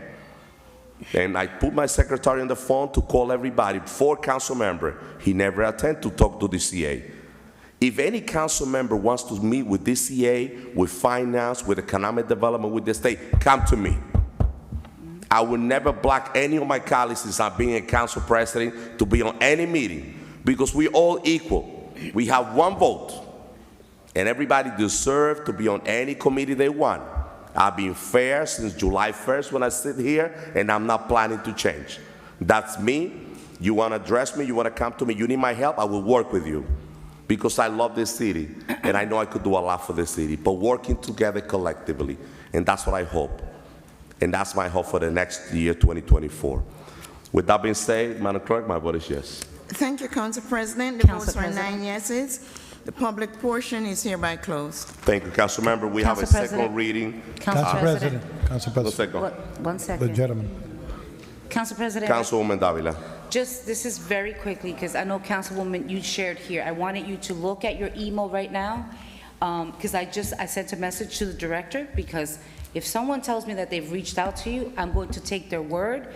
And on December 7th, you are included in the email as Corporation Counsel, the entire committee, in Council addition to President, Chief it's not of on the Staff. agenda. Let's So I move- just move forward forwarded with the the email again for you to see. But it was Listen- stated that I received a phone call. I didn't get a phone call. No, I said that she reached out to you, so No, I don't know how that Okay. was. But you So- also said you didn't know the email. So I just wanted to just, I It's- wanted, so I it's just not did on a the forward agenda. as well. Can't move forward.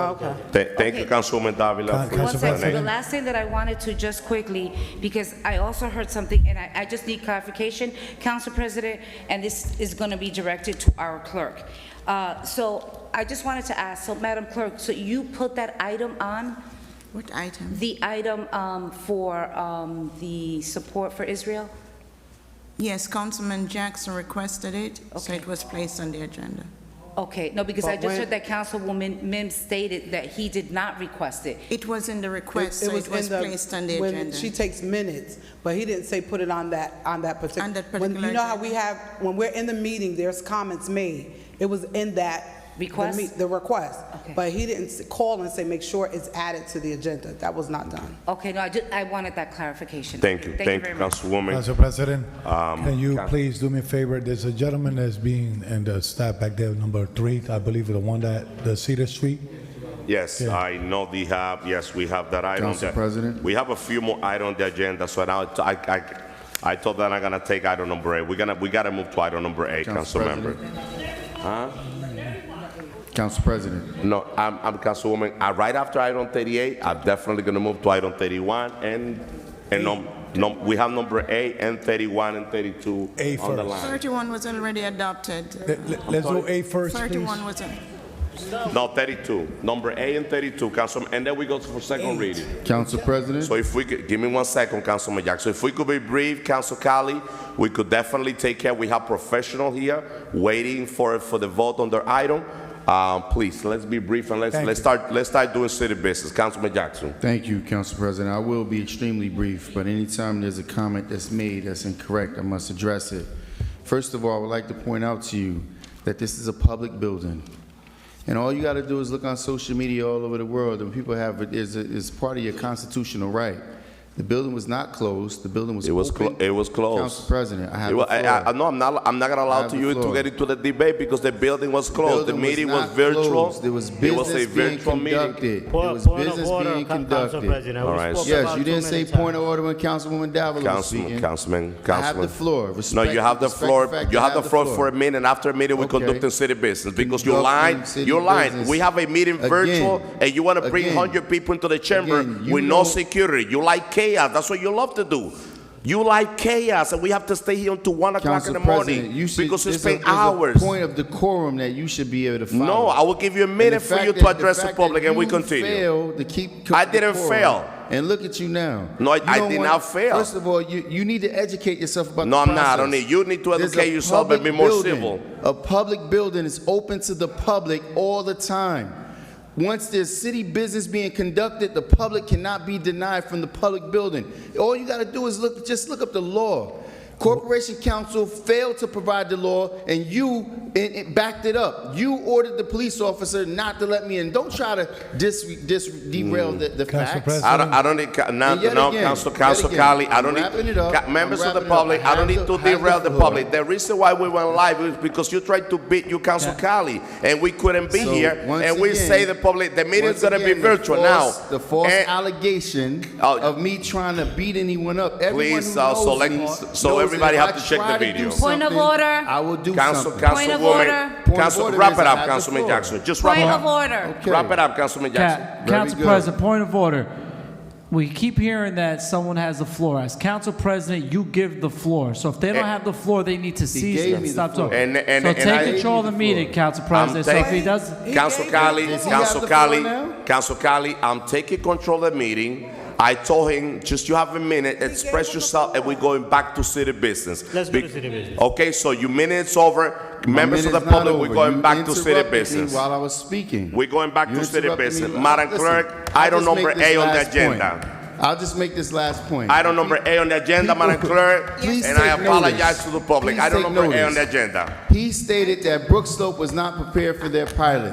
Madam Here's the Clerk. entire list. Not one of these people that was Item- approved item for this number A on the pilot agenda. presented some documentation. Item number Not one of these Yes, pilots please, Madam Clerk, presented proceed any to item number A on financials. the agenda. All the things that Brook Slope is being required to provide. Not Council one of Colley. these pilots, 30-year That's- pilots have been Thank you. requested to do Council- something. You are once, Councilman. No, Councilman You are- Khalid, you no, are so he's out of educated about order. the pilot Madam Clerk, program. item number A on the agenda. These He's out of order. pilots have nothing to do with us. No, no, You no. know that you was First approved reading by ordinance. the Khalid, please. administration in the state. Item number A, Come Madam on, Clerk, stop please. going It's like not- that. The it's last not meeting of something the to year. None of these pilots It's have not- anything the to do with the city council has the You know authority that. over this. Madam The city Councilman council has Khalid. No, all we the don't. business that's conducted in Councilman the Jackson. Last city. 8 The years, how city many council- pilots came in front of The us? city council has. Colleagues, colleagues, we could. Councilman. Point of order. Councilman Council President, Khalid. Council President. Item number A on the agenda, Madam Clerk, Madam please. Item number 8 is an ordinance you. vacating the last Wow. block length of Cedar Street, which has not been utilized as a public roadway.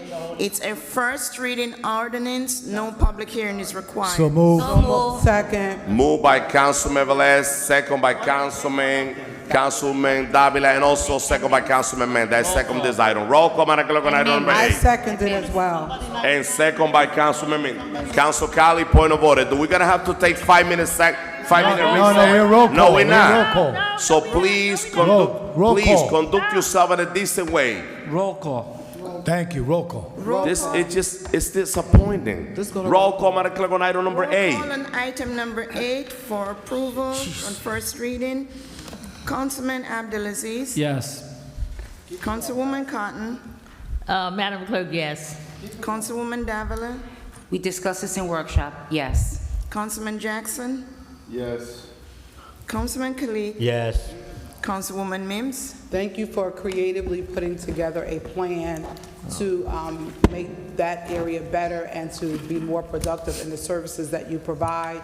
As I stated last week, and I'll put it on the record, this should be one of the models utilized when it comes to doing vacating of properties, that they're utilizing it to make sure that pedestrian walkways are safer, making sure that they could do walkthroughs from one side or one location to the next, that safety is the priority.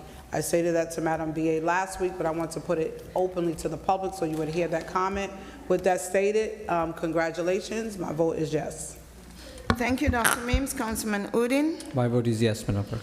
Thank you, Councilman. Councilman Velez. We all know that Straight and Narrow is in the 5th Ward, Paterson Charities, Catholic Charity also in the 5th Ward. I know we're quite good. The investment in the community that they do, 100% supportive of this.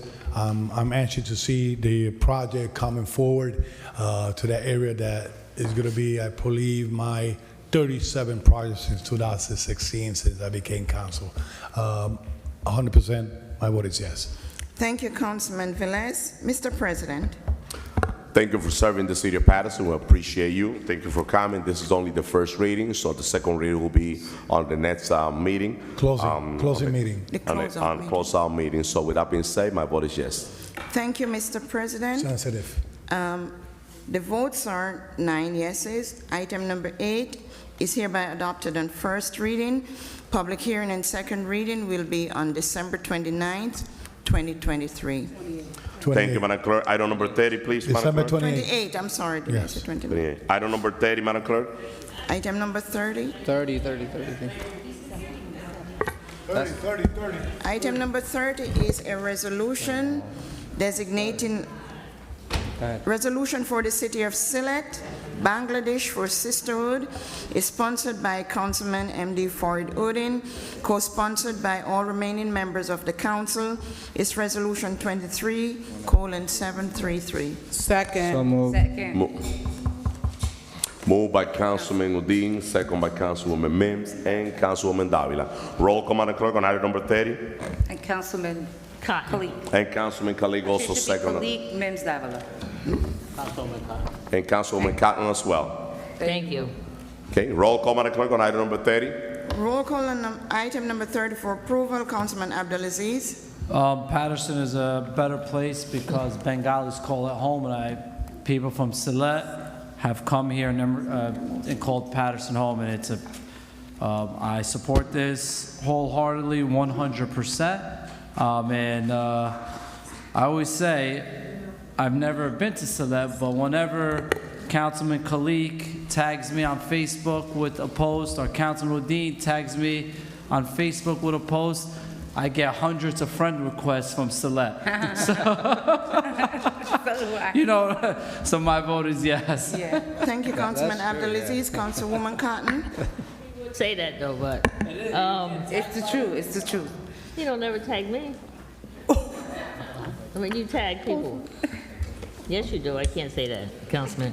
I just want to say to all the council members, to the city of Silet, I would love to go visit one of these days. I really would. You know, I think that it would be an experience for, I would probably take my kids and everything, but I would love to go see that. But with that being said, it's an honor for me to be here. I always say that when you're around to see things happen, or see things happen for the good of the city, and this is good for the city.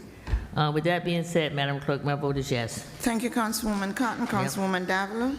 So there's a lot that I can definitely say. And first, Ashma, I want you to say hello to your beautiful wife and your two handsome young men, your sons. But there's a lot. But I'm gonna say one thing about this. And I'm in agreement. We've done a lot of these, right? I don't want this to be a feel-good resolution. I want this to be a good resolution that definitely talks about the brotherhood and the sisterhood with Paterson. All right, so I'm looking forward to working along with my two councilmen of the Bengali community from Silet, all right? As I've done in the past, I will continue to do, regardless who sits where and in what side. At the end of the day, this is about the Silet community, the Bengali community as a whole. So, like I said, I could say much more, but I just want to say congratulations. I'm in full support. My vote is yes, Madam Clerk. Thank you, Councilwoman Davila. Councilman Jackson. Yes. Councilman Khalik. Thank you, Madam Clerk. Very few people have received the key to the city of Paterson.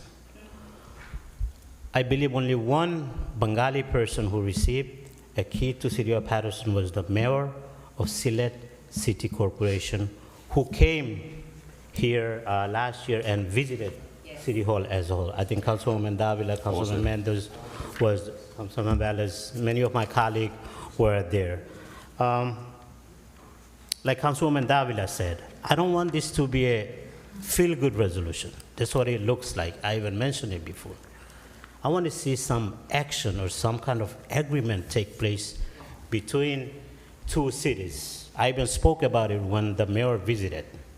As you know, a couple of years ago, couple of retired ambulances were sent to Dominican Republic. Hopefully in future we could do something, some kind of agreement like that, so we could sell something from here.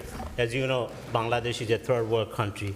Some of the goods that we could, expired goods that we're not going to use here, probably is very usable in our countries. Maybe we could come up with some kind of agreement that we could send and ship some of this stuff to Silet. I'm looking forward to it, and my vote is yes, Madam Clerk. Thank you, Councilman Khalik. Councilwoman Mims. Paterson is a melting pot of diversity, but we embrace and we come together as family. We are brothers and sisters. We come in this great city to build and to do great things together because we're better together. I salute you and all the work that you're doing. Thank you for paving the way and showing us a better way and showing us your culture and allowing us to be a part of it. I wholeheartedly support this, and I look forward to all the celebrations and the wonderful food that you always have at your events. My vote is yes, Madam Clerk. Thank you, Dr. Mims. Councilman Udine. Thank you, Madam Clerk. First of all, our strength is our diversity, and Bangladeshi community living in the city of Paterson is a very integral part of this diversity.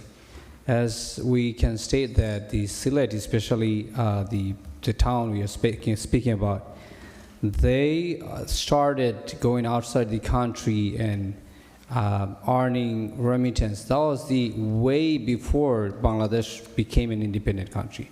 So that particular region we are speaking about.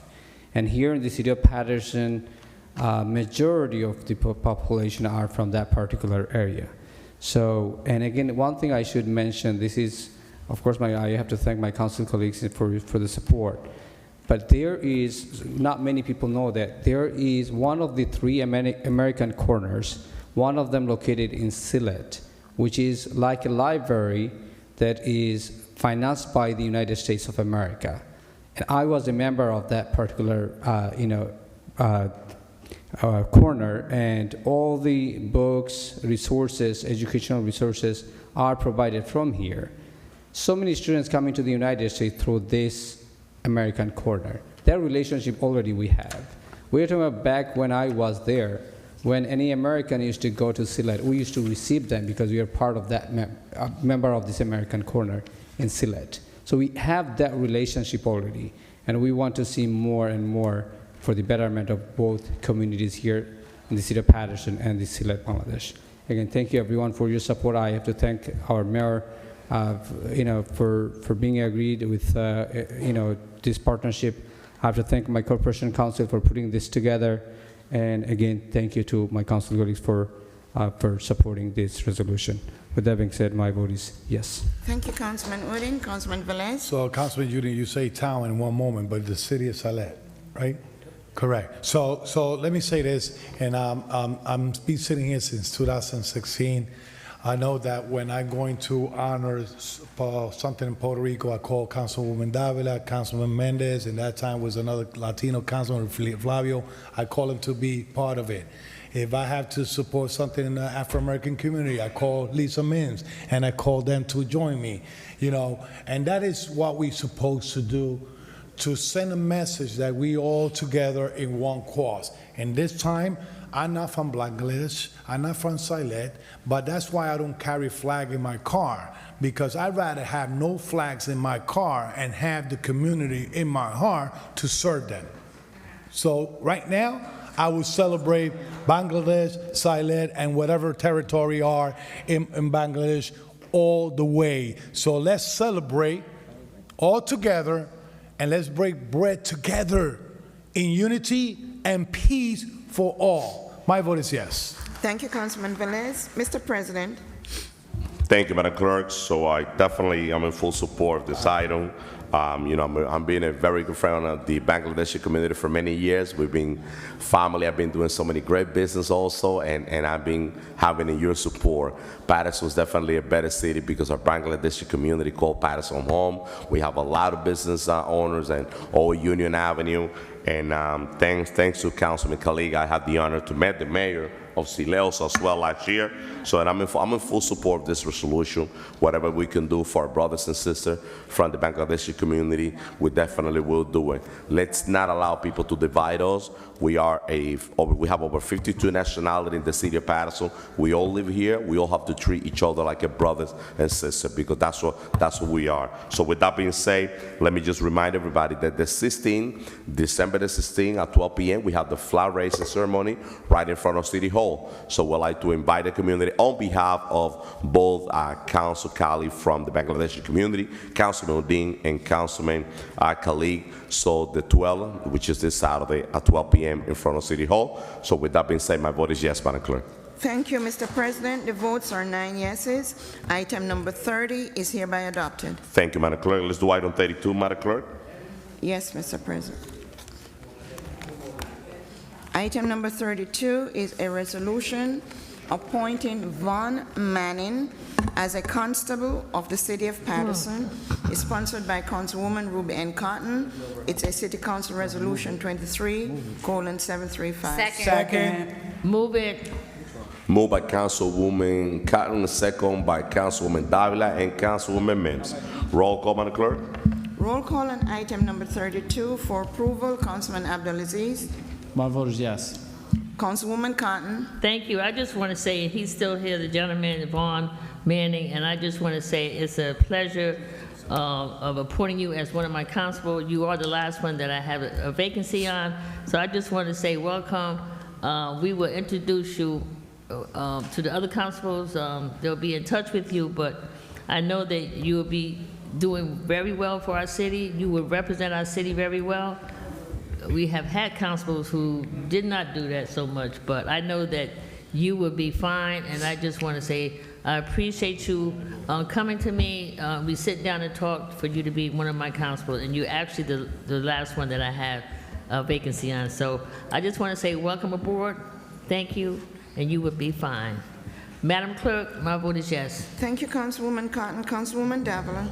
So, Mr. Manning, Ron Manning, I do not have the pleasure of knowing you, but if Councilwoman Cotton has the confidence to appoint you to her last appointment as a constable, who am I to say no to you? Unless you have something in the background, and guess what? That's Madam Clerk's job to make sure. So with that said, I am in full support, and I'm looking forward as your councilwoman at large, all right? I want to get to know you better, and anything that I can assist with Councilwoman Cotton, I am here. Madam Clerk, my vote is yes. Thank you, Councilwoman Davila. Councilman Jackson. Thank you, Madam Clerk. Congrats. My vote is yes. Thank you, Councilman Jackson. Councilman Kalik. My vote is yes. Thank you, Councilman. Councilwoman Mims. So let me first apologize that she's here at this hour, probably wanting to do something else, because I know our young people sitting here and watching what's going on is almost like reality television.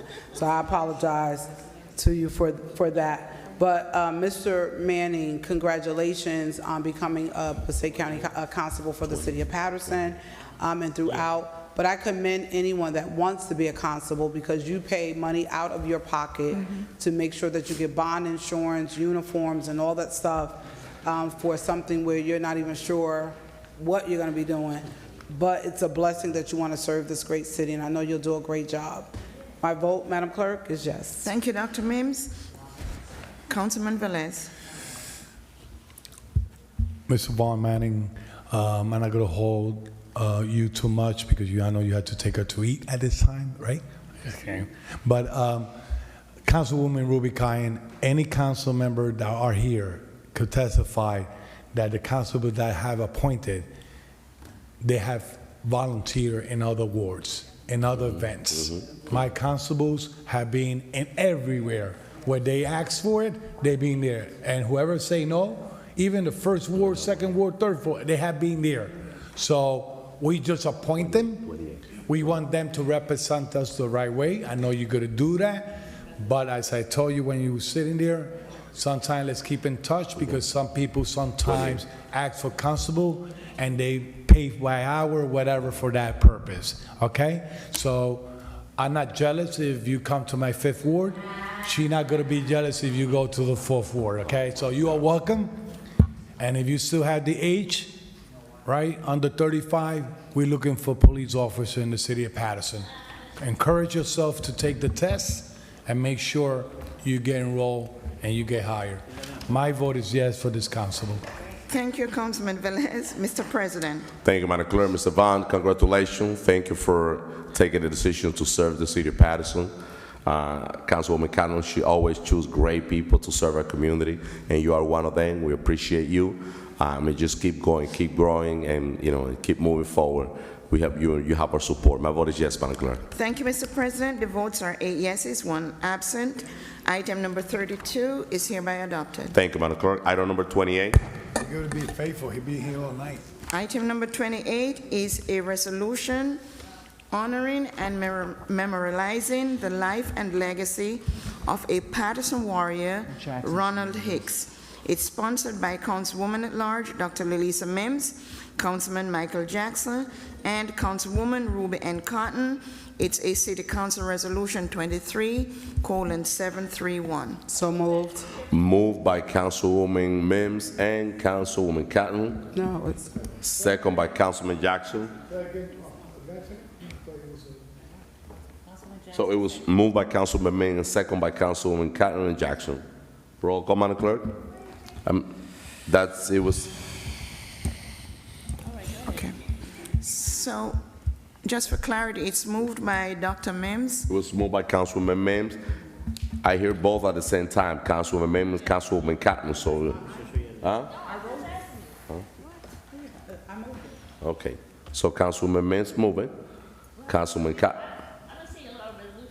More than 2 names, that's all. Okay. True. No.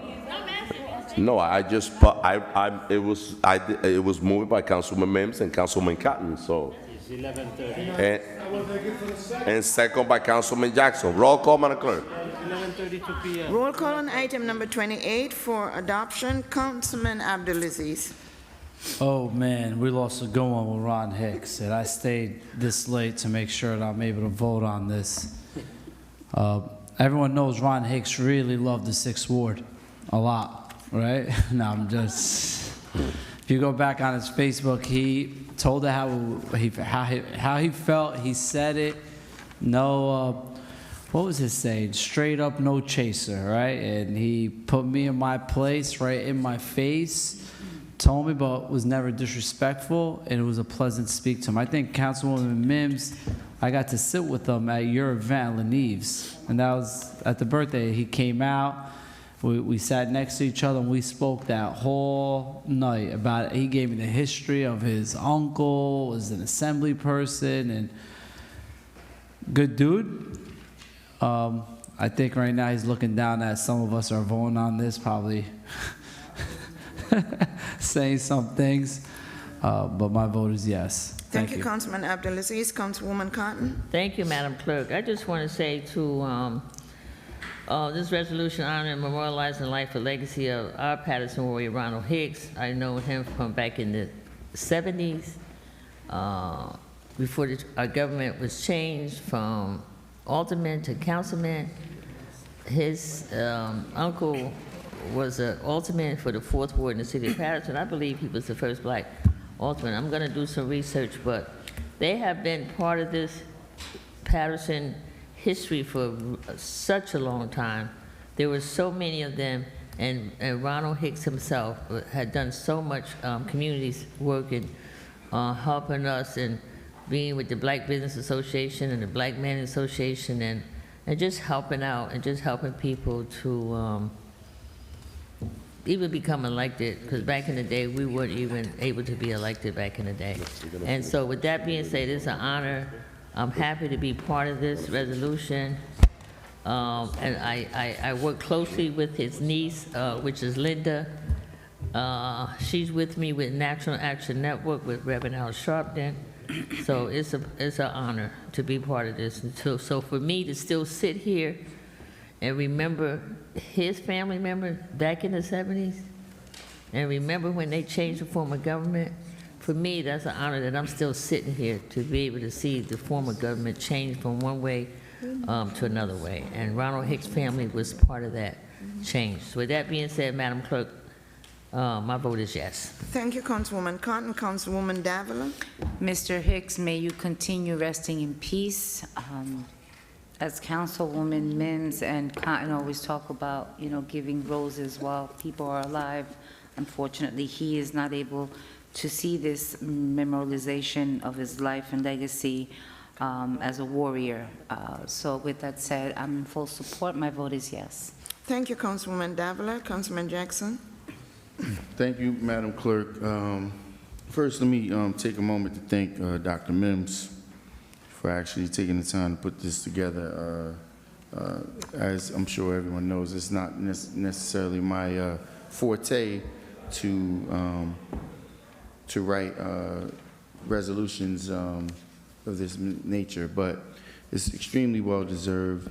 Brother Hicks is a rarity, and they broke the mold when this brother was here. His integrity, his honesty, his bluntness, straightforwardness is such a rarity in our community, is that it was a breath of fresh air just to have the privilege of hanging out with him. Brother Hicks was like my brother, but he grew up in Alabama projects with my father. So I've heard all the stories of first girlfriends and first, you name it. And he was a storyteller. He would tell you stories all day and all night, and talk to you about the history of the city and why he was so passionate about it. He was a rebel, but he also was an advocate. the residents in his building is going to miss him greatly as well, because he spent time not just advocating for himself, and it's part of the reason why he and I got along so well, because he advocated extremely hard for other people. And yeah, I already missed the days. It was unfortunate. I mean, I've been very close to his family. His nephew, Willie Mims, and I played football together. We traveled to Canada when we were playing in Canada together. So I've known all his family. Then to hear about his brother passing shortly thereafter him. So just want to give honor to him as well. And the entire Hicks, Mims family, and to his daughter, who I had an opportunity to spend some time with, beautiful person, and his grandchildren. Brother Hicks is definitely missed, and I'm sure many of you can understand that, because I don't normally take this long on these kinds of presentations, but he's very, very, very well deserving of it. So I miss you, my brother. I love you, my brother. And all the things we talked about that we made promises to, I will make sure I carry those things out as best as I possibly can. I love you, and my vote is yes. Thank you, Councilman Jackson. Councilman Kalik. Thank you, Madam Clerk. This is a very well-deserved resolution. I think he deserved it. He was a community person. I give respect to anybody who's involved in the community. It's pretty clear. He used to come to the council meeting. He used to put his input. He used to criticize us. And he used to give us his honest opinion.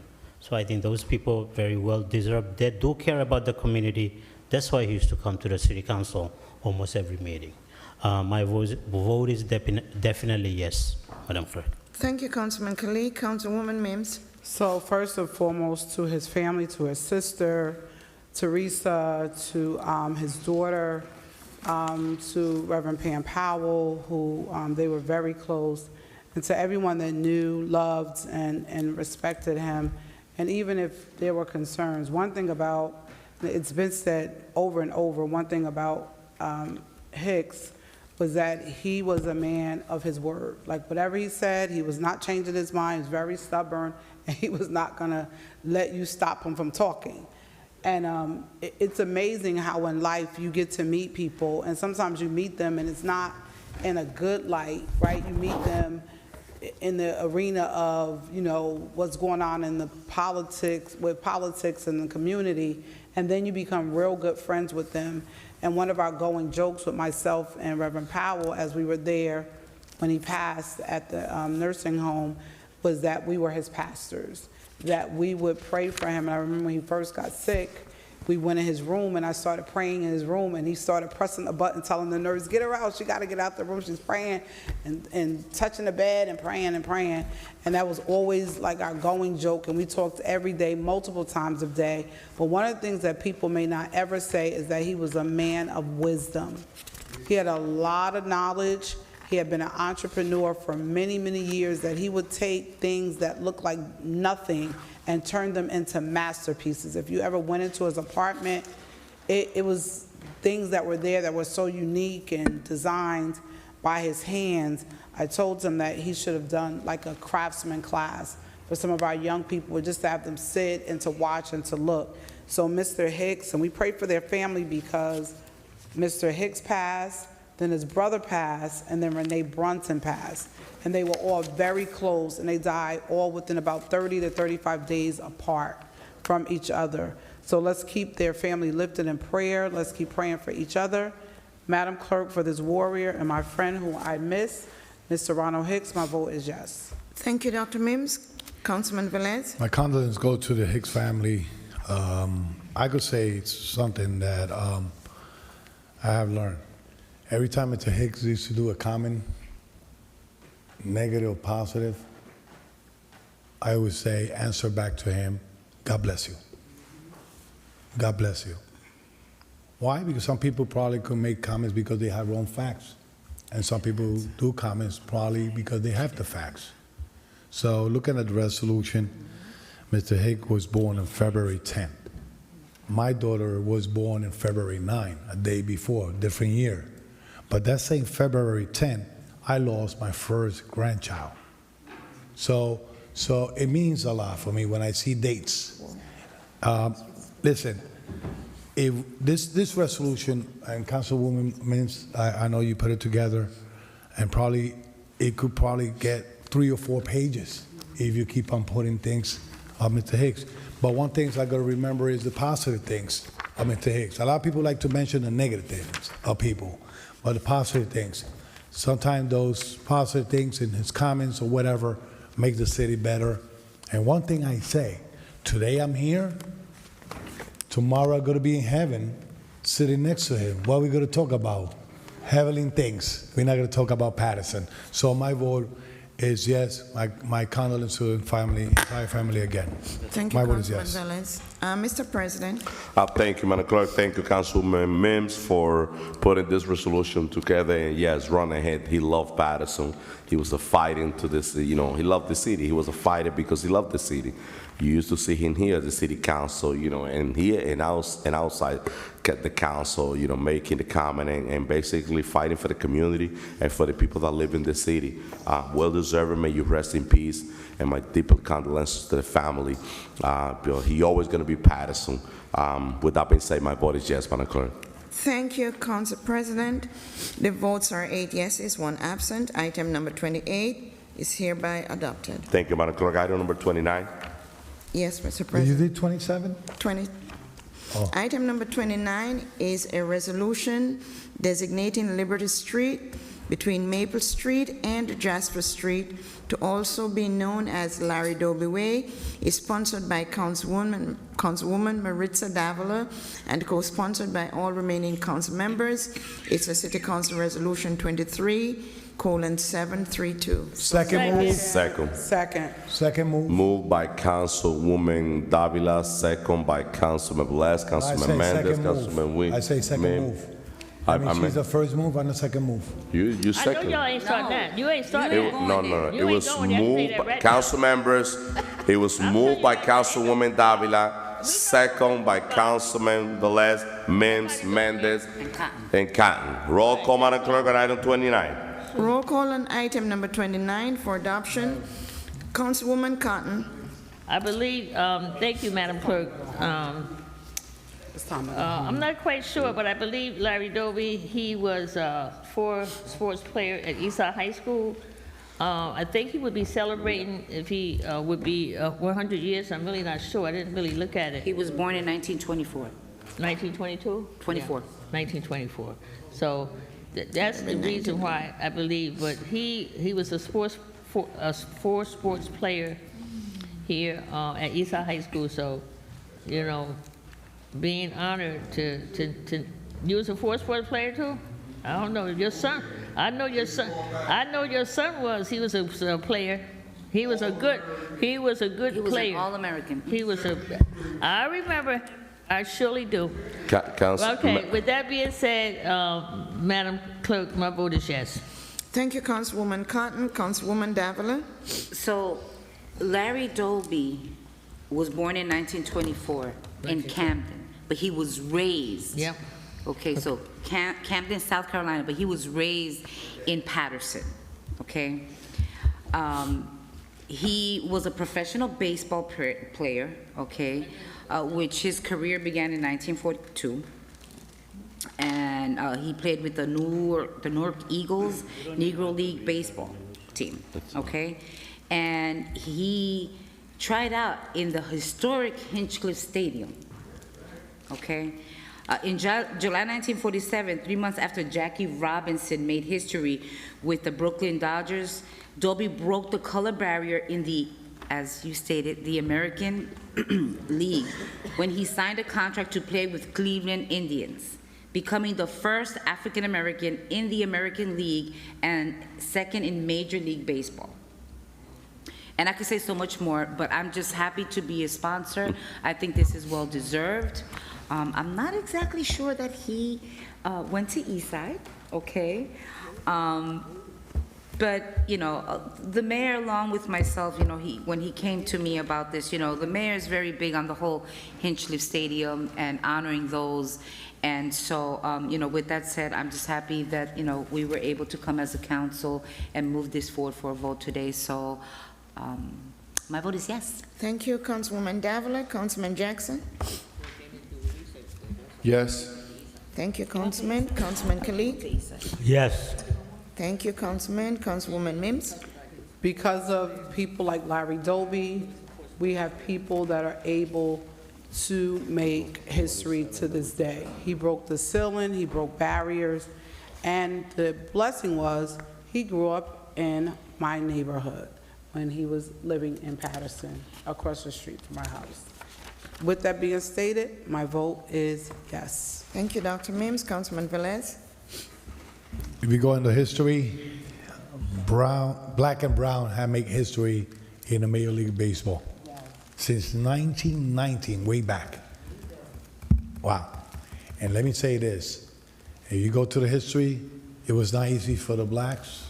It was not easy for the Latino player at that time. Roberto Clemente also played in a whole field, Coliseum or whatever stadium, surrounded of whites. So I imagine Larry Doby also in that same position. Proud, even though he was not born here, but was proud Patersonian. And that sent a message that no matter where you come from, no matter what flag you have, no matter what nationality you have, what language you speak, we are one, and we need to mark that difference wherever we go. Congratulations. Councilwoman Davila putting this forward and all the council members, because after it's voted in affirmative, it's all ours. My vote is yes on this resolution. Thank you, Councilman Velez. Mr. President? Thank you, Madam Clerk. My vote is yes. Thank you, Mr. President. The votes are 7 yeses, 2 absences. Item number 29 is hereby adopted. Thank you, Madam Clerk. Item 27.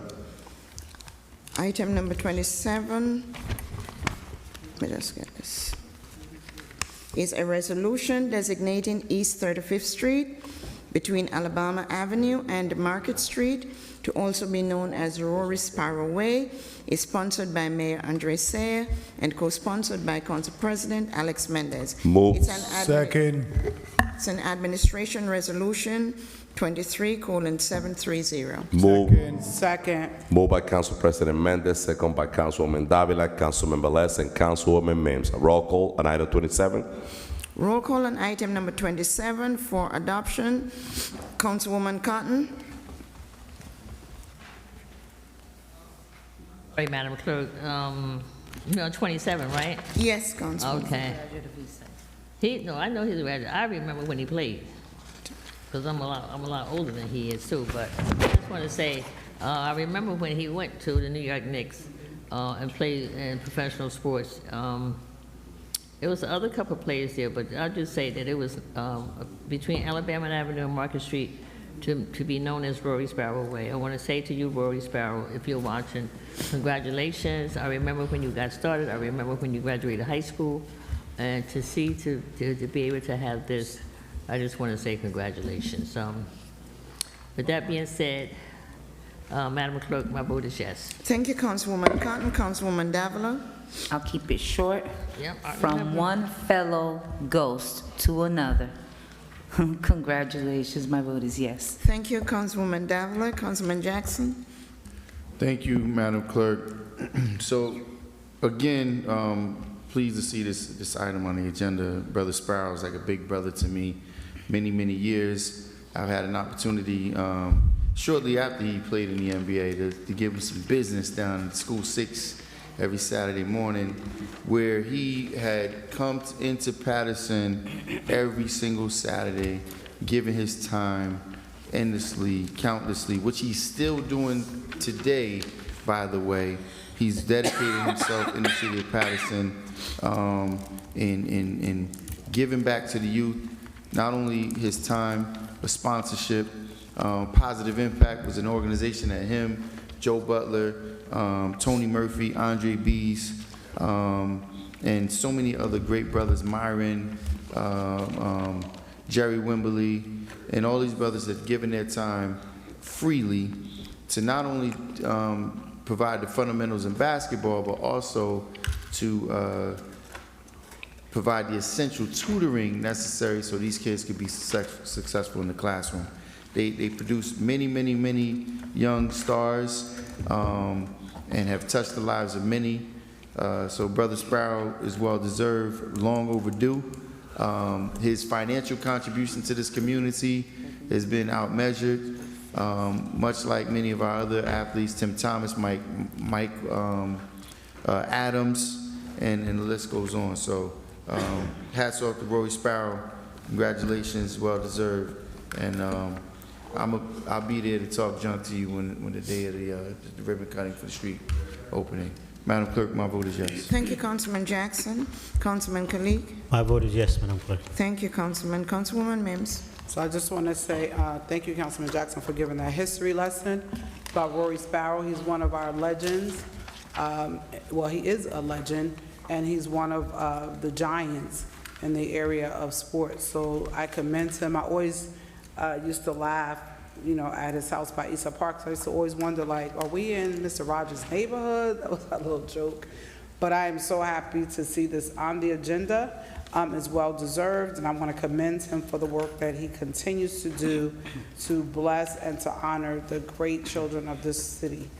Madam Clerk, my vote is yes. Thank you, Dr. Mims.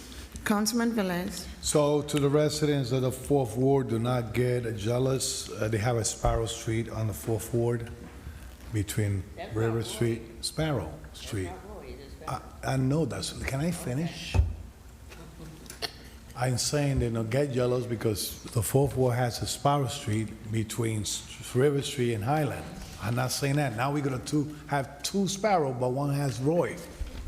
Let me finish, please. Thank you. So to the people of Paterson, this is what we're here for. I mentioned it before about the agenda.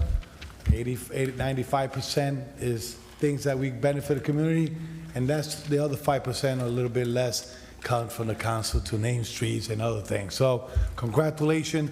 I got excited when I saw NBA because I'm a fan of basketball since I was young. Whoever want to compete with me in basketball, I could still, yeah. And everything,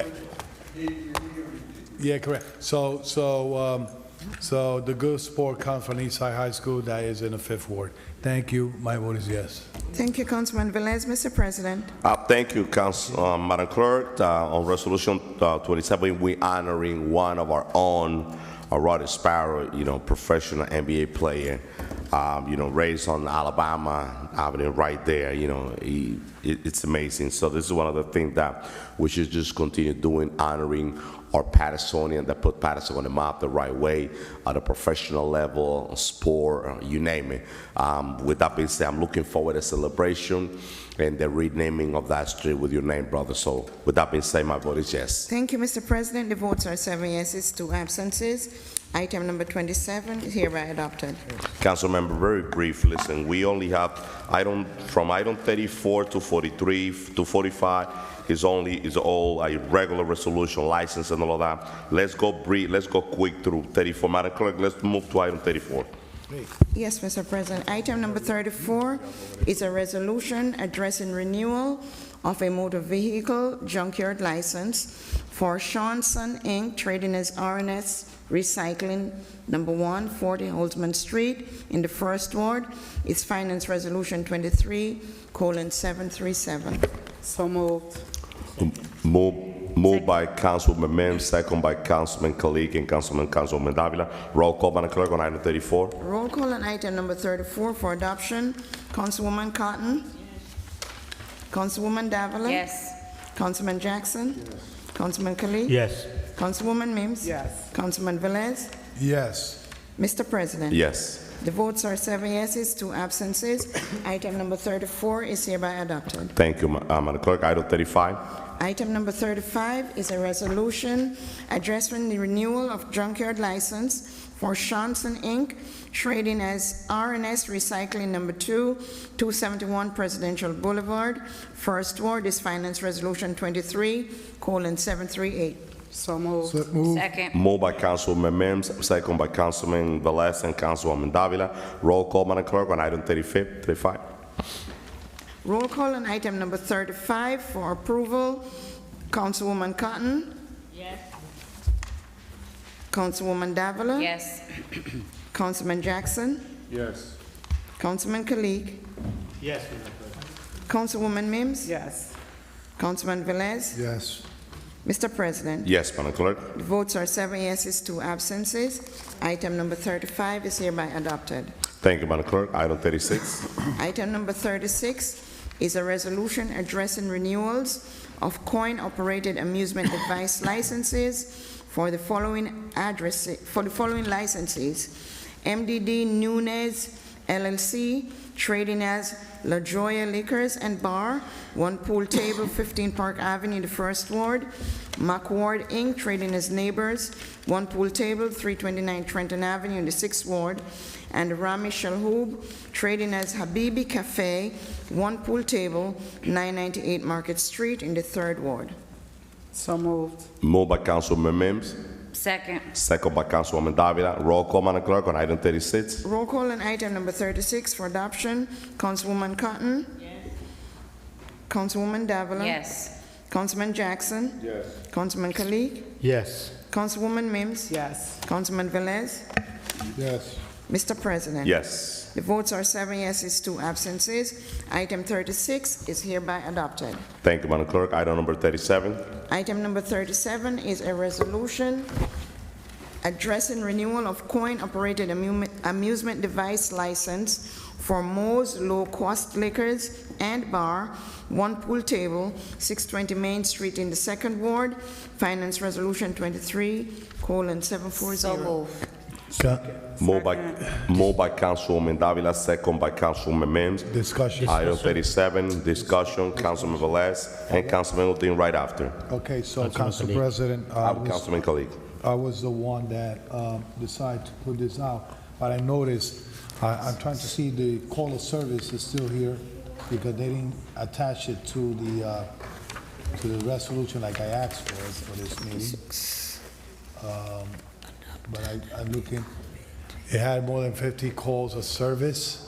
I think, I know it is for. Council Kalik, just give us a second. Councilman Kalik have the floor right after. I spoke to Councilman Kalik, it's in his word, I just brought to the attention the call of service. It's still in a hot spot. They close at midnight, but they still get continuous call of anything there. It's in the hospital. It is not an entertainment license, so I'm okay with it. Okay. Let's do a roll call. If Councilman Kalik is okay, roll call, Madam Clerk, on item 37. Roll call. This is not entertainment license. This is just a pool table. Thank you. Roll call on item number 37. Councilwoman Cotton. Yes. Councilwoman Davila. Yes. Councilman Jackson. Yes. Councilman Kalik. Yes. Councilwoman Mims. Yes. Councilman Velez. I just tried to figure out what entertainment license had to do with the pool table. Conduct. Whatever attracts to a business to operate, the way they're operating, I don't care if it's a entertainment license or it's a pool table. They attracting activities that affect the quality of life in the area, so we have to put a little bit restricted area. A liquor store turning into a pool table inside, a liquor store, bar into a pool table. I just say it different. I just see it different. It's a renewal. I know, and it's renewal, but once again, everybody has the way to think about, it's a pool table only, but I think whatever attracts crime or whatever, I will cut it to see the quality of life will improve in the area. I abstain. Thank you, Councilman Velez. Mr. President. Yes, Madam Clerk. So the votes are 6 yeses, 1 abstention, 2 absences. Item number 37 is hereby adopted. Thank you, Madam Clerk. Item number 38. Item number 38 is a resolution authorizing an RFP for the expansion of the pool of qualified law firms for the City of Paterson, RFP 2024, various professional legal services. It's a law resolution 23:741. So moved. So they Moved by Councilwoman Davila, second by Councilwoman Mims. Roll call, Madam Clerk. Roll call on item number And- 38 for, Go ahead, Council. roll call on item number 38 for adoption. 38. Councilwoman Cotton? Yes. Councilwoman Davila? Yes. Councilman Jackson? Yes. Councilman Kalik? Yes. Councilwoman Mims? Yes. Councilman Velez? I want to commend the legal department because they have brought a lot of work into in-house. That's saving a lot of money. Thank you, Corporation Council, and moving forward these terms, it will save us also money because it would take the difficult case. Meanwhile, we're working the other case in-house. We need to full staff you in that department to be able to bring more cases in-house. And I will bring Liz Simmons with me too. Just kidding. My vote is yes. Thank you, Councilman Velez. Mr. President, Yes, Madam Clerk. so the votes are 7 yeses, 2 absences. Item number 38 is hereby adopted. Thank you, Madam Clerk. Item number 29. 29 or 39? 39, I'm sorry, Madam Clerk. Thank you. Item number 39 is a resolution authorizing award of contract for special counsel tax matters and related fields for the City of Paterson, RFP 2024, various professional legal services, special counsel tax matters and related fields, Law Resolution 23:742. Second. Moved by Councilwoman Davila, second by Councilwoman Mims. Roll call, Madam Clerk, on item 39. Roll call on item number 39 for adoption. Councilwoman Cotton. Yes. Councilwoman Davila. Yes. Councilman Jackson. Yes. Councilman Kalik. Yes. Councilwoman Mims. Yes. Councilman Velez. Mr. President, Yes, Madam Clerk. the votes are 7 yeses, 2 absences. Item number 39 is hereby adopted. Thank you, Madam Clerk. Item number 40. Item number 40 is a resolution authorizing award of contract for tax appeal counsel for the City of Paterson, RFP 2024, various professional legal services, tax appeal attorney, Law Resolution 23:742. So move. Moved by Councilwoman Davila, Second. second by Councilwoman Mims. Roll call, Madam Clerk, on item number 40. Roll call on item number 40 for adoption. Councilwoman Cotton. Yes. Councilwoman Davila. Yes. Councilman Jackson. Yes. Councilman Kalik. Yes. Councilwoman Mims. Yes. Councilman Velez. Mr. President, Yes, Madam Clerk. the votes are 7 yeses, 2 absences. Item number 40 is hereby adopted. Thank you, Madam Clerk. Item number 41. Item number 41 is a resolution authorizing award of contract for labor counsel for the City of Paterson, RFP 2024, various professional legal services, labor attorney, Law Resolution 23:744. So move. Moved by Councilwoman Davila, second by Councilwoman Velez. Roll call, Madam Clerk, Roll on call. item 41. Roll call on item number 41 for adoption. Councilwoman Cotton. Yes. Councilwoman Davila. Yes. Councilman Jackson. Yes. Councilman Kalik. Yes. Councilwoman Mims. Yes. Councilman Velez. Yes. Mr. President, Yes, Madam Clerk. the votes are 7 yeses, 2 absences. Item number 41 is hereby adopted. Thank you, Madam Clerk. Item number 42.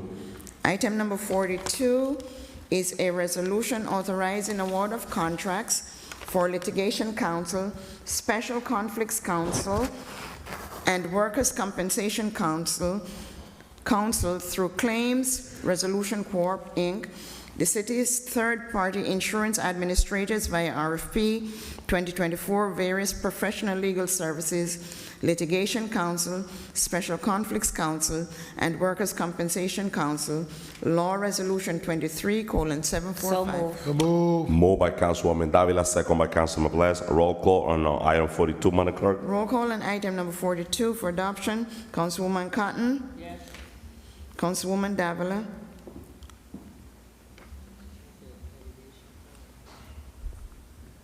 Yes. No, I look at all. Councilman Jackson. Yes. Councilman Kalik. Yes. Councilwoman Mims. Yes. Councilman Velez. At 42, Yes.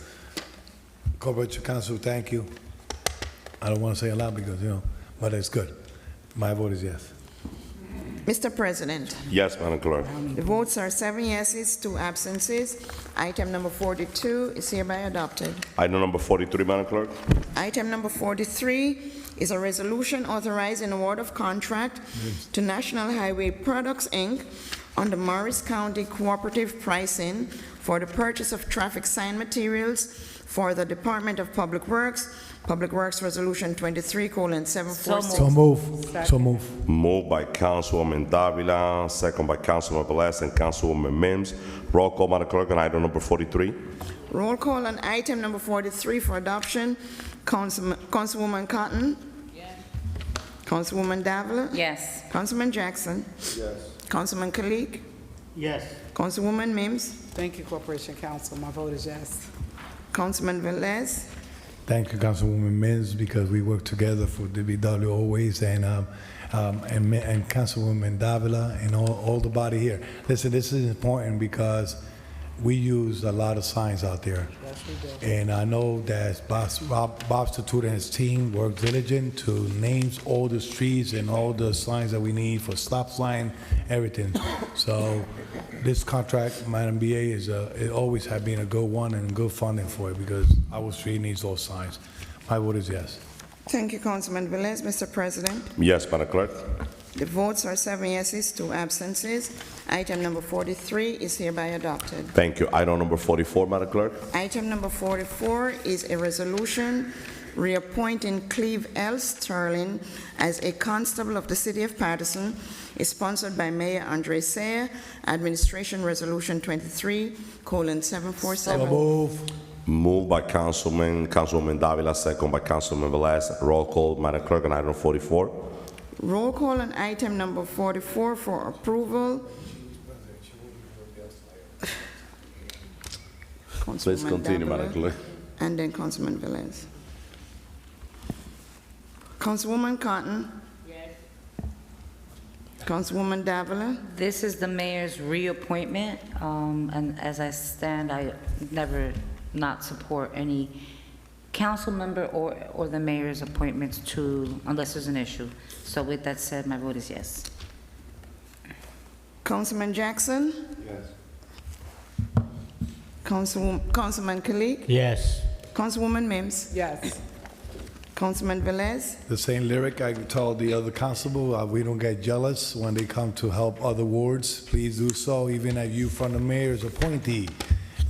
You could do that with other wards, cooperate, whatever, and we always work together. Thank you, Councilman Kalik, thank you. My vote is yes. Mr. President, Yes, Madam Clerk. the votes are 7 yeses, 2 absences. Item number 44 is hereby adopted.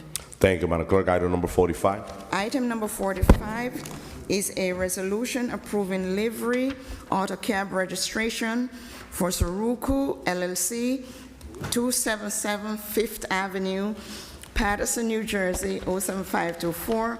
Mailing address 125 Broadway, Paterson, New Jersey, 07505. Parking location. City Clerk Resolution 23:748. So move. Moved by Councilwoman Davila, second by Councilman Velez. Discussion for a minute. Discussion, Councilman Yeah, Velez. just simple. Madam Clerk, we understand that the companies, cabs, has their number and their, ID that they could, know that it's called company, Cassie Cab. How we identify those individuals when they're in the streets? Delivery cabs? Yeah, this one. It's in one particular car. I guess we don't have a number because that's only one car. So what they do, they Correct. just comply with whatever we have for the city. So that's what I'm saying. And the taxi operator So what I'm saying, inspect them. yeah, I'm trying to see how we could identify if this is only one car, the same way taxi cab had to be identified with a number and with a number in the car to identify, because something Limo, happens. the limo. No, it's a delivery car. Yeah, Limo. yeah, The plate number is different. OL, right? Yeah, It's the OL? plate number, Okay, just the okay. plate number. It's OL, okay, thank you. Roll call, Madam Clerk, on item 45. Roll call on item number 45 for adoption. Councilwoman Cotton? Yes. Councilwoman Davila? Yes. Councilman Jackson? Yes. Councilman Kalik? Yes. Councilwoman Mims? Yes. Councilman Velez? Thank you, Council President, yes. Yeah. Mr. President, Yes, Madam Clerk. the votes are 7 yeses, 2 absences. Item number 45 is hereby adopted. Thank you, Council Member. We have a 3-second reading. Madam Clerk, let's do item number 1 on second reading. Item number 1 is a second reading ordinance. Public hearing is required. It's an ordinance amending section 200-1.1F, subsection 3, adjusting the compensation of planning board and zoning board of adjustment commissioners. It's economic development ordinance 23-0. So move. So move. So move. Wait, Council Members, wait until Madam Clerk read into the record. So move. You finished? Okay. It was moved by Councilman Velez, second by Councilwoman Davila, and Councilwoman Cotton. No, and And It wasn't me. Councilwoman Mims? No. No? And Khalid? It wasn't me. Okay. Roll call, Madam Clerk.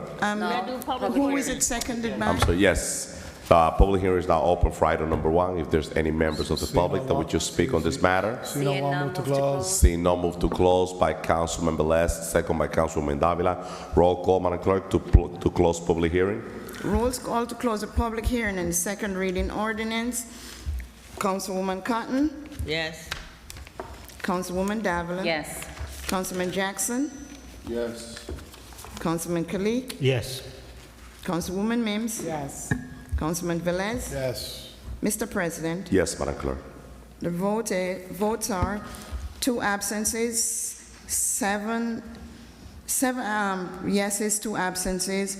Public hearing is hereby closed. Thank you, Madam Clerk. Roll call, Madam Clerk, on item number 1. Council President, Councilwoman Cotton. let me ask Corporation Council, when did this take effect?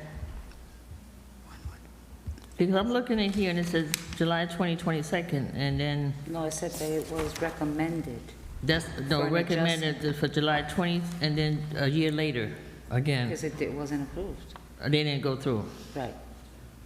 So I'm asking you, when does it go into effect? Once we pass the second reading in 21 days? Yes. Okay. 20 days. You ready? Thank you, Madam Clerk. Councilwoman, roll call, Madam Clerk. Roll call on item number 1 for approval. Councilwoman Cotton? Yes. Councilwoman Davila? Yes. Councilman Jackson? Yes. Councilman Kalik? Yes. Councilwoman Mims? Yes. Councilman Velez? I happened to see this when I was sitting in the planning board. I had a deep discussion with the corporation counsel, well, the lawyer from them. And finally, with Assistant Councilman Khalid, we did it. I'm proud of you guys. My vote is yes. Thank you, My vote is Council- yes. Mr. President, My vote is yes, Madam Clerk. so the votes are 7 yeses, 2 absences. Item number 1 is hereby adopted. Thank you, Madam Clerk. Item number 2, Madam Clerk, on second reading. Item number 2 is also a second reading ordinance. It's a bond ordinance providing various sewer utility improvements by and in the city of Paterson, in the county of Passaic, state of New Jersey, appropriating $4 million therefore, and authorizing the issuance of $4 million in bonds or notes of the city to finance the cost thereof. It's Finance Ordinance 23-061. So move. Moved by Councilwoman Davila, second by Councilman Velez. Public hearing is now open. Members of the public who wish to speak on this matter. Seeing none, See no move to one move close. to close. See no move to close by Councilwoman Davila and second by Councilman Velez. Roll call, Madam Clerk, to close the public hearing on item number 2. Number 2. Roll call, close the public hearing, item number 2. Councilwoman Cotton? Councilwoman Davila? Yes. Councilman Jackson? Councilman Khalid? Yes. Councilwoman Mims? Councilman Velez? Yes. Mr. President? Yes, Madam Clerk. The votes are 7 yeses, 2 absences. Public hearing on item number 2 is hereby closed. Thank you, Madam Clerk. Roll call on item number 2. Roll call on item number 2 for approval. I'm sorry, Madam Clerk. I'm sorry. Yes, Council Councilwoman. President. They were going to provide us, CFO, with the money that was spent last year for sewer repairs. Councilwoman, I provided to I didn't Councilman see it. Jackson. I didn't I see didn't it. provide it to everybody. I have it. Oh, wow. I can make copies if you like. but it is, Is that whole that? yep. Oh, God. Council President? Yeah, I know it's a lot, but. Sure. One second, Councilman. Okay. It was Yeah. emailed to all the council comments. It was not. Huh? I just provided it to Councilman Jackson. I don't think I can email all this to everybody, so I would have to make It's too copies for much. everybody. I had, Council Okay. President. Councilwoman, are you finished, Councilwoman? Finished, yeah. Okay, Councilman Jackson. So I did receive the email. I have it. I can forward it to each and every one. In fact, he provided the hard copy. My secretary through the clerk's office scanned and emailed it to me. And I also had the hard copy. Went through each and every piece of paper in that document. It was over 120 plus pages. Not one. Now, and this is what the community member, Mr. Eddie Olivares, was talking about. When you talk about the responsibility of the council, not one of those documents outlined what was repaired. It did say location, but there's no linear footage, there's no conditions of the sewer, there's no how large the sewer was that was repaired, replaced, no detailed information on how our money was spent. There's line items there that says the corner of Franklin and Roosevelt, I'm just naming various streets, $180,000. Corner of Jasper and such, $21,000. There's no detailed information outlining to us how much money. I think, if I'm not mistaken, the total amount was close to $3.9 million or something like that. Didn't quite equal the four, but very close to it. And again, no outlines, no detailed information on the condition of the sewer, no mapping, no data whatsoever. Just invoices on expenditures, and we just blindly supposed to approve this stuff and believe that the $4 million that we're spending was spent well. So, I mean, you guys can vote how you please, but that's just the information that was provided, and I can forward the email to each and every one of you guys. Thank you, Councilmember. If there's no other discussion, okay, I think that, just let me say this before we vote on this, before we get ready to vote. Additional information is always important. I'm not quite sure if the spreadsheet that you provided, if there's time, but we definitely could make some improvement in terms of the, when we prepare a portion of the sewer, just on detail, the size of the construction and so on and so forth. We could definitely add that into the amount of money that we're spending on each project. Listen, I'm in full support of this item. I know the problem that we're facing in the city of Paterson with our sewer system. We're suffering in the third ward. Every time there's a little bit of rain, there's a river around the third ward on 18th Avenue, 17th Avenue, and we allocate some funding for that also. I'm waiting for that area to be repaired also as well. So I'm just gonna add this, Madam BA. If there's no other explanation, we're ready for a vote. Madam BA.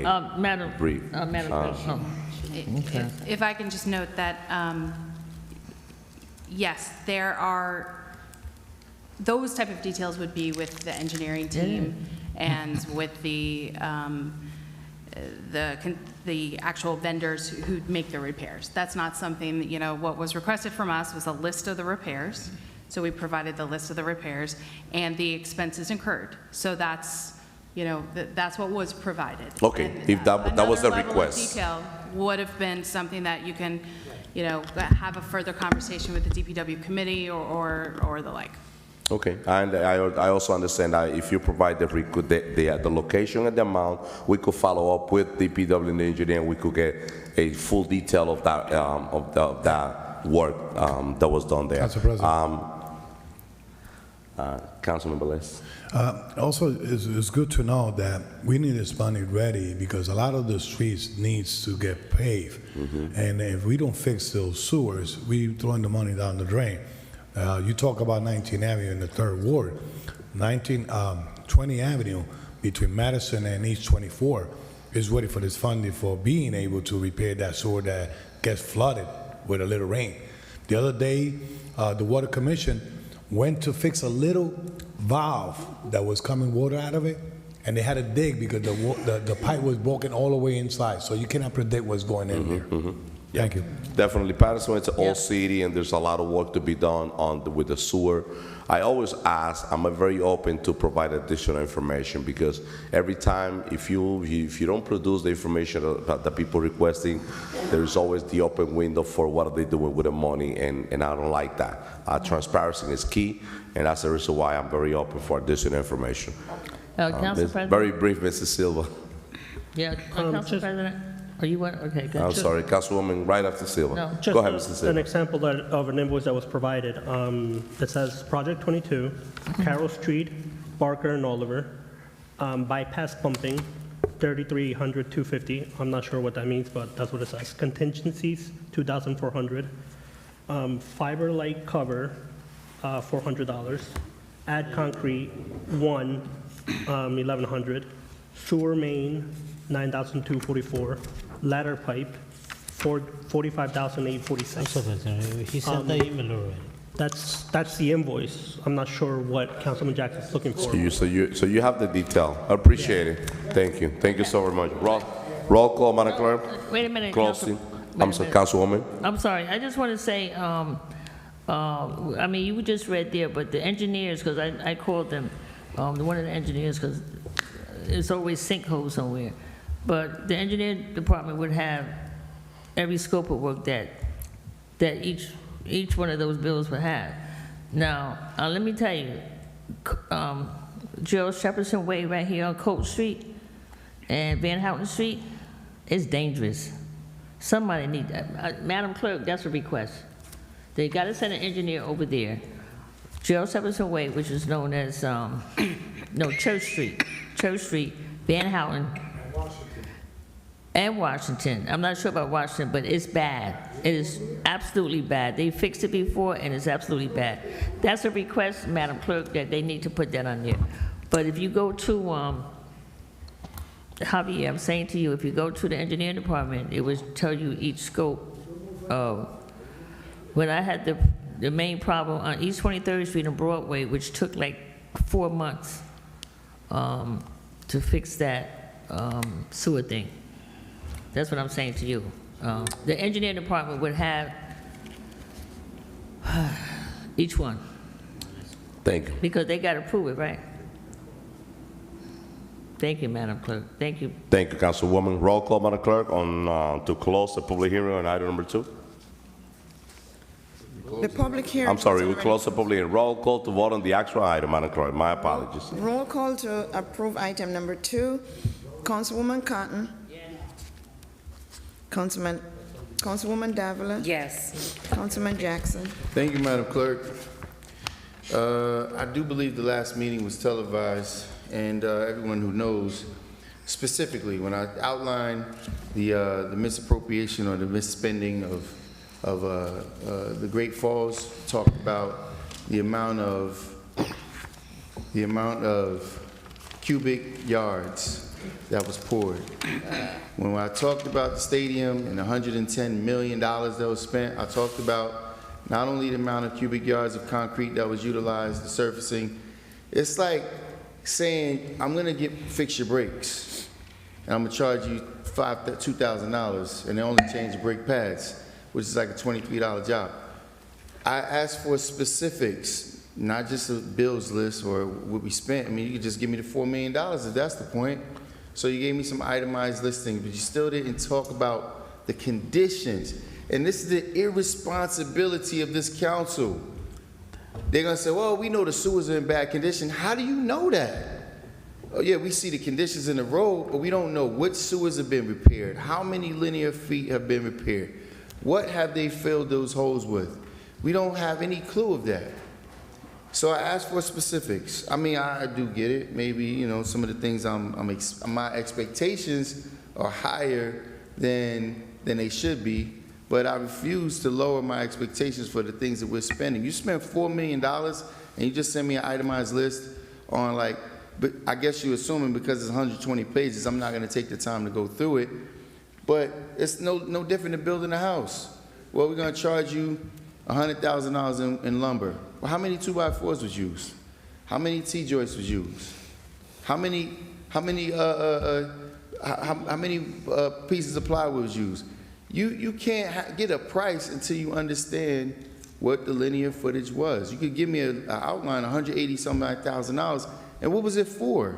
$400 for light rail, light covers. I mean, listen, this is irresponsible government at its best. And the fact that the facetious attitude of the inquiry, it just shows the incompetency. So, to the members of the public, you can best believe I'm not going to ever do that. I'm not going to allow your money to just be spent without a clear explanation on how it's being spent, what it's being allocated for, and more importantly, the services, as to the young lady's point, that's not being rendered. Streets are being flooded, and we don't even understand why. Anyway, it's pointless to labor it because these items are just going to pass anyway. People are just going to, as to Mr. Eddie Olivares' point, just voting yes blindly. Oh yeah, this is very good. We need this. You don't even understand what you're voting for. Madam Clerk, my vote is no. Thank you, Councilman Jackson. Councilman Kalik. Thank you, Madam Clerk. We do have people in place to oversee every project that goes on in the city of Paterson. Sometimes we hire outside entities to oversee the project. Also, every work get done goes to RFPs. Various companies bid on it. And on those RFPs, the work needs to get done, everything is broken down.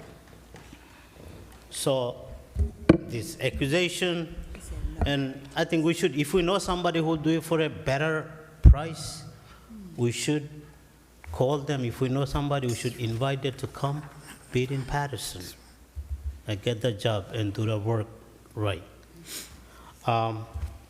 That's being said, this is for, I believe, the emergency sewer work. We need the money. We need to put it in place. You never know where the sewer is going to break down. When is it going to break down? As soon as it breaks down, we have an emergency contract. I believe they call them up, they come, fix it. We got to have, every city has that money.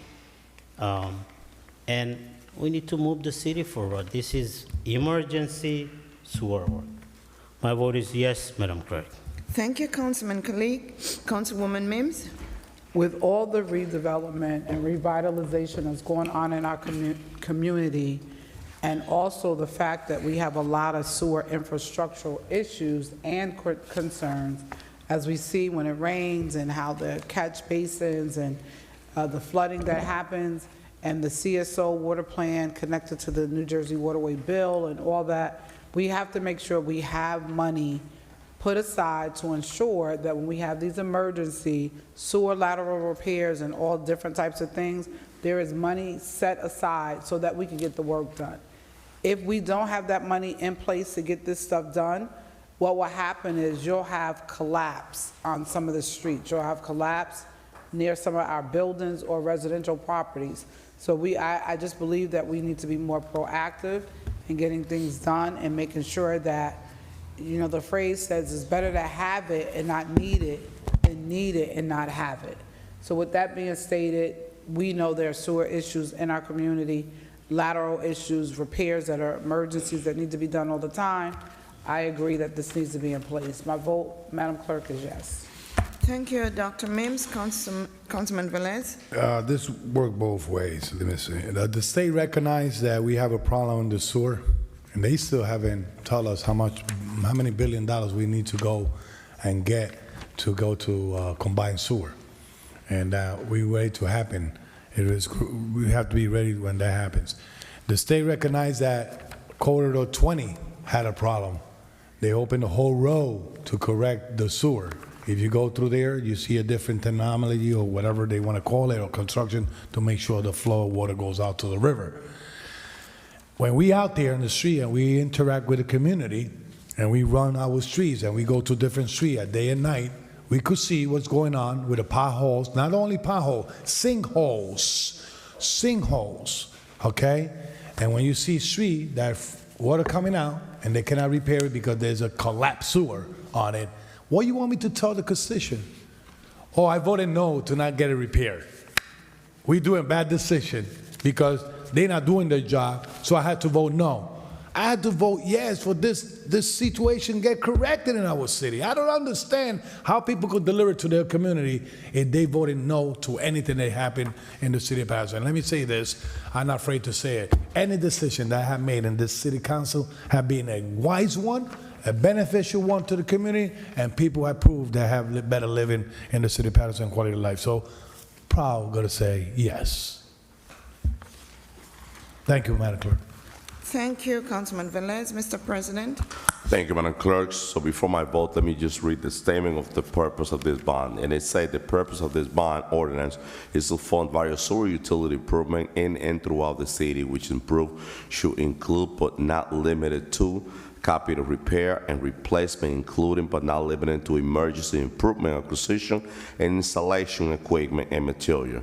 We have professionals doing this job. We have people looking at the problem that we're facing with the sewer system that we have, and yes, you don't have to be a rocket science to understand that Paterson is one of the oldest cities in this nation, and we've been building and building, but our sewer need to be improvement. We have a problem with the combined sewer system that we have in the city.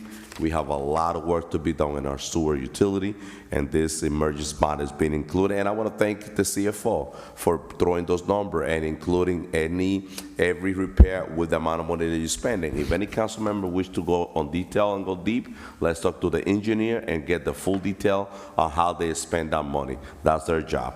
But with that being said, my vote is yes, Madam Clerk. Thank you, Mr. President. The votes are 6 yeses, 1 no, 2 absences. Item number 2 is hereby adopted. Thank you, Madam Clerk. Let's do item number 3 on second reading. Item number 3 is second reading ordinance providing for the road reconstruction and resurfacing program by and in the city of Paterson, in the county of Passaic, state of New Jersey, appropriating $1,254,997 thereof, including a grant from the New Jersey Department of Transportation, and authorizing the issuance of $1,254,997 dollars worth of bonds and notes of the city to finance the cost thereof.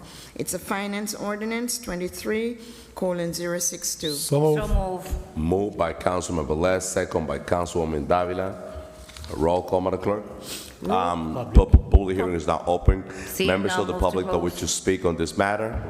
Seeing no, move to close by Councilwoman Davila. Second. Second by Councilman Kalik. Roll call, Madam Clerk, to close the public hearing on item number 3. Roll call to close the public hearing on item number 3. Councilwoman Cotton. Yes. Councilwoman Davila. Yes. Councilman Jackson. Thank you, Madam Clerk. I'm just going to comment lastly on this item to add the level of clarity, because some of the commentary is actually hilarious. When you have no idea what you're spending your money, let me just not even talk about that. All the roads that flood in the city of Paterson still continue to flood.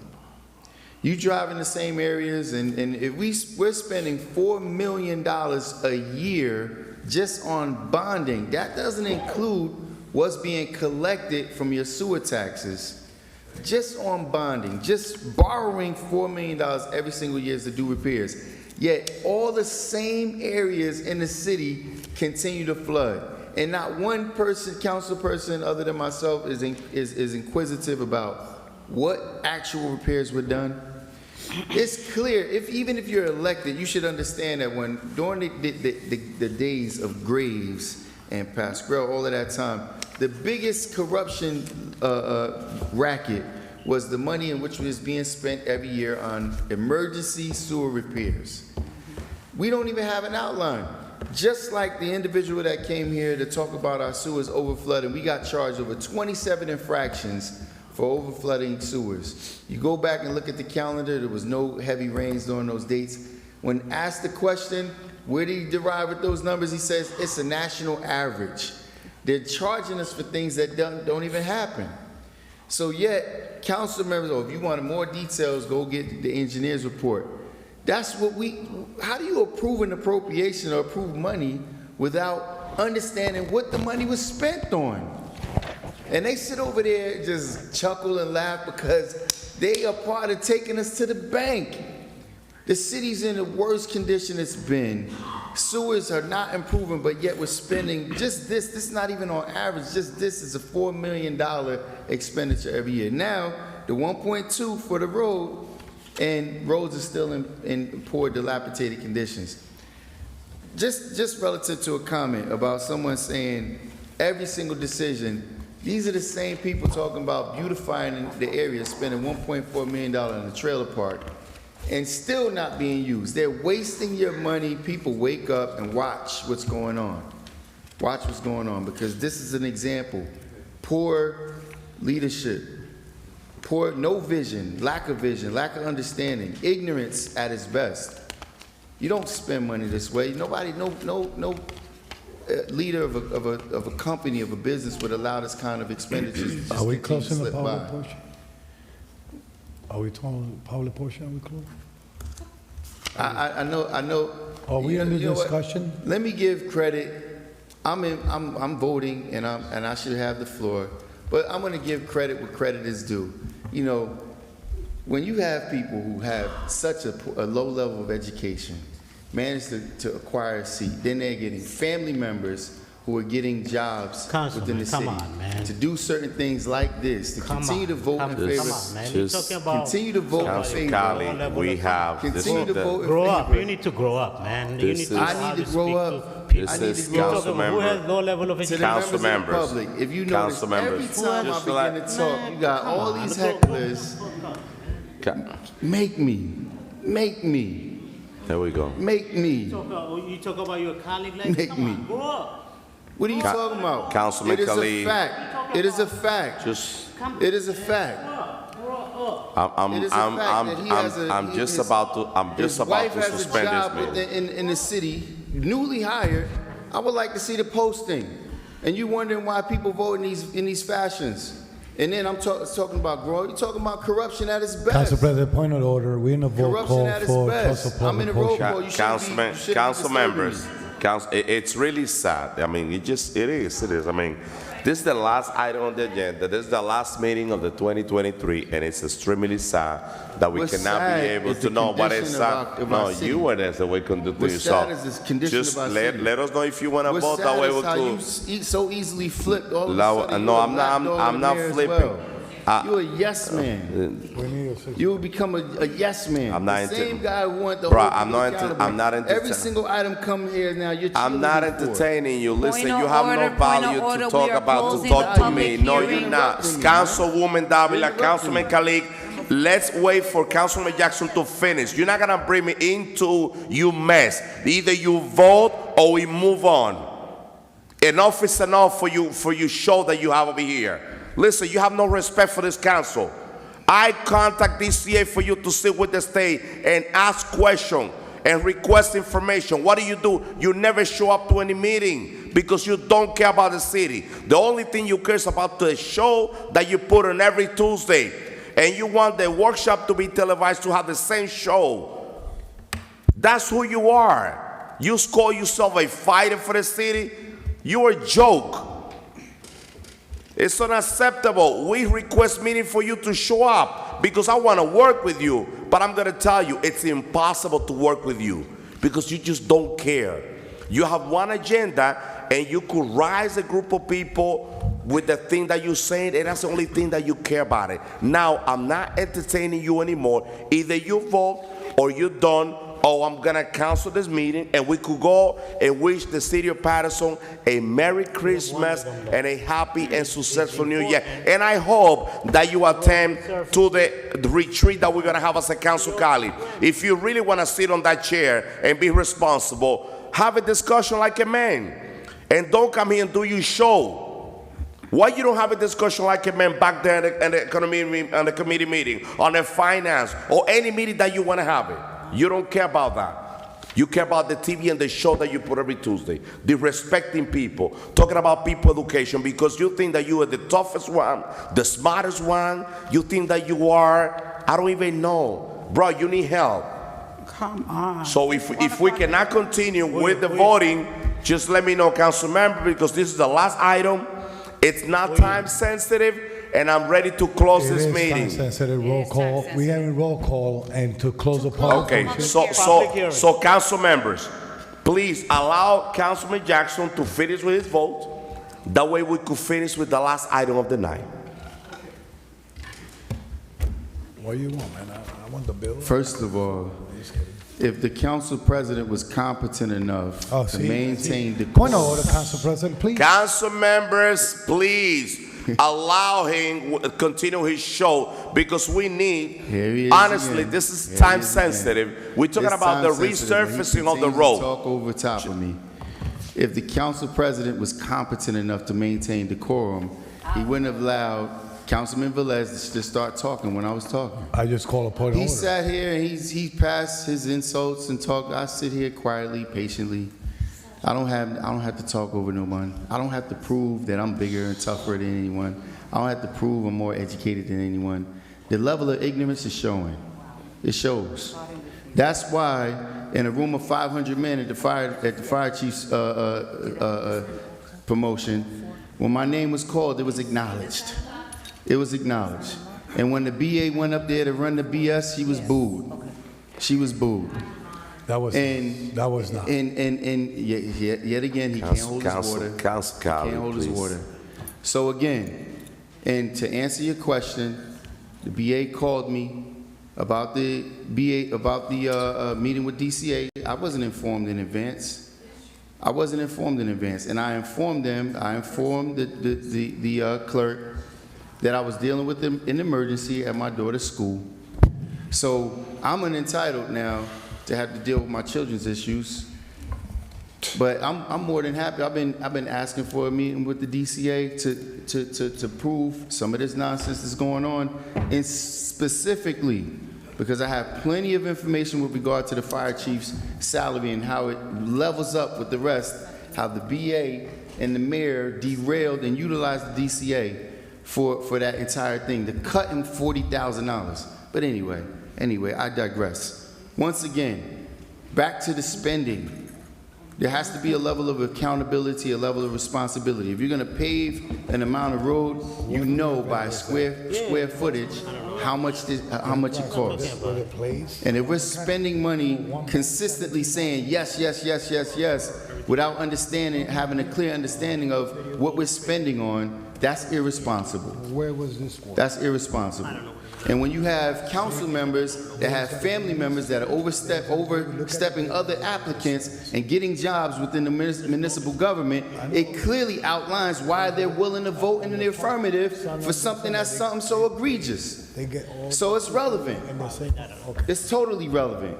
To say it's not relevant is showing your lack of maturity on your position of holding a seat. There's a level of accountability that's absent. We're overspending and we're not getting what we're spending for. And that's clear. Madam Clerk, my vote is no. Thank you. Thank you, Councilman Jackson. Councilman Khalid? My vote is yes to close the public hearing on item number 3. Thank you, Councilman Khalid. Councilwoman Mims? We're voting to close the item, but I just have to say this. It is 12:45 in the morning. Some of us have to get up and go to work. Some of us have children home, grandchildren. We have a lot going on at home, and we're leaving this building, driving through the city by ourselves, to get out our car by ourselves, to go in the house. We have to find a way to whether you like each other or not, you gotta find a way to work together for the greater good of the community. You may not always agree on everything, and that's okay. But do that in your own personal time or in private chambers, because when we're here, I don't want to be involved in the back and forth, the bittering and all that stuff. It's unnecessary, stuff that does not need to be communicated in the public or to the public present or the public that is viewing. It's embarrassing. Children watch the meetings. It is. Elders watch the meeting and everything, and it's embarrassing. So we have to find a way. What that way is, we got to work it out, because we should have been out of here and gone home. But because of this item and what's needed to get done, I'm choosing to stay. But after this item, and I don't know if it's the last one, I'm not making any comments. So I'm saying to the public, after I vote, I am going home. I'm going home. Enough is enough already. Madam Clerk, my vote is yes. Thank you, Dr. Mims. Councilman Velez. Yes. Close public portion, yes. Thank you, Councilman Velez. Mr. President, Yes, Madam Clerk. so the votes are 6 yeses, 2 absences, 1 no. Public hearing on item number 3 is hereby closed. Roll call, Madam Clerk, on item number 3, please. Roll call on item number 3 for approval. Councilwoman Cotton. Councilwoman, voting on the last item. That's my kids worrying about where I'm at, but I told them I'm still sitting in the city council office. Still sitting at the city council meeting. I'm sorry. I'm happy my kids be looking for me and see where I'm at. Right, Councilwoman? Right, Councilwoman? Yeah, because we got to go home by ourselves. And get out the car and go in the driveway. Madam Clerk, my vote is yes. Thank you, Councilwoman Cotton. Councilwoman Davila. Before I vote, I just want to say something. There is no need for anyone to degrade anyone or talk about education or incompetency. That is so unacceptable and so wrong, to degrade someone and to talk about level of maturity. It's an embarrassment. It's an embarrassment. You don't need to have an education to be able to lead. The people choose who they want them to lead. But to come here and to sit by my colleagues and see this is embarrassing. And it really hurts. It really hurts for you to hear the words come out of a councilman to talk about, oh, level of education, because you have no education. You need to take ESL classes and so forth. Every meeting, it's something to degrade a colleague. Stop it.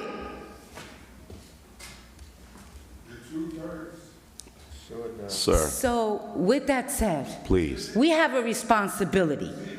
Okay, and with that said, Madam Clerk, my vote is yes on item number 3. Thank you, Councilwoman Davila. Councilman Jackson. Thank you, Madam Clerk. The ignorance is bliss. First of all, there's a necessity for a level of understanding. And when people can't hold their water and people are blurting out things that are so irrelevant, making jokes that are so far off the mark while we're spending millions of dollars, yes, education is pertinent. It's very important because your level of ignorance shows. When a council president makes a ruling to close a public building to the public, that's education, that's understanding. That is that. When we sit here and we're spending millions of dollars, your money. When we talk about pilots that we have no control over, just like, listen, everything is relative. The redevelopment zone is established by the state, the federal government, but the council has to expand it.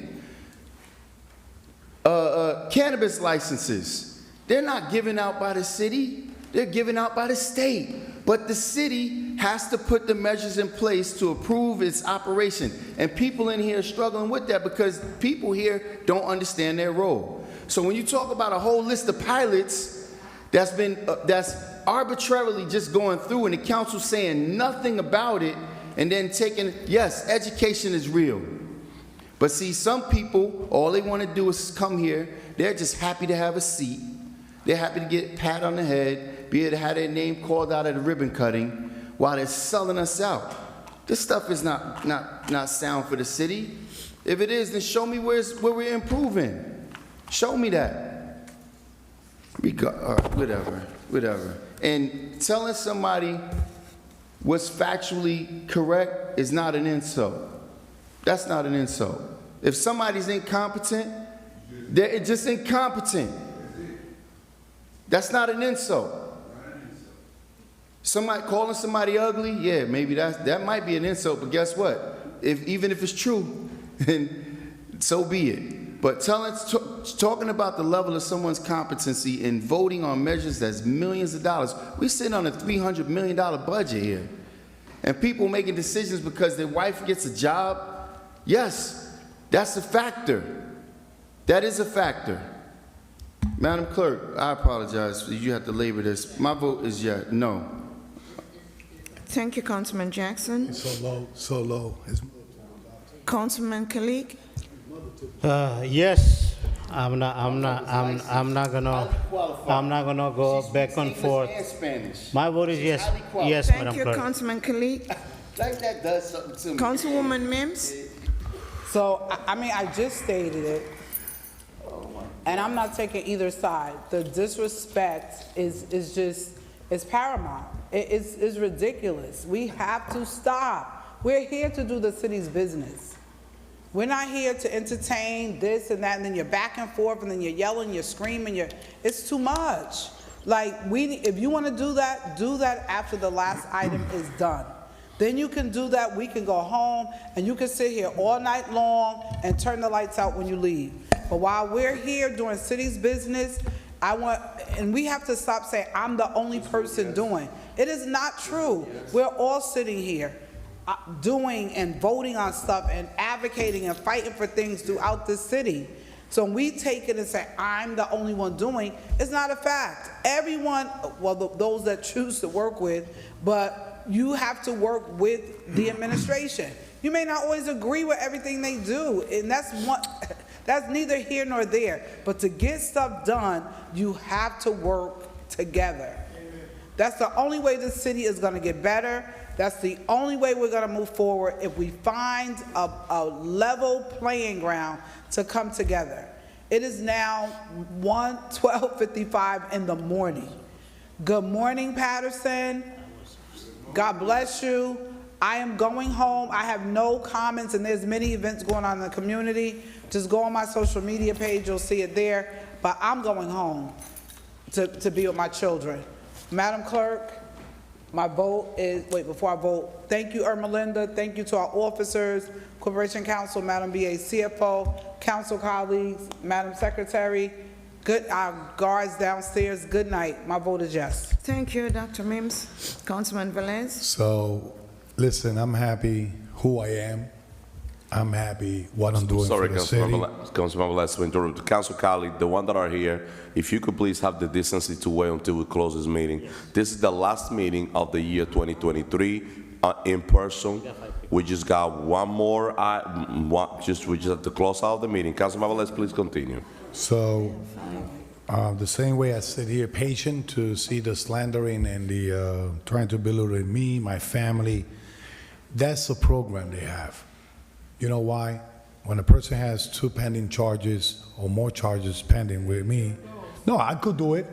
Because I'm doing it, right? So it's good what he says, Councilwoman. You're just saying that we have to work together. So Councilmember, let me explain. Councilman. So one thing, yes, I had to do. Because somebody belittled my wife and why she's working in the city. Let me say something. She applied like everybody else apply in the city.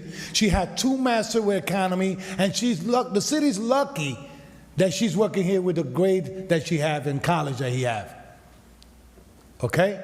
Meanwhile, I didn't have to put a name to get a job for her. God bless me and her and my new family. Don't even touch her. But I have my education. I don't brag in my education. I prove my education with the service that I do in the community. Meanwhile, anybody else drag up their education, driver license 31 times suspended, charged for voting fraud and other things, goes around and hit everybody out there that don't agree with him. I could go on and on and on.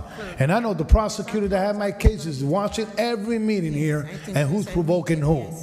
So, ladies and gentlemen, we are here for something that is beneficial for our city. We need it for moving forward any project that we have in our roads. And saying that, Council President, thank you for your patience in this meeting. Like always, my vote is yes for this item. My vote is yes, Madam Clerk. Thank you, Councilman Velez. And Mr. President, the votes are 6 yeses, 1 no, 2 absences. Item number 3 is hereby adopted. Motion to close, Madam Clerk. Move to adjourn. Moved by Councilman Khalid. Second. Second by Councilman Velez. Roll call to close this regular meeting. No more item, Madam Councilwoman. Roll call to adjourn the Municipal Council regular meeting of Tuesday, December 12, 2023. Councilwoman Cotton. Thank you, Councilwoman. I had more that I wanted to say, but I'm done. But I just want to say that my really close friend that I graduated high school with, I'm going to say what year, she passed away. Her name was Pearl Mosley. Her funeral's going to be in Connecticut. We grew up together, 12th Avenue, Rosa Parks Boulevard, Graham Avenue. And I want to send the condolences out to her daughter, Tussie Rowe, which is Terrence Ruffin, and then her other daughter's name is Kimberly. But I had some other things I wanted to say. I'm going to wait for now the closeout meeting, which I was asking Madam Clerk that is going to be televised. Yes. I can't. It's going to be virtual, televised for virtual. I just want to say to you out there, TV land, we won't see you before Christmas. I want to wish everyone out there a Merry Christmas. We will see you. I will be back before New Year's, but I just want to wish you all, Madam BA, Corporation Counsel, CFO, Melinda up there, Raphael, Madam Clerk, Phyllis, our officers, Keith. Wish everyone a Merry Christmas. I will be doing our 40th dinner at the Masonic Temple on Christmas Day.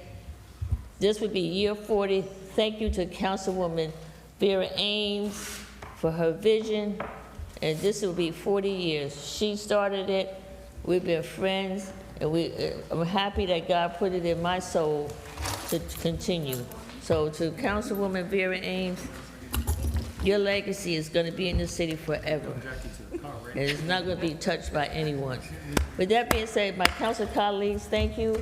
Y'all have a Merry Christmas, because we won't see you before that. And I want to wish everyone, God bless you all out there. I have more I wanted to say. I just can't. I can't. I'm done for tonight. Thank you. I'm sorry about that, but I just want to say God bless you all. Have a good night. Madam Clerk, my vote is yes. Thank you, Councilwoman Cotton. Councilman Jackson.